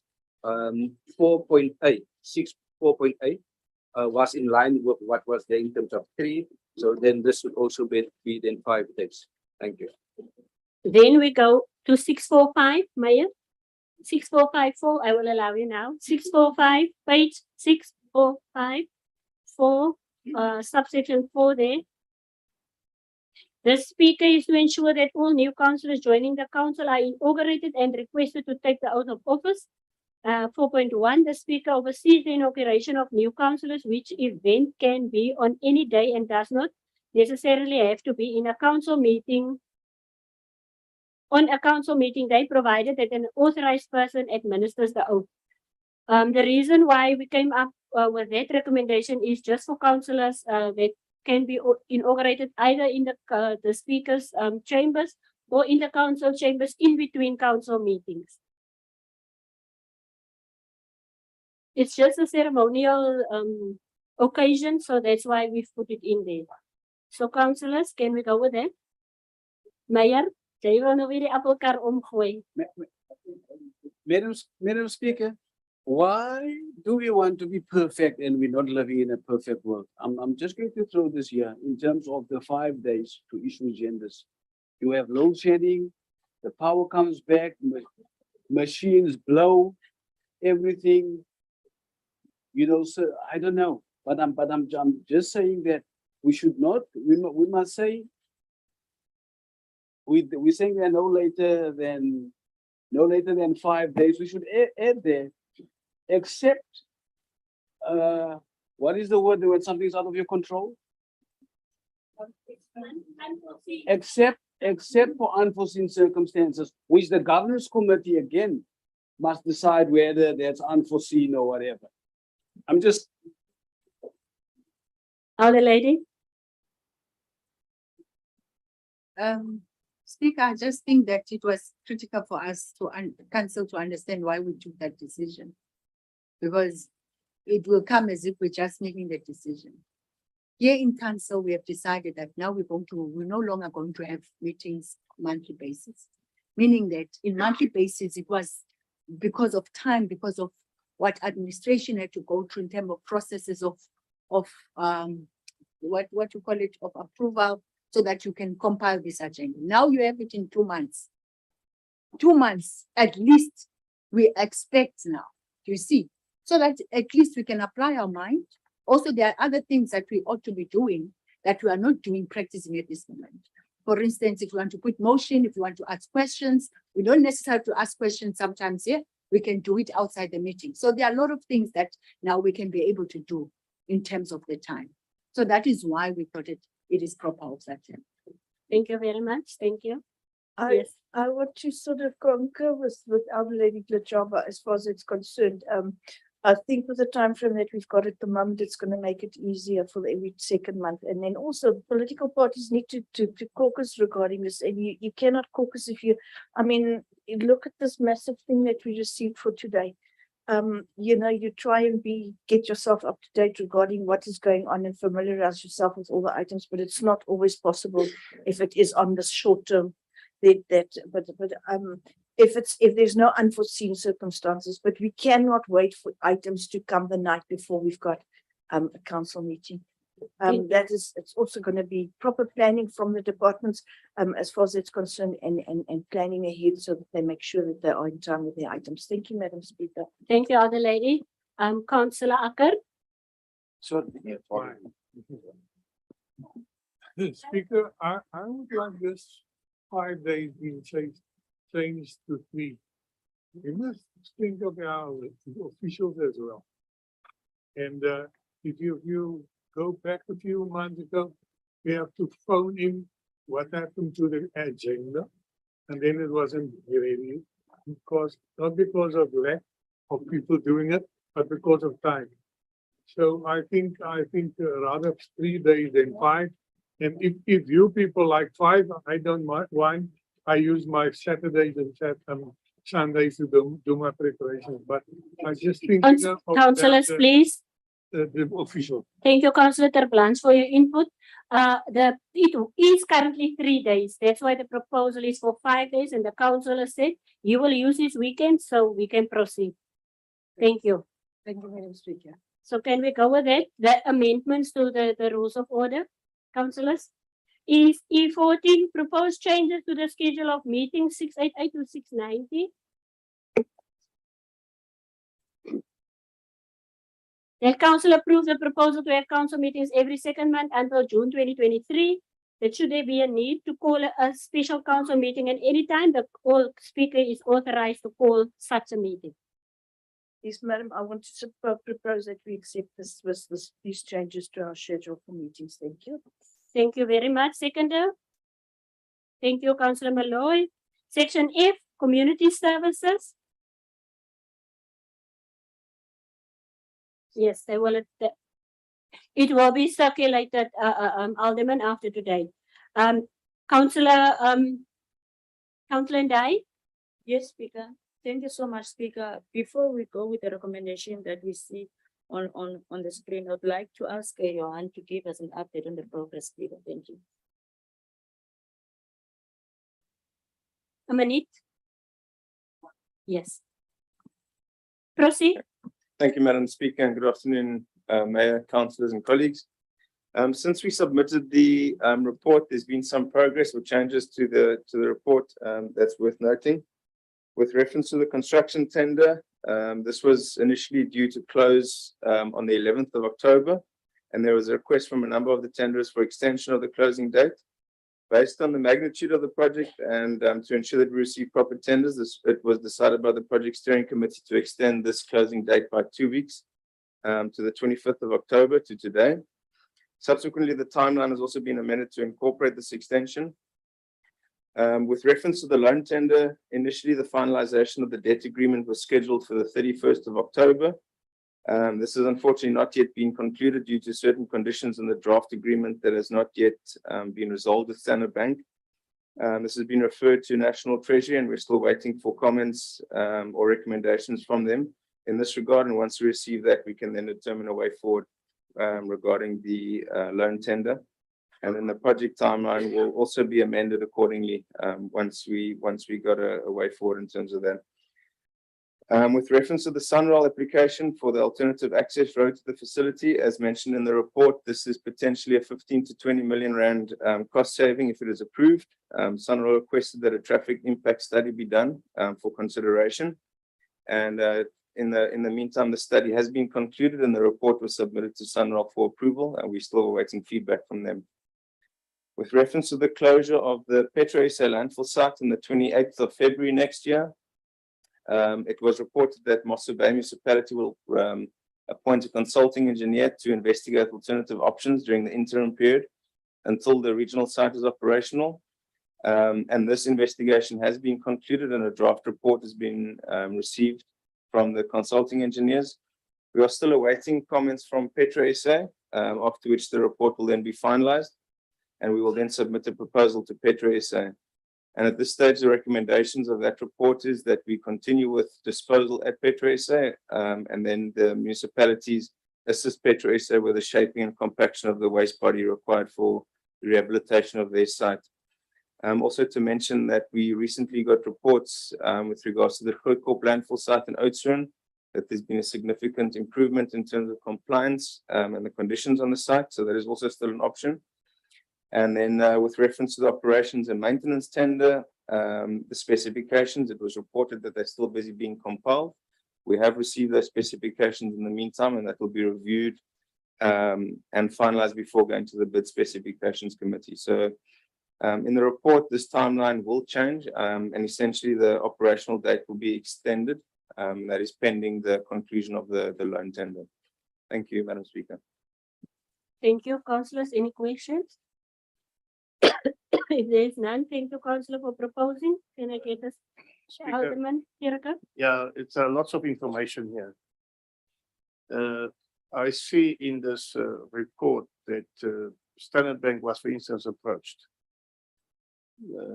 And they say they would need council resolutions of all 7 municipalities that will participate here. That is the one issue. What in the event that there's no resolutions from those municipalities, what will then happen in the event that we cannot access funding? Then secondly, I see here that if the access is going to be from the N2 side and there's going to be a shorter route, they're talking about 15 to 20 million rand saving on this already. Remember, already a proposed amount served in this council. There was a proposed amount by the mayor that will be required for this facility. So I just want to know what's going to happen there. Are we bringing those items back, adjust the amounts?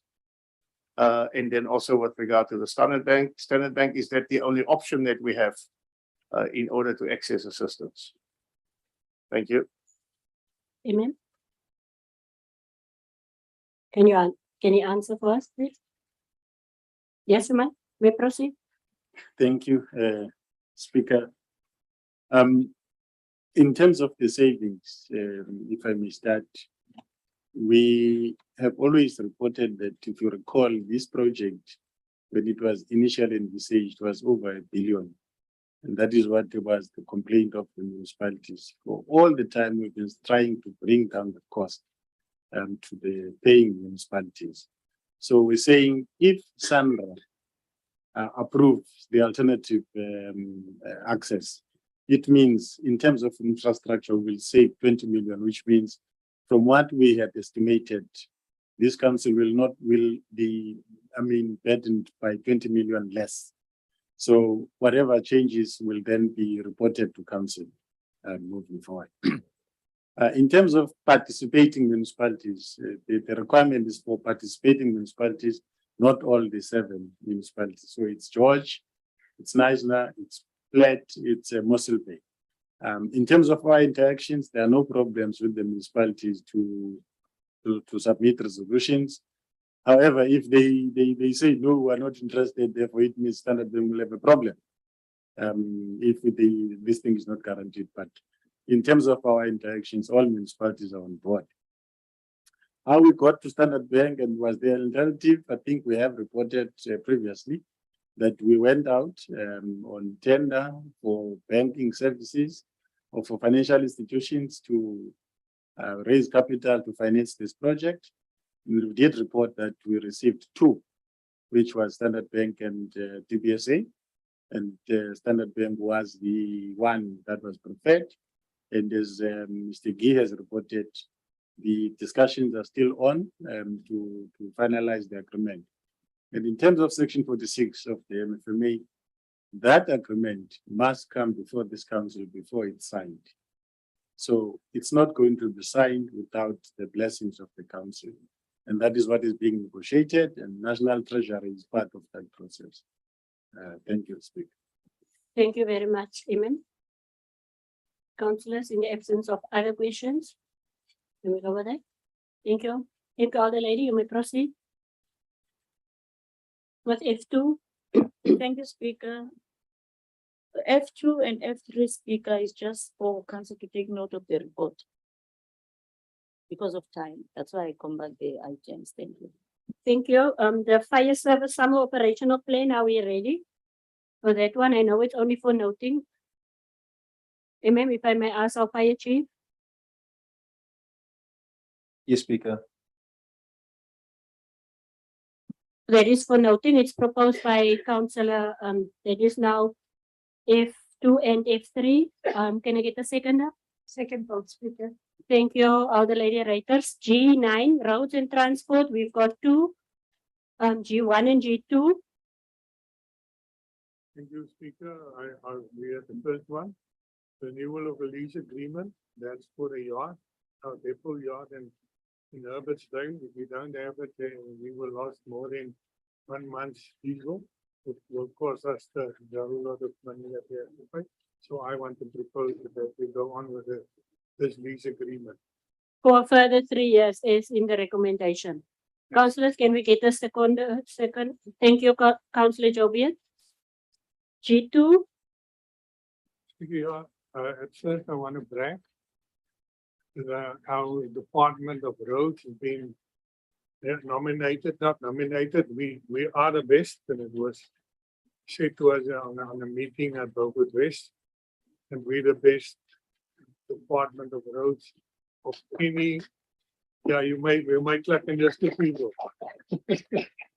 So I want to thank every one of us with the part who played in it. And then I will propose that we go on with this one. I think it's a must have. thank you. This is just for noting a seconder. Thank you, Councillor Wagbar. Section H, planning and economic development, H1. Yes, Speaker. Speaker, I would love to ask for your indulgence and for the MM's Commission, our manager, to give us a rundown of Speaker. I would like to ask that the combine H1, H2, H3, H4, and H5 because it's all about human settlement. The other one is interlinked to the other one. Interrelated, sorry, that's the word.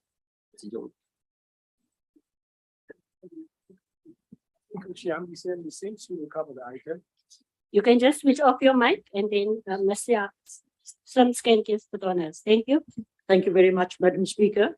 Madam Speaker, the item before you in terms of accreditation, the purpose of the report is to seek approval of the business plan that the Garden Route has already submitted to the province and to the National Departments of Human Settlements. You may recall that in June of 2020, the council had agreed to pursuing accreditation level 1. And at the same time, the council also gave authority to the to deal with everything administrative in this regard. The business plan was submitted in March. The Garden Route District Municipality, together with the province and national government, have worked on this business plan and are now satisfied with the actual submission.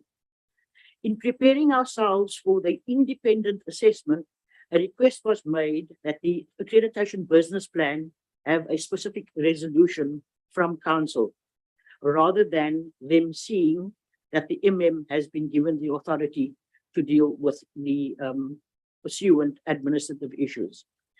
I therefore ask you to please refer to page 764, where the recommendations are made regarding the adoption of the business plan, its annexures, and supplemental information, together with other information that was requested. It is recorded on page 764.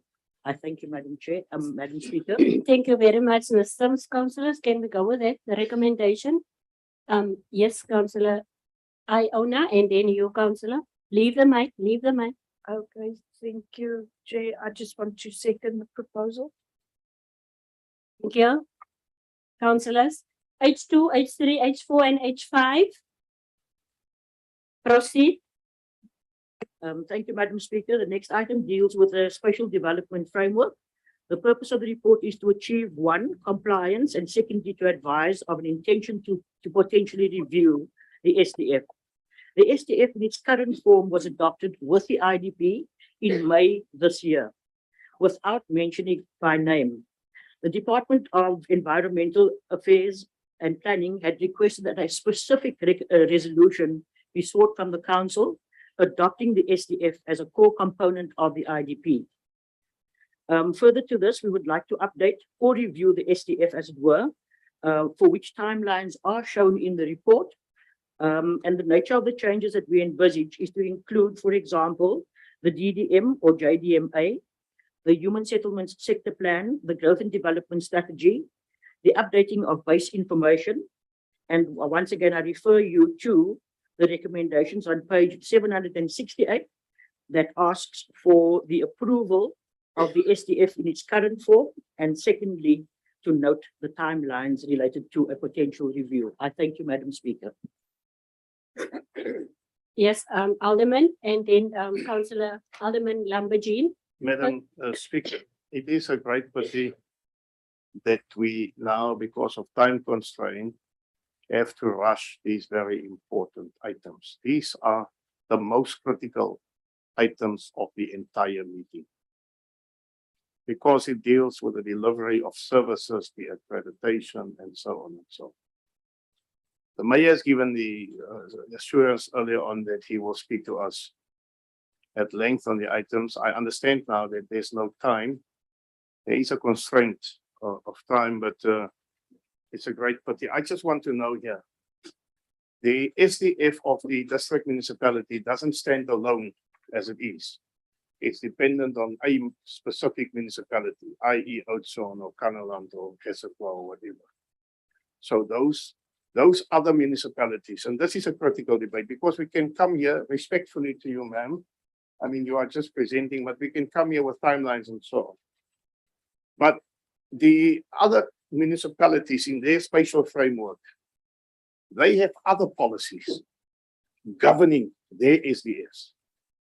And those policies are in many ways encroaching, impeding, or not violating, but trying to interfere with the rollout of services. And those policies are basically standing in the way of what, for instance, this municipality wants to achieve. So it means effectively that you need to engage those municipalities on the FCFs, and if you engage those municipalities, they must go out to their constituencies to adjust, and they must come back, and they must consult, and they must approve, and what have you. So it's going to take quite some time. I take, for instance, George, where I'm talking. So you can have an SDF, like in the case of George, sounds good on paper, everything was presented very nicely the other day. But there are other policies that you need to go and review, revisit, change, amend, and so on, stopping the type of development that we want. So I want to know now, Mr. Mayor, further speaker. Yes, we have the timelines here and so on, but as where I'm sitting, I doubted very much that we will be able to meet the timelines and the requirements. And yet the SDF is an important component, even when it comes to the rollout of human settlement. Because it influences your space and your spatial development and so on and so on. Lots of things hanging on that, hinging on that. So where do we stand? Because we cannot just go through the motions and approve the items in front of us, and we do not arrive at the actual rollout of services. Thank you, Speaker. Please, thank you for that input. Councillor Lamborghini, switch off your mic, please. Madam Speaker, I share the sentiments by Alderman Gericke, and I feel for the officials of human settlements.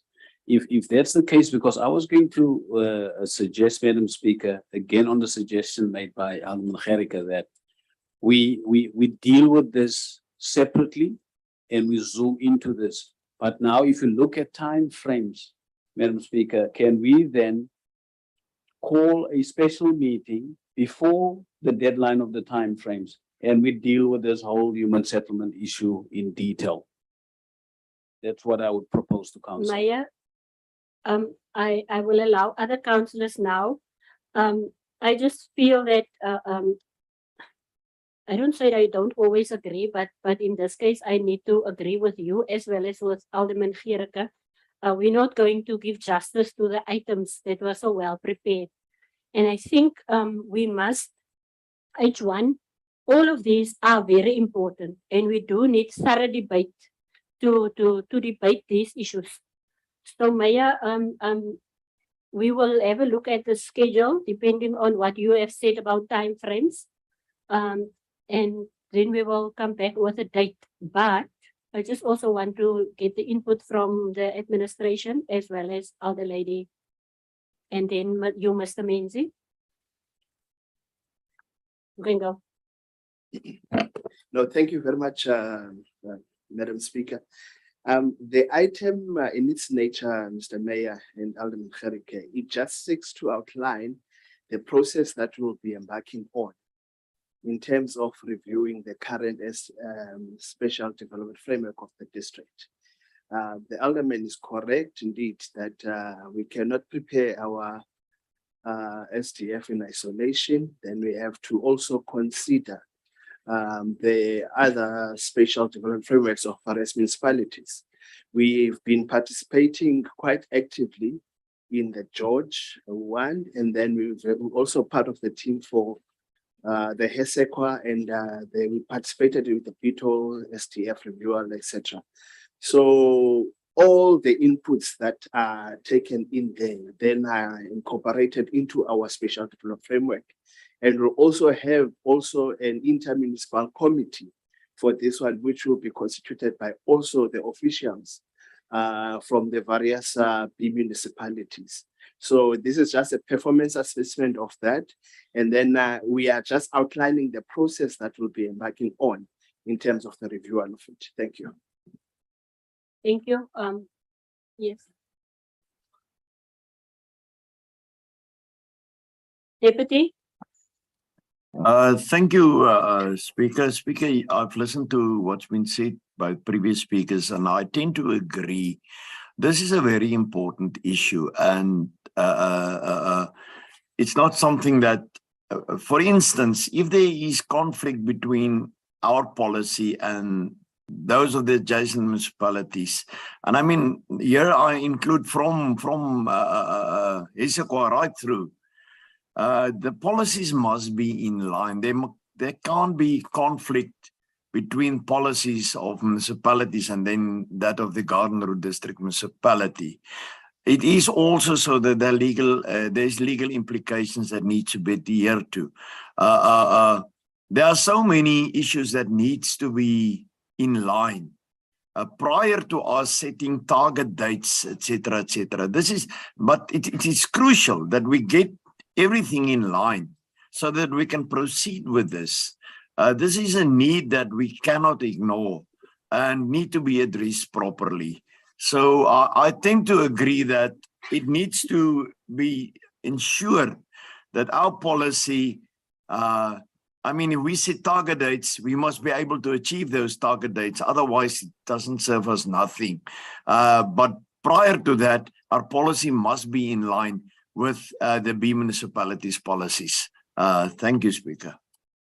Alderman Gerike, are you coming with a proposal for us? I will come with a proposal now, Thank you. just after. Mr. Mayor, for the Speaker, I foresee that we will ultimately end up in a pool de zak if we don't iron out all these issues in between. Because you could have seen the statements issued by municipality George, for instance, recently, that they say they have the final say on the approval of plans and so on. And that is true. So we can have all the best plans. We can have the plans on paper. We have the budgets. We have the blessing of the MEC and all those types of things. But it is imperative, not only for George, but for all other municipalities that we iron this out. And therefore, I want to ask your guidance as the mayor through the Speaker. You know, we as a council, we do our responsibility here by debating the issues, but we are debating in isolation, particularly when it comes to the IDP. Because Nyasa municipality got a different perspective, and Oudtshoorn and Mossel Bay and what have you. How about, you know, inviting all the relevant officials to, you're not going to get an answer there, but at least you know their objections and you know what they foresee in the way and so on. And then we can work on that, because this item needs to be, as much as we want to defer it now, this item needs to be expedited for the delivery of a much needed basic service, and that is housing. And therefore, Madam Speaker, my proposal would be that we defer the meeting to ASAP, if it's for 7 days or 14 days, to a special council meeting, and see whether we can get some of the key role players in that meeting to also give us guidance in some regard. Thank you. Maya, then the MM. Maybe let the MM go first, because the issues raised by Alderman is that in terms of the IGR processes and whatever, we've already triggered that based on the articles that you're referring to. So I am confident in terms of engagement with mayor to mayors, etc., etc. But then any other officials and whatever, that is a matter that the MM can then also look into. MM. Thank you, Speaker. No, Speaker, maybe let's just say we appreciate the manner in which the councillors are approaching the SDF. But maybe we're discussing two things. We are not in this item asking for any debate on the content of the SDF. This item is asking to correct an oversight that was done where this SDF was not adopted as part of the IDP. That's what we want to correct. Now, we're only asking council to readopt it as part of the IDP. That's part one. Part two says, please approve these timelines. Now, these timelines will be used exactly for this work that you're doing. Now, so we will do a performance review of the current SDF. That will give you a process to say whether you want to amend it or you want to keep it as it is. That means you'll take into account all the information that you're saying from bees, from wherever. But for this item, we are only asking to make sure that we correct this because this is an issue about our IDP, not the content of the SDF itself. That process will come, but we just want to correct. That's why the recommendations are for the readoption of this as a core component of the IDP and that the timelines to review. That's what we're putting in. Thank you. Speaker, just lastly, Mr. MM, I understand what you're saying. I'm not going to engage in a fight with you. You want an approval on this, but what is of critical importance is that there are other items preceding this item that latches on to this item. It doesn't stand loose from one another. So I'm just assisting the administration also here to say, let us find the solution so that we can move quicker forward with speed and arrive at the solution. So I will then, if agree on this item, but Mr. Mayor, we must consider a separate meeting for the human settlement items because it is of critical importance. And I think we must, my proposal stands that we must defer these items to a special council meeting with all the relevant role players. Councillors, thank you, Alderman. Gerke, can we get to one page, please? H1, we've dealt with H1. Am I correct? H2, we can go with that recommendations. Just go to the recommendations, please. Then, councillors, the proposal is that as from H3, H4, H5, H6, H7, H8, and H9. Am I correct? Can be deferred to a special council meeting. Okay, so H6 then, H7, H8, and H9. Can we deal with that now? H7 is the agree to develop, manage, and operate clean grants. That's H7. And H8 is proposed alienation of certain council properties. And H9 is a status quo on property matters. Councillors, are we in agreement? So we're going to deal now with H7, H8, and H9. And what's going to the special council meeting is H6, H5, H4, and H3. Am I correct? Councillors, we're all in agreement? So can we then now do H7, 928 to 978, that is the agreement to develop, manage, and operate clean grants property. Alderman, you may proceed. Your mic on. Wagbar? Yeah. Thank you, Speaker. Yeah. This item is just to inform, or this report is just to inform council on the progress regarding claim grants, as well as to ask council to consider review of the request from the developer as the recommendation state. Thank you, Speaker. Councillors, the report is in front of you. I see Elder Lady, and then Councillor, just leave your mic on. Then after Elder Lady Lechaba, it's you. If you look in the recommendation, I think The others, the one and the two. But number three, that is where I think we're having a challenge. In fact, a problem with that council approved the registration of the lease as a notarial lease with the deeds office.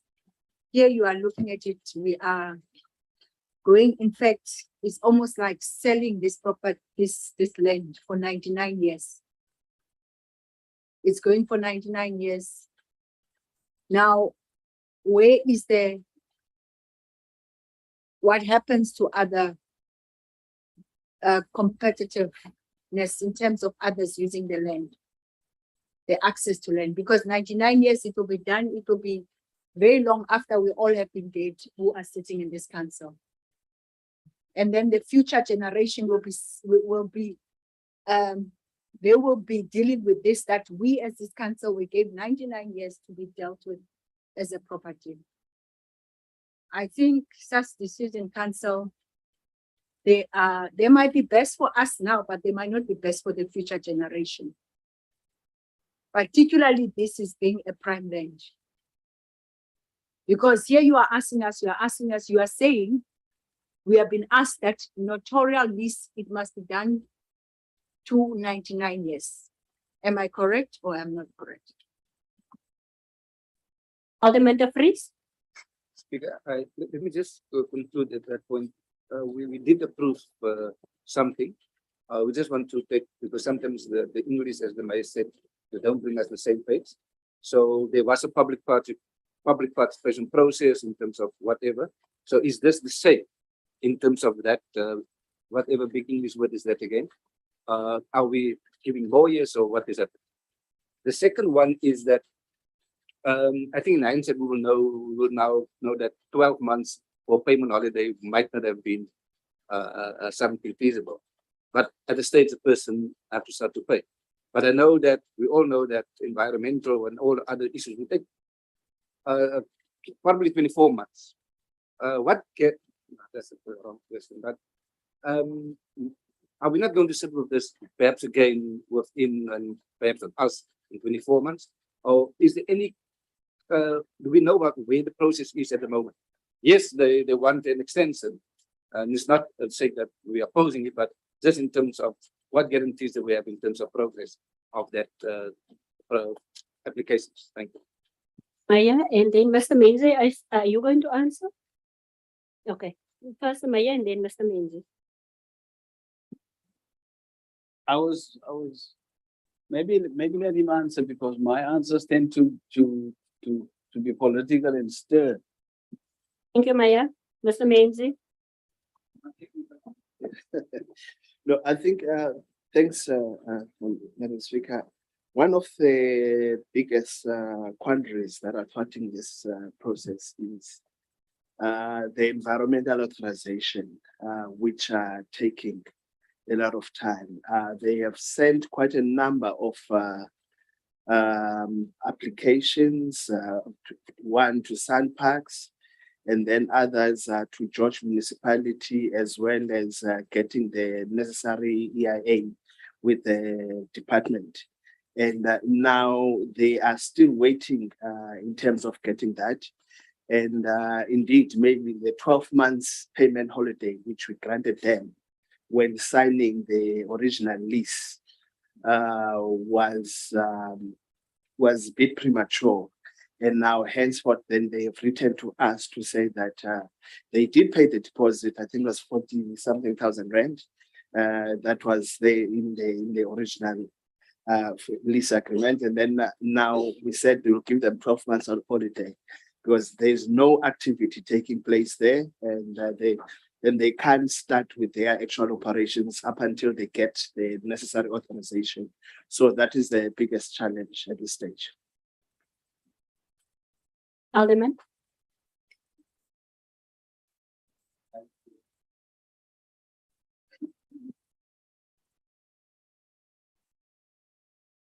All right. For transactions of this nature, and we've also done our own research, is that they are unable to secure the necessary funding without without the notarial lease being registered on the original lease agreement. And therefore now it becomes a biggest challenge to us in terms of them in proceeding with the actual process. So I don't think the intention is to alienate this property to them because the original agreement was for 99 years, but now there was the notarial portion that they requested because they said from various banks that they had approached, and then the notarial lease option was not there. And then they needed it to be registered with the deeds office in order for them to enable them to access the funding that they were requiring. So it's no way or the other way in the form of disposing it. We're not, it's just to ensure that the security that they'll be able to access the funding to proceed with the development. Speaker, Alderman, and Yeah, then the imam.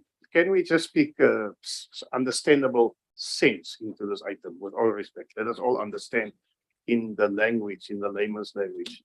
Since we're coming on with this item, I'm serving on the property committee. This is the first time I see this item now in this format, that it comes here. In other words, it hasn't served there by the property committee. We haven't debated it in its current format. Now,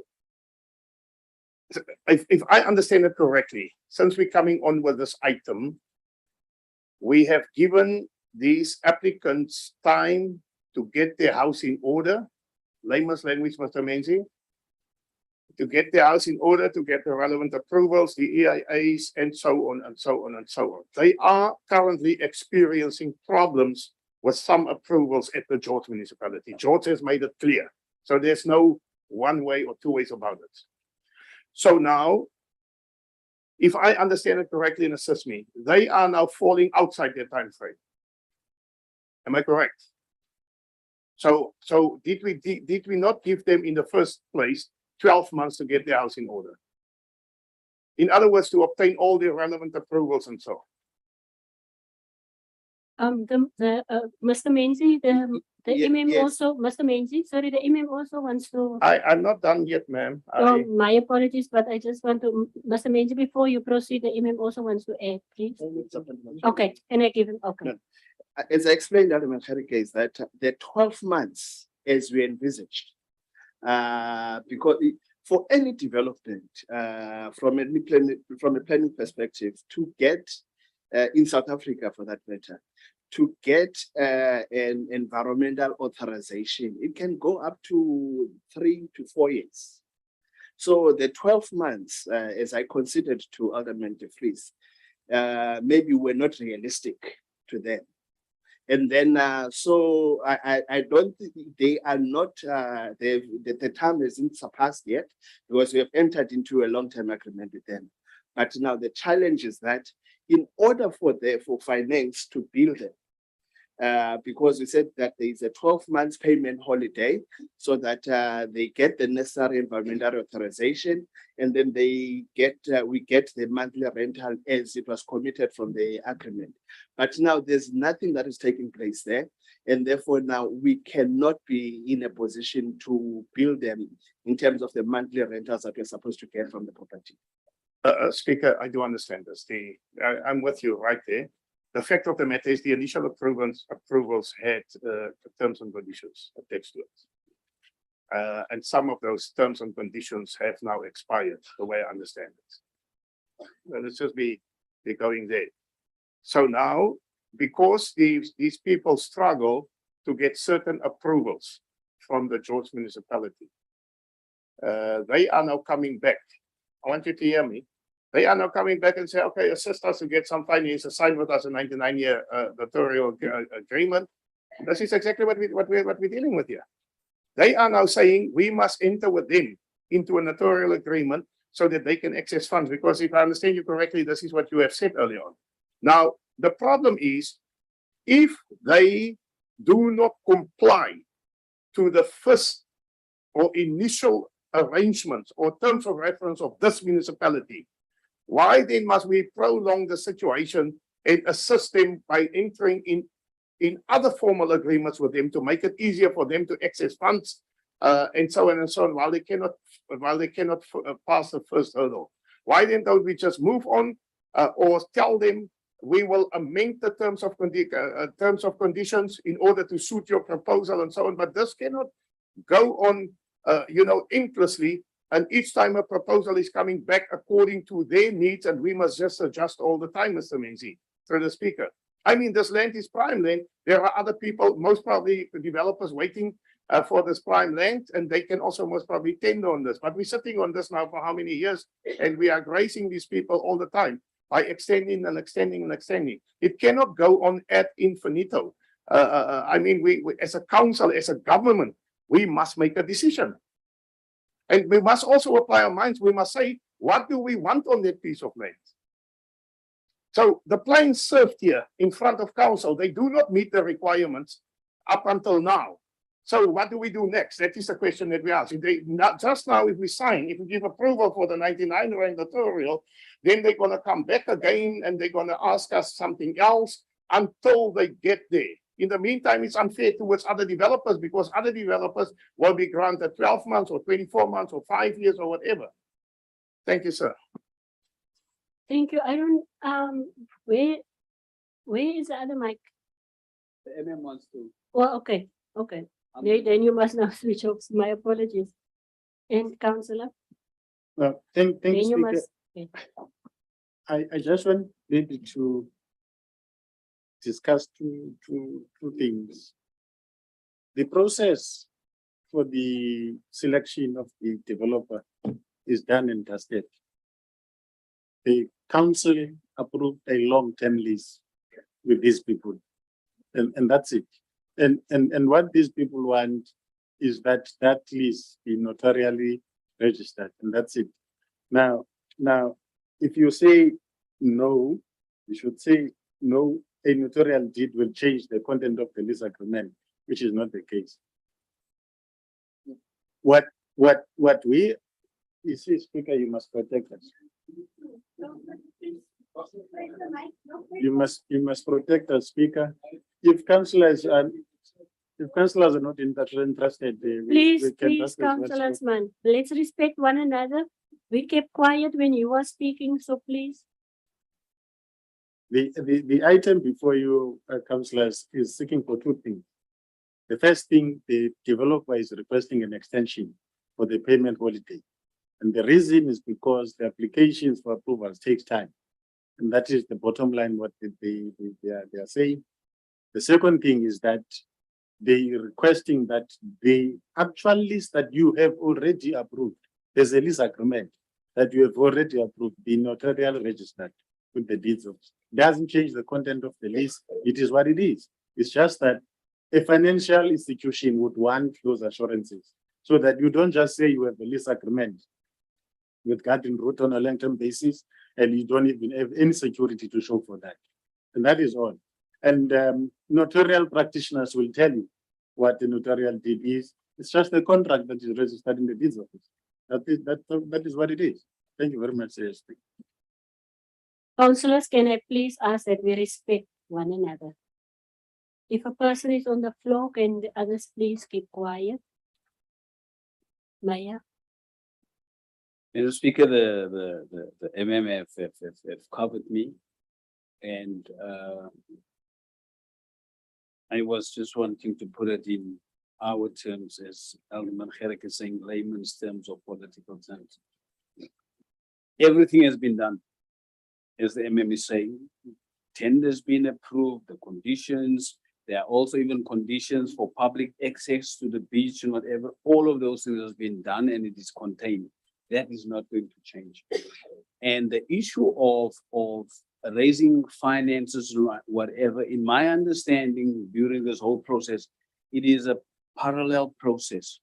We've approved the lease, they won the tender, they applied to George Municipality. George municipalities go through hoops and hurdles. That is a separate process. To develop the top structure, they have to go to financial institutions. And the financial institutions has put it to them as a criteria to approve the funding to them while George is doing what they're supposed to do. They still need the guarantees for the funding. And the funders wants this to be notorially registered, which doesn't change the content. And then the issue of the 24 months and whatever, we're saying, and Menze touched on it, we're saying in the current lease, it's almost time for the CFO to send them an account to say, can you start paying rental? Now they're saying they are not in a position to generate an income because certain approvals, either by George or by province, have not been approved as yet. Now we're saying within the latest 24 months, we're now seeing on whether those approvals will then arrive here. And if those approvals don't arrive here, then we will then have another discussion in terms of, do we insist or not?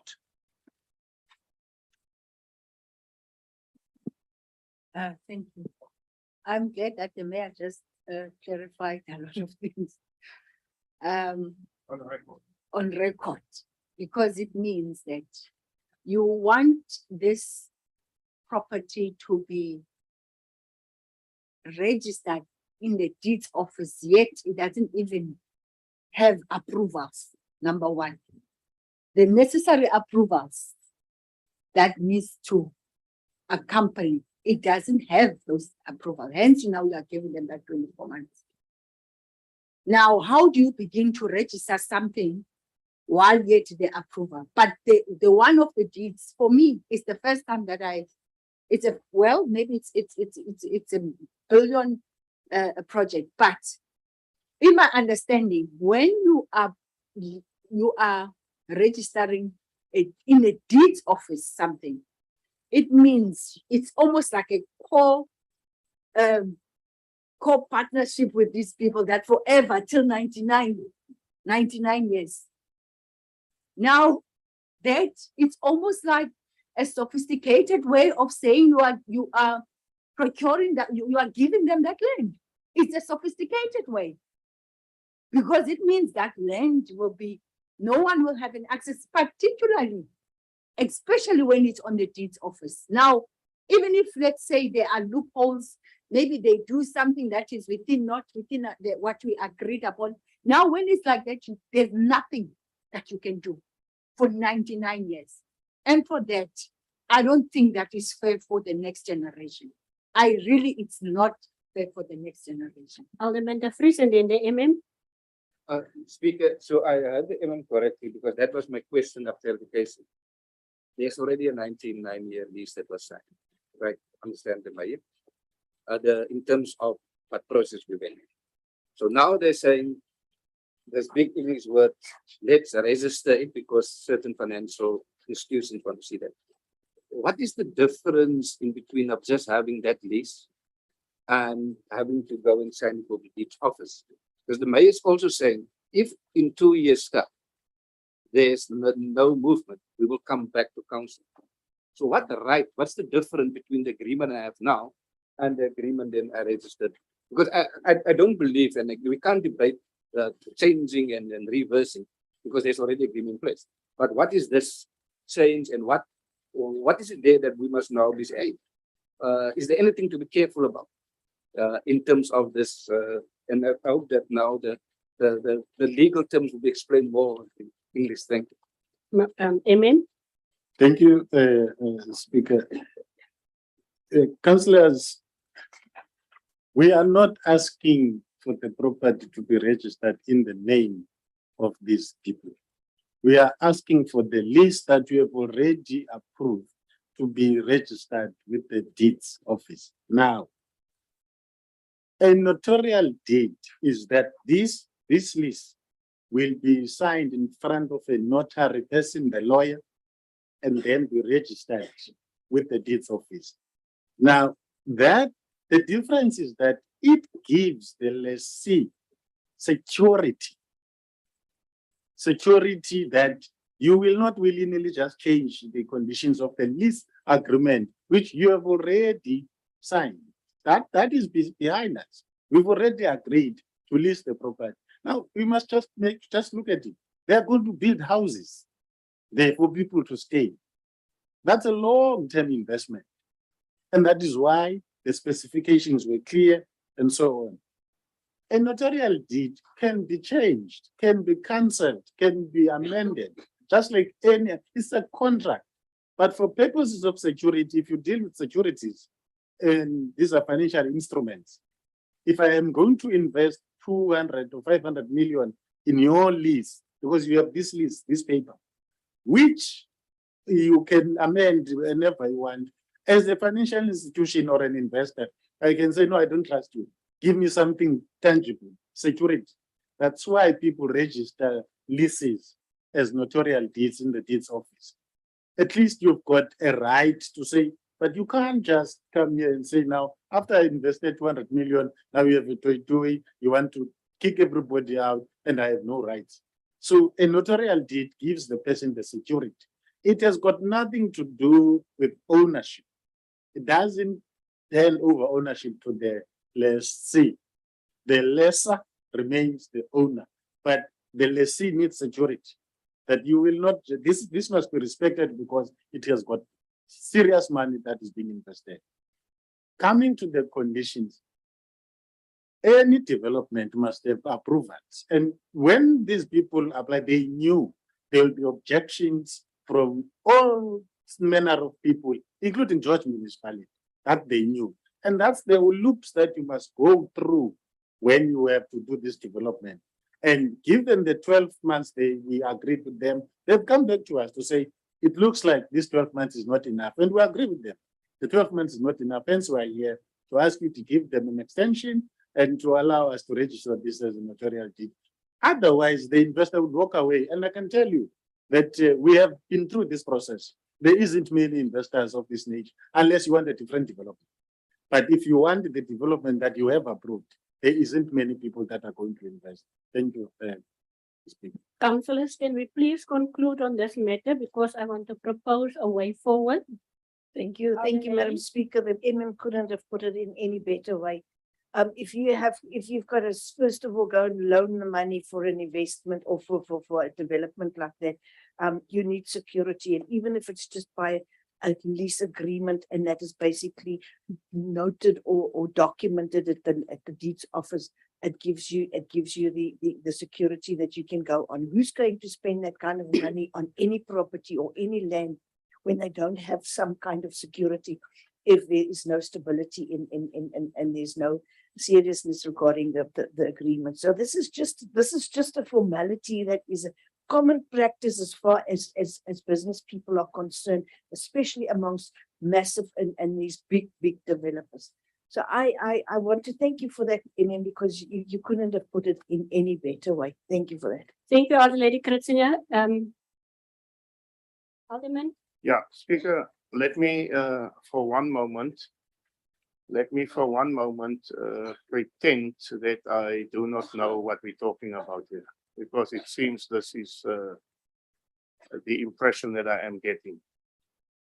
As if we have not dealt with, or as if we do not understand the notarial leases. Let me again, Mr. Menzi, in layman's language through the Speaker. You see, land is a critical issue to us. Yeah, us that were born here, where we sit now. And this matter is not an easy matter.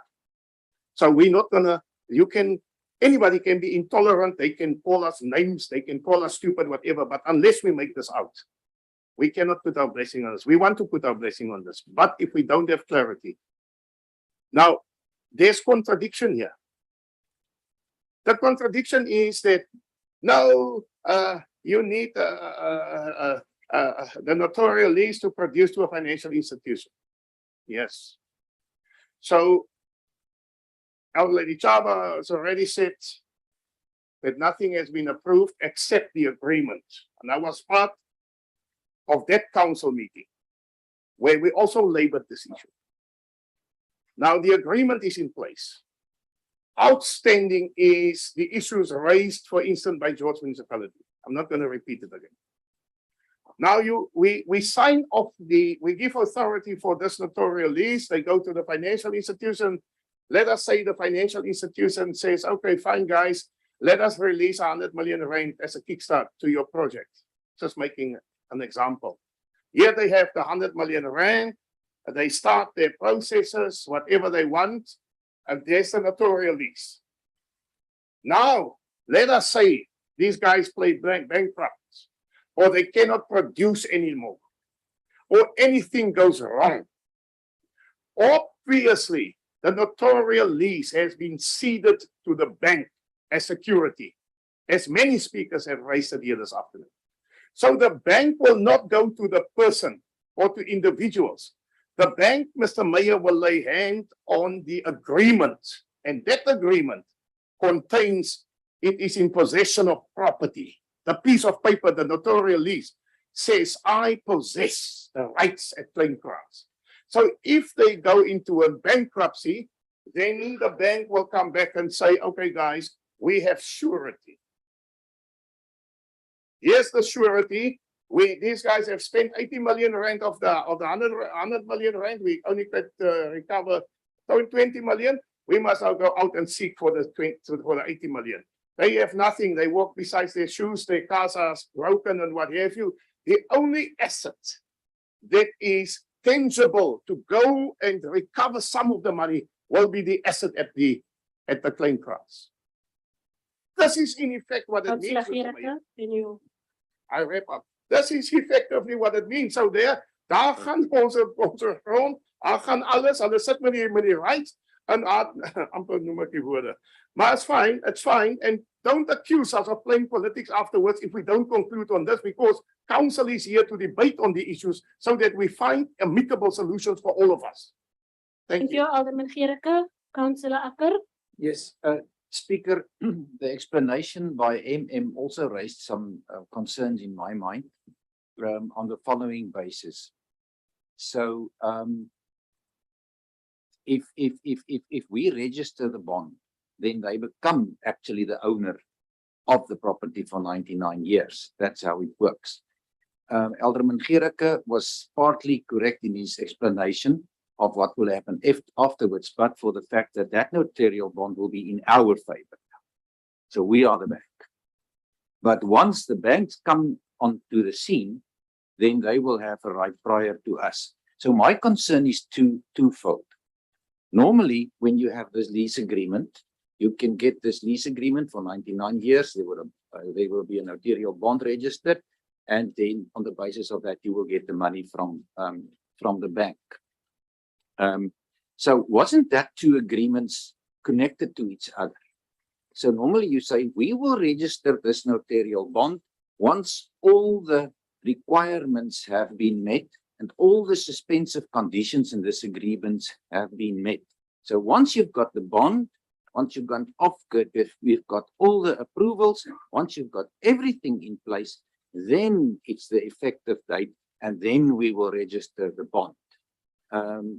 And you can negotiate that requirements with the bank beforehand. The bank knows that they will get a bond on the property once all the requirements and the suspensive conditions has been met. So my concern is what Alderman Gericke said, is what will happen if the requirements are not met, but they sit with the notarial bond on our property?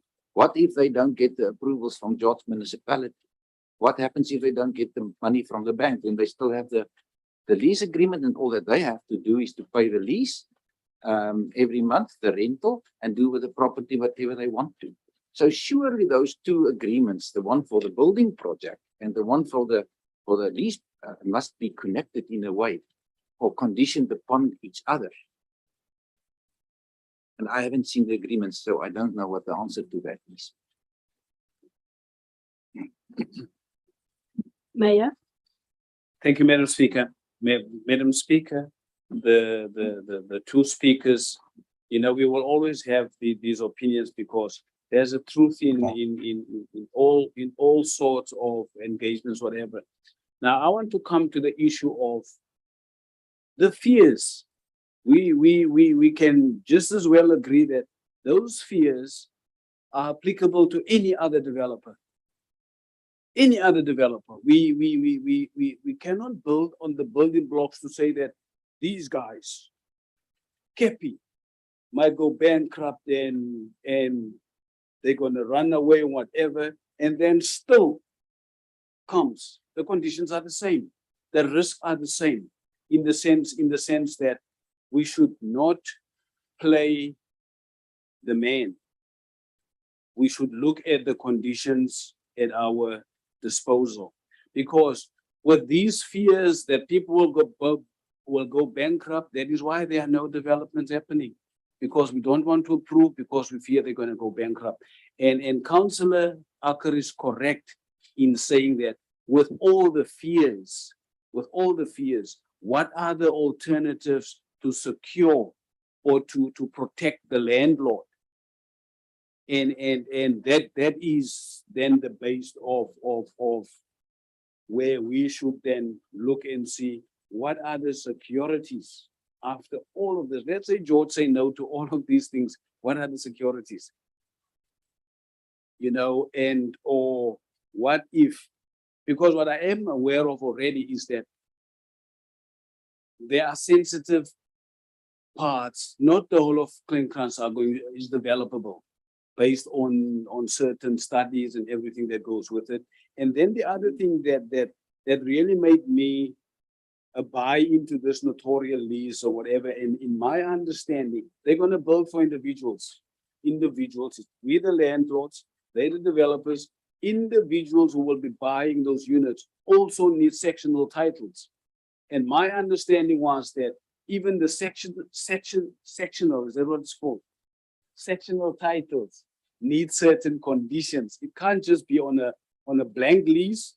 They're not going to get sectional titles if there's no form of some sort of registration at the deeds office. Thank you. Other lady? Honorable Speaker, just through the mayor. This is why we are here. We are applying our mind. We are not playing the man, but we are just being cautious, because at the end of the day, what is called that land is the community's land. We are holding community's land. Therefore, we need to apply our mind to say in future generation, what ifs? Even our fears, they are okay, because they are allowing us so that we are making the right decision for the community that we are standing for. So here we are. We suppose all the speakers, they've spoken, the councillors, and there are genuine gaps in this, it's in front of us. For that, then, it cannot be that we should be instead referring this back. Get all the things that needs to be in place, and then we can be able to say, yes, number one, as we have alluded, number one, number two, number three, number four is there. But at this moment in time, with this item being in front of us, we can get into trouble in the future generation, and we cannot allow that, because we will be held accountable. That is why we are sitting here. We are advising each other. Thanks, Elder Lady. Amen. Lord Speaker, the councillors are correct that we must at all times act in the best interest of council. And we cannot just give away land just like that. Now, the nature of this transaction, Councillor Acker, is that Waterleaf has a long-term lease with us, the municipality. They get their financiers. Either it's the bank or it's the investor or anyone.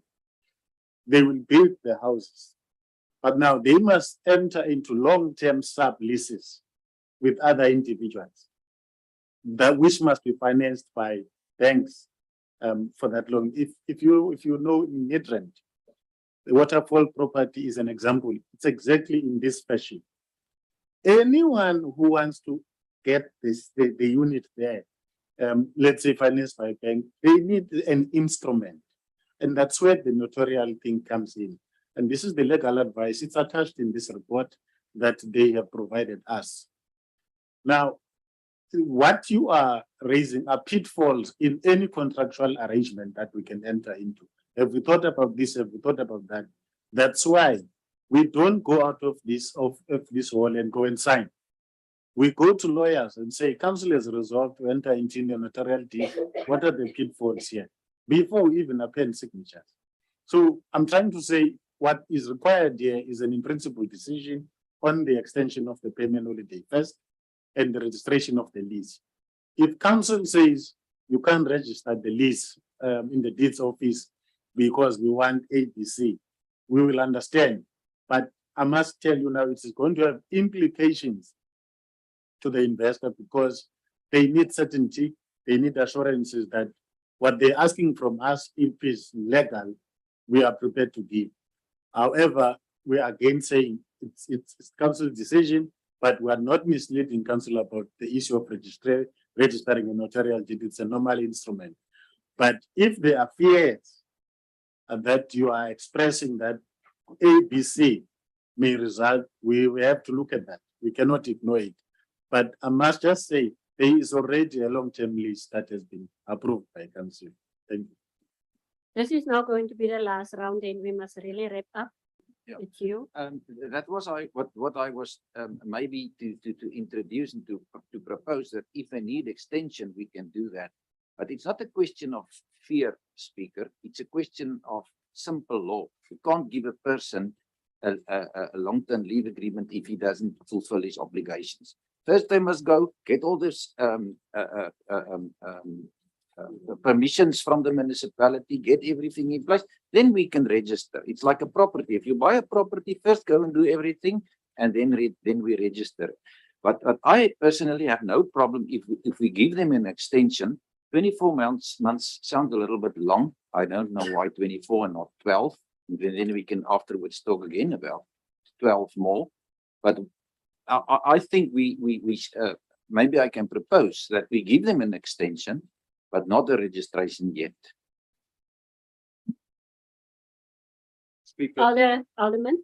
No, I think that, I think right from the beginning, I think this is one of the projects that I supported, and for a very long time, we were not able to do anything in St. Trans. A lot of people have run away because of all these complications in terms of development.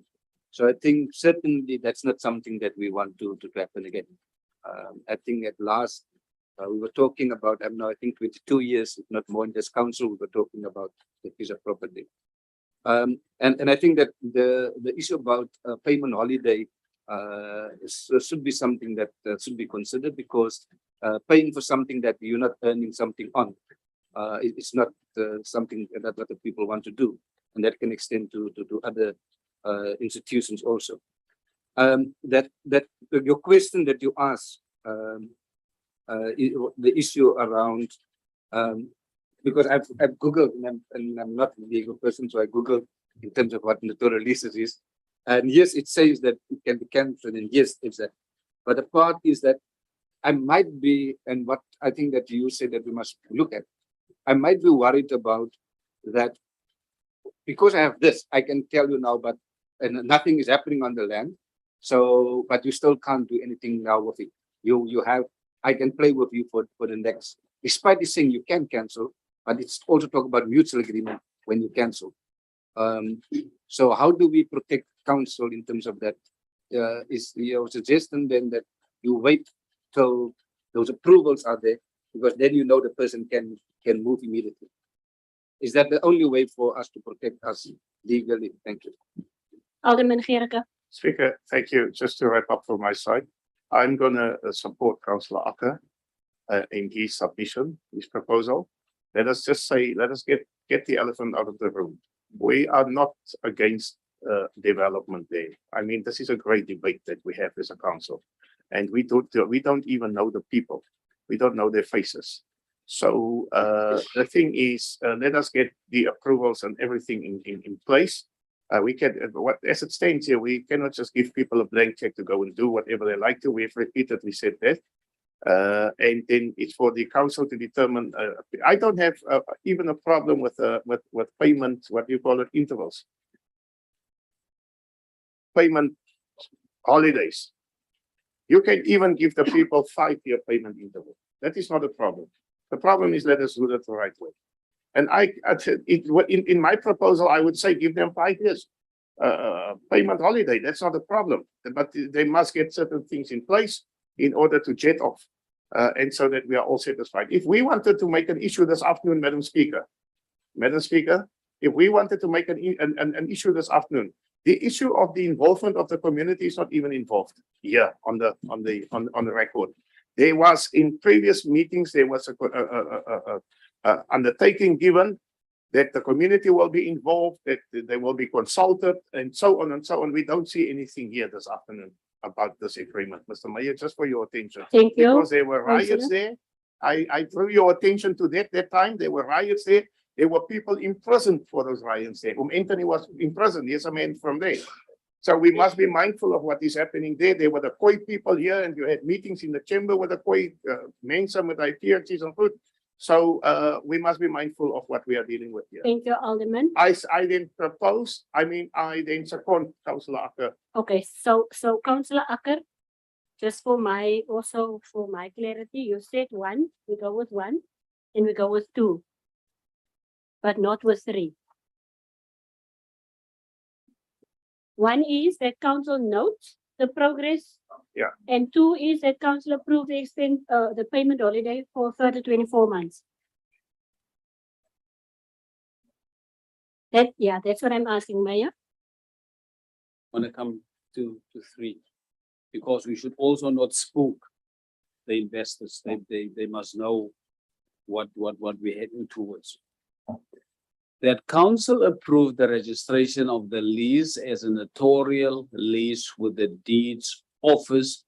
Then we put the conditions. They must still hear us that we don't have a problem with the notarial lease, like with the condition that certain approvals get approved. They must know that we're not against the notarial lease registration. They must know that.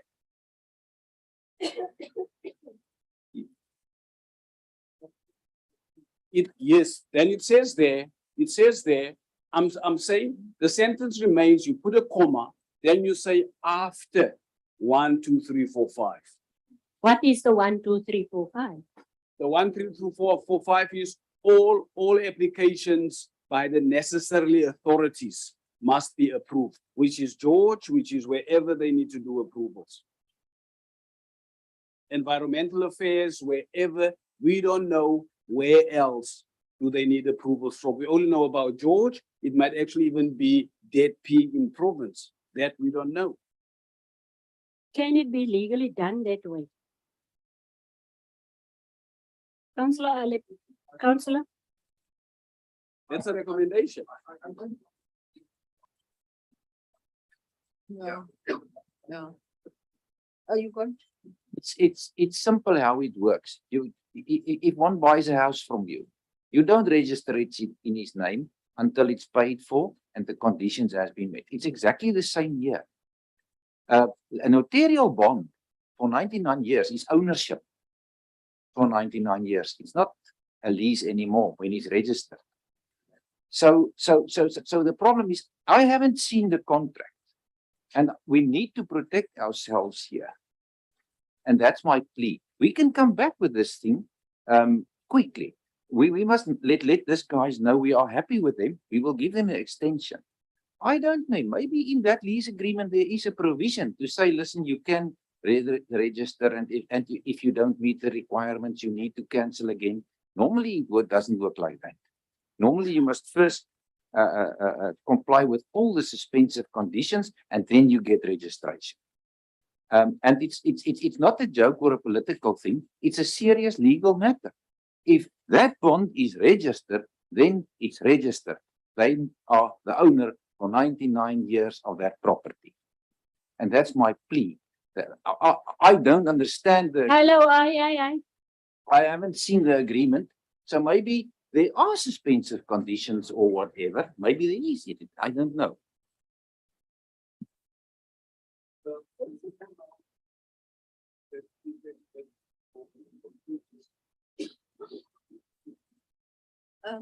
Councillors, can I just, before we conclude on this, I see everybody is starting to packing their things up and it seems as if the meeting is adjourned. So can I make a proposal? With the consent of everybody, not me dictating. We will deal with 8.7. Then 8.8, 8.9, 10, 11, 12, 13 will also go to the special council meeting. On the in committee, we've only got the minutes and then there's one item that the mayor wants to speak on when we get to the in committee. So can we just deal with 8.7 now, councillors, but with your input and your permission, not saying that the speaker is a dictator, and then we will see, we can still deal with the in committee quickly. Councillors, I've put something on the table. Are you in agreement? Mayor, ek hoor niks van jou af nie. Thank you. So can we conclude on 8.7, please? Then we go to in committee quickly. Madam Speaker, I see my mic is on, Madam Speaker. Can you switch it off quickly? What is wrong, No, Speaker, I follow what the councillors are agreeing on, but I will be failing if I don't say this. What we have asked is not the registration of a bond. I hear Councillor Aka is talking about the registration of a bond. Yes, this is not a bond that we're registering. Yes, it's a notarial lease. It's a notarial lease. It's a notarial lease. It's not a bond. I'm not changing the recommendations. I'm just putting out there. It's not a bond.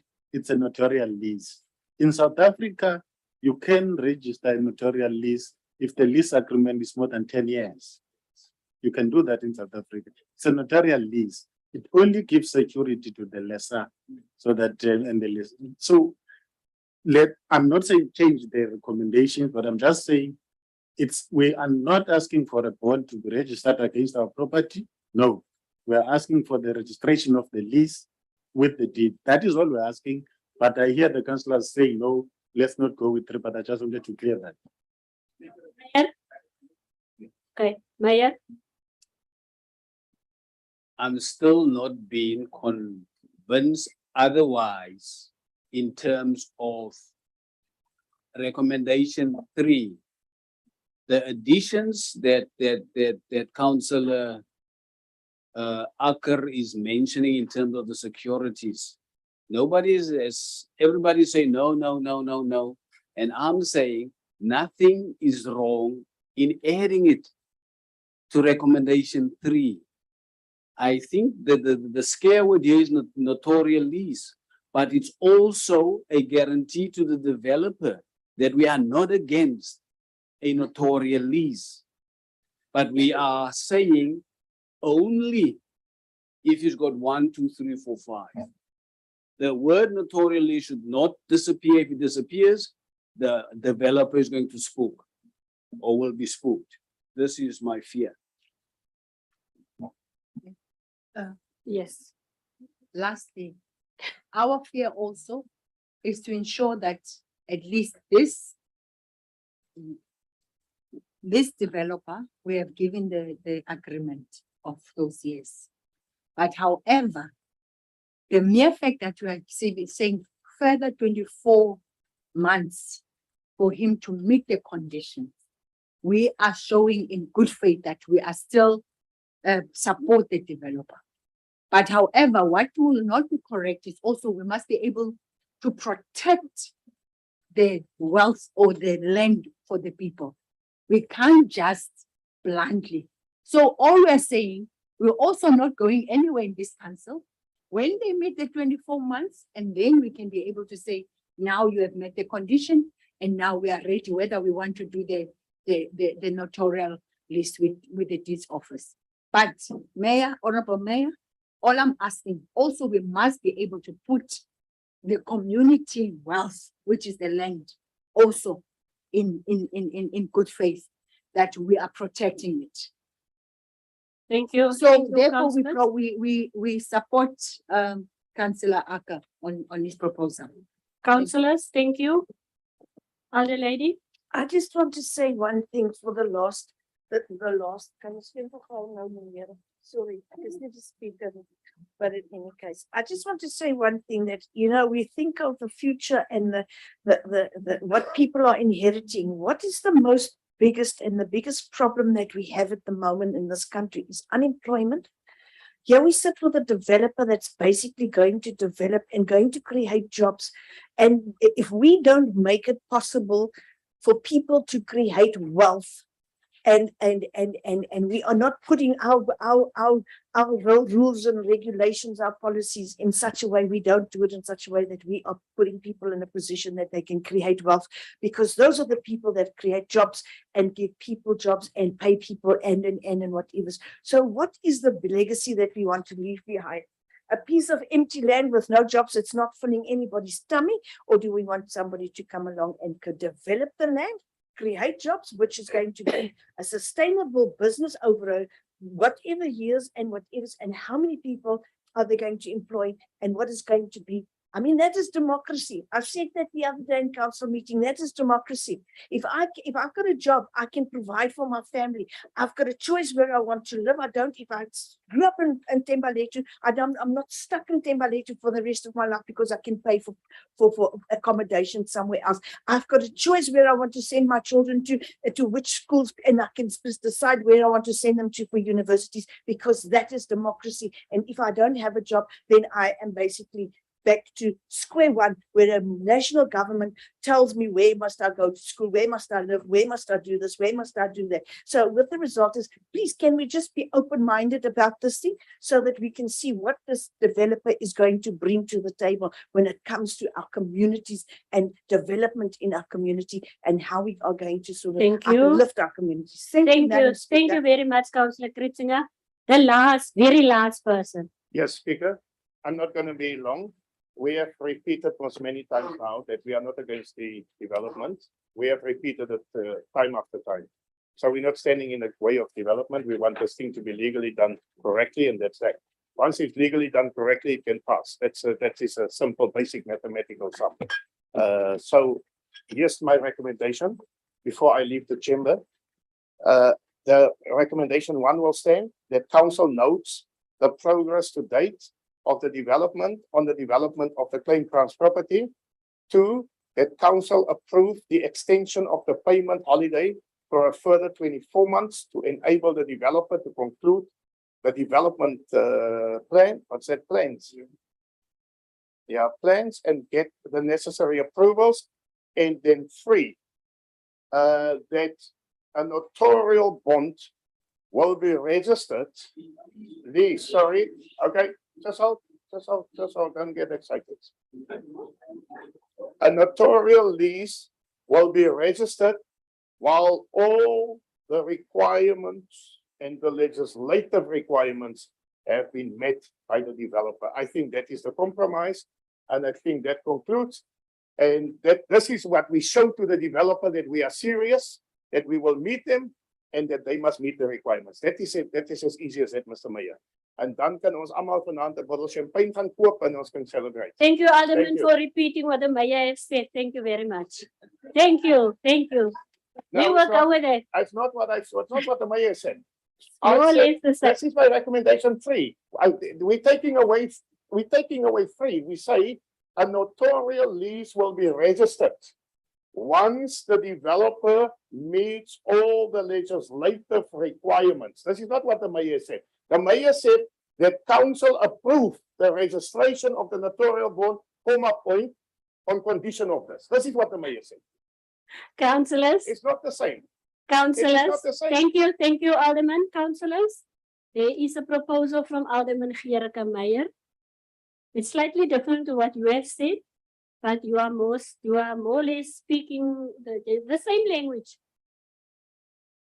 Whose mic is on? Can it be switched off? All right, Madam Speaker and colleagues, on the serious note, I agree with that wording. It's going to make all of us happy, but I do want to put this, that engagements need to happen as of yesterday, with the developer, because this has got implications on their future planning and what they want to do.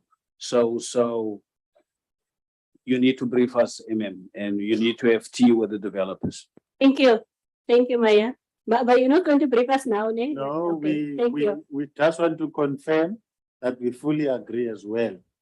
And, Speaker, with your indulgence, if there's any Councillor Harrigan, who has gone through the Lisa command, has got any issue before we do anything, please, we invite you to give us those things. If there's an issue about notarial list registrations that you know, that we don't know, please bring us to our attention. Because we come here with nothing, we're hiding nothing, we're putting everything on the table. Thank you. Thank you, thank you. Councillor Joubert? So, can we get a second for Councillor? I second, Madam Alderman? Speaker. Thank you. Councillor, so this is what's going to happen now. This is what's going to happen. It's 8, it's 9, 10, 11, 12, and 13. Alderman Gerard Kabai will go to the special council meeting. Councillors, did you get that? 8, 9, 10, 11, and 12. Councillor Joubert, that's not part of your 8 and 8:13. Yeah, no, I agree with it. It's Thank fine you. with it, yeah. Councillors, that concludes the open part of our agenda. We will now move into in committee. Can you just make sure that there are no councillor on the online? Asseblief. Councillors, thank you very much for your participation. Now we can see that we've got if we've got a Speaker. congestion. Yes, now I'm just going to, I'm not going to into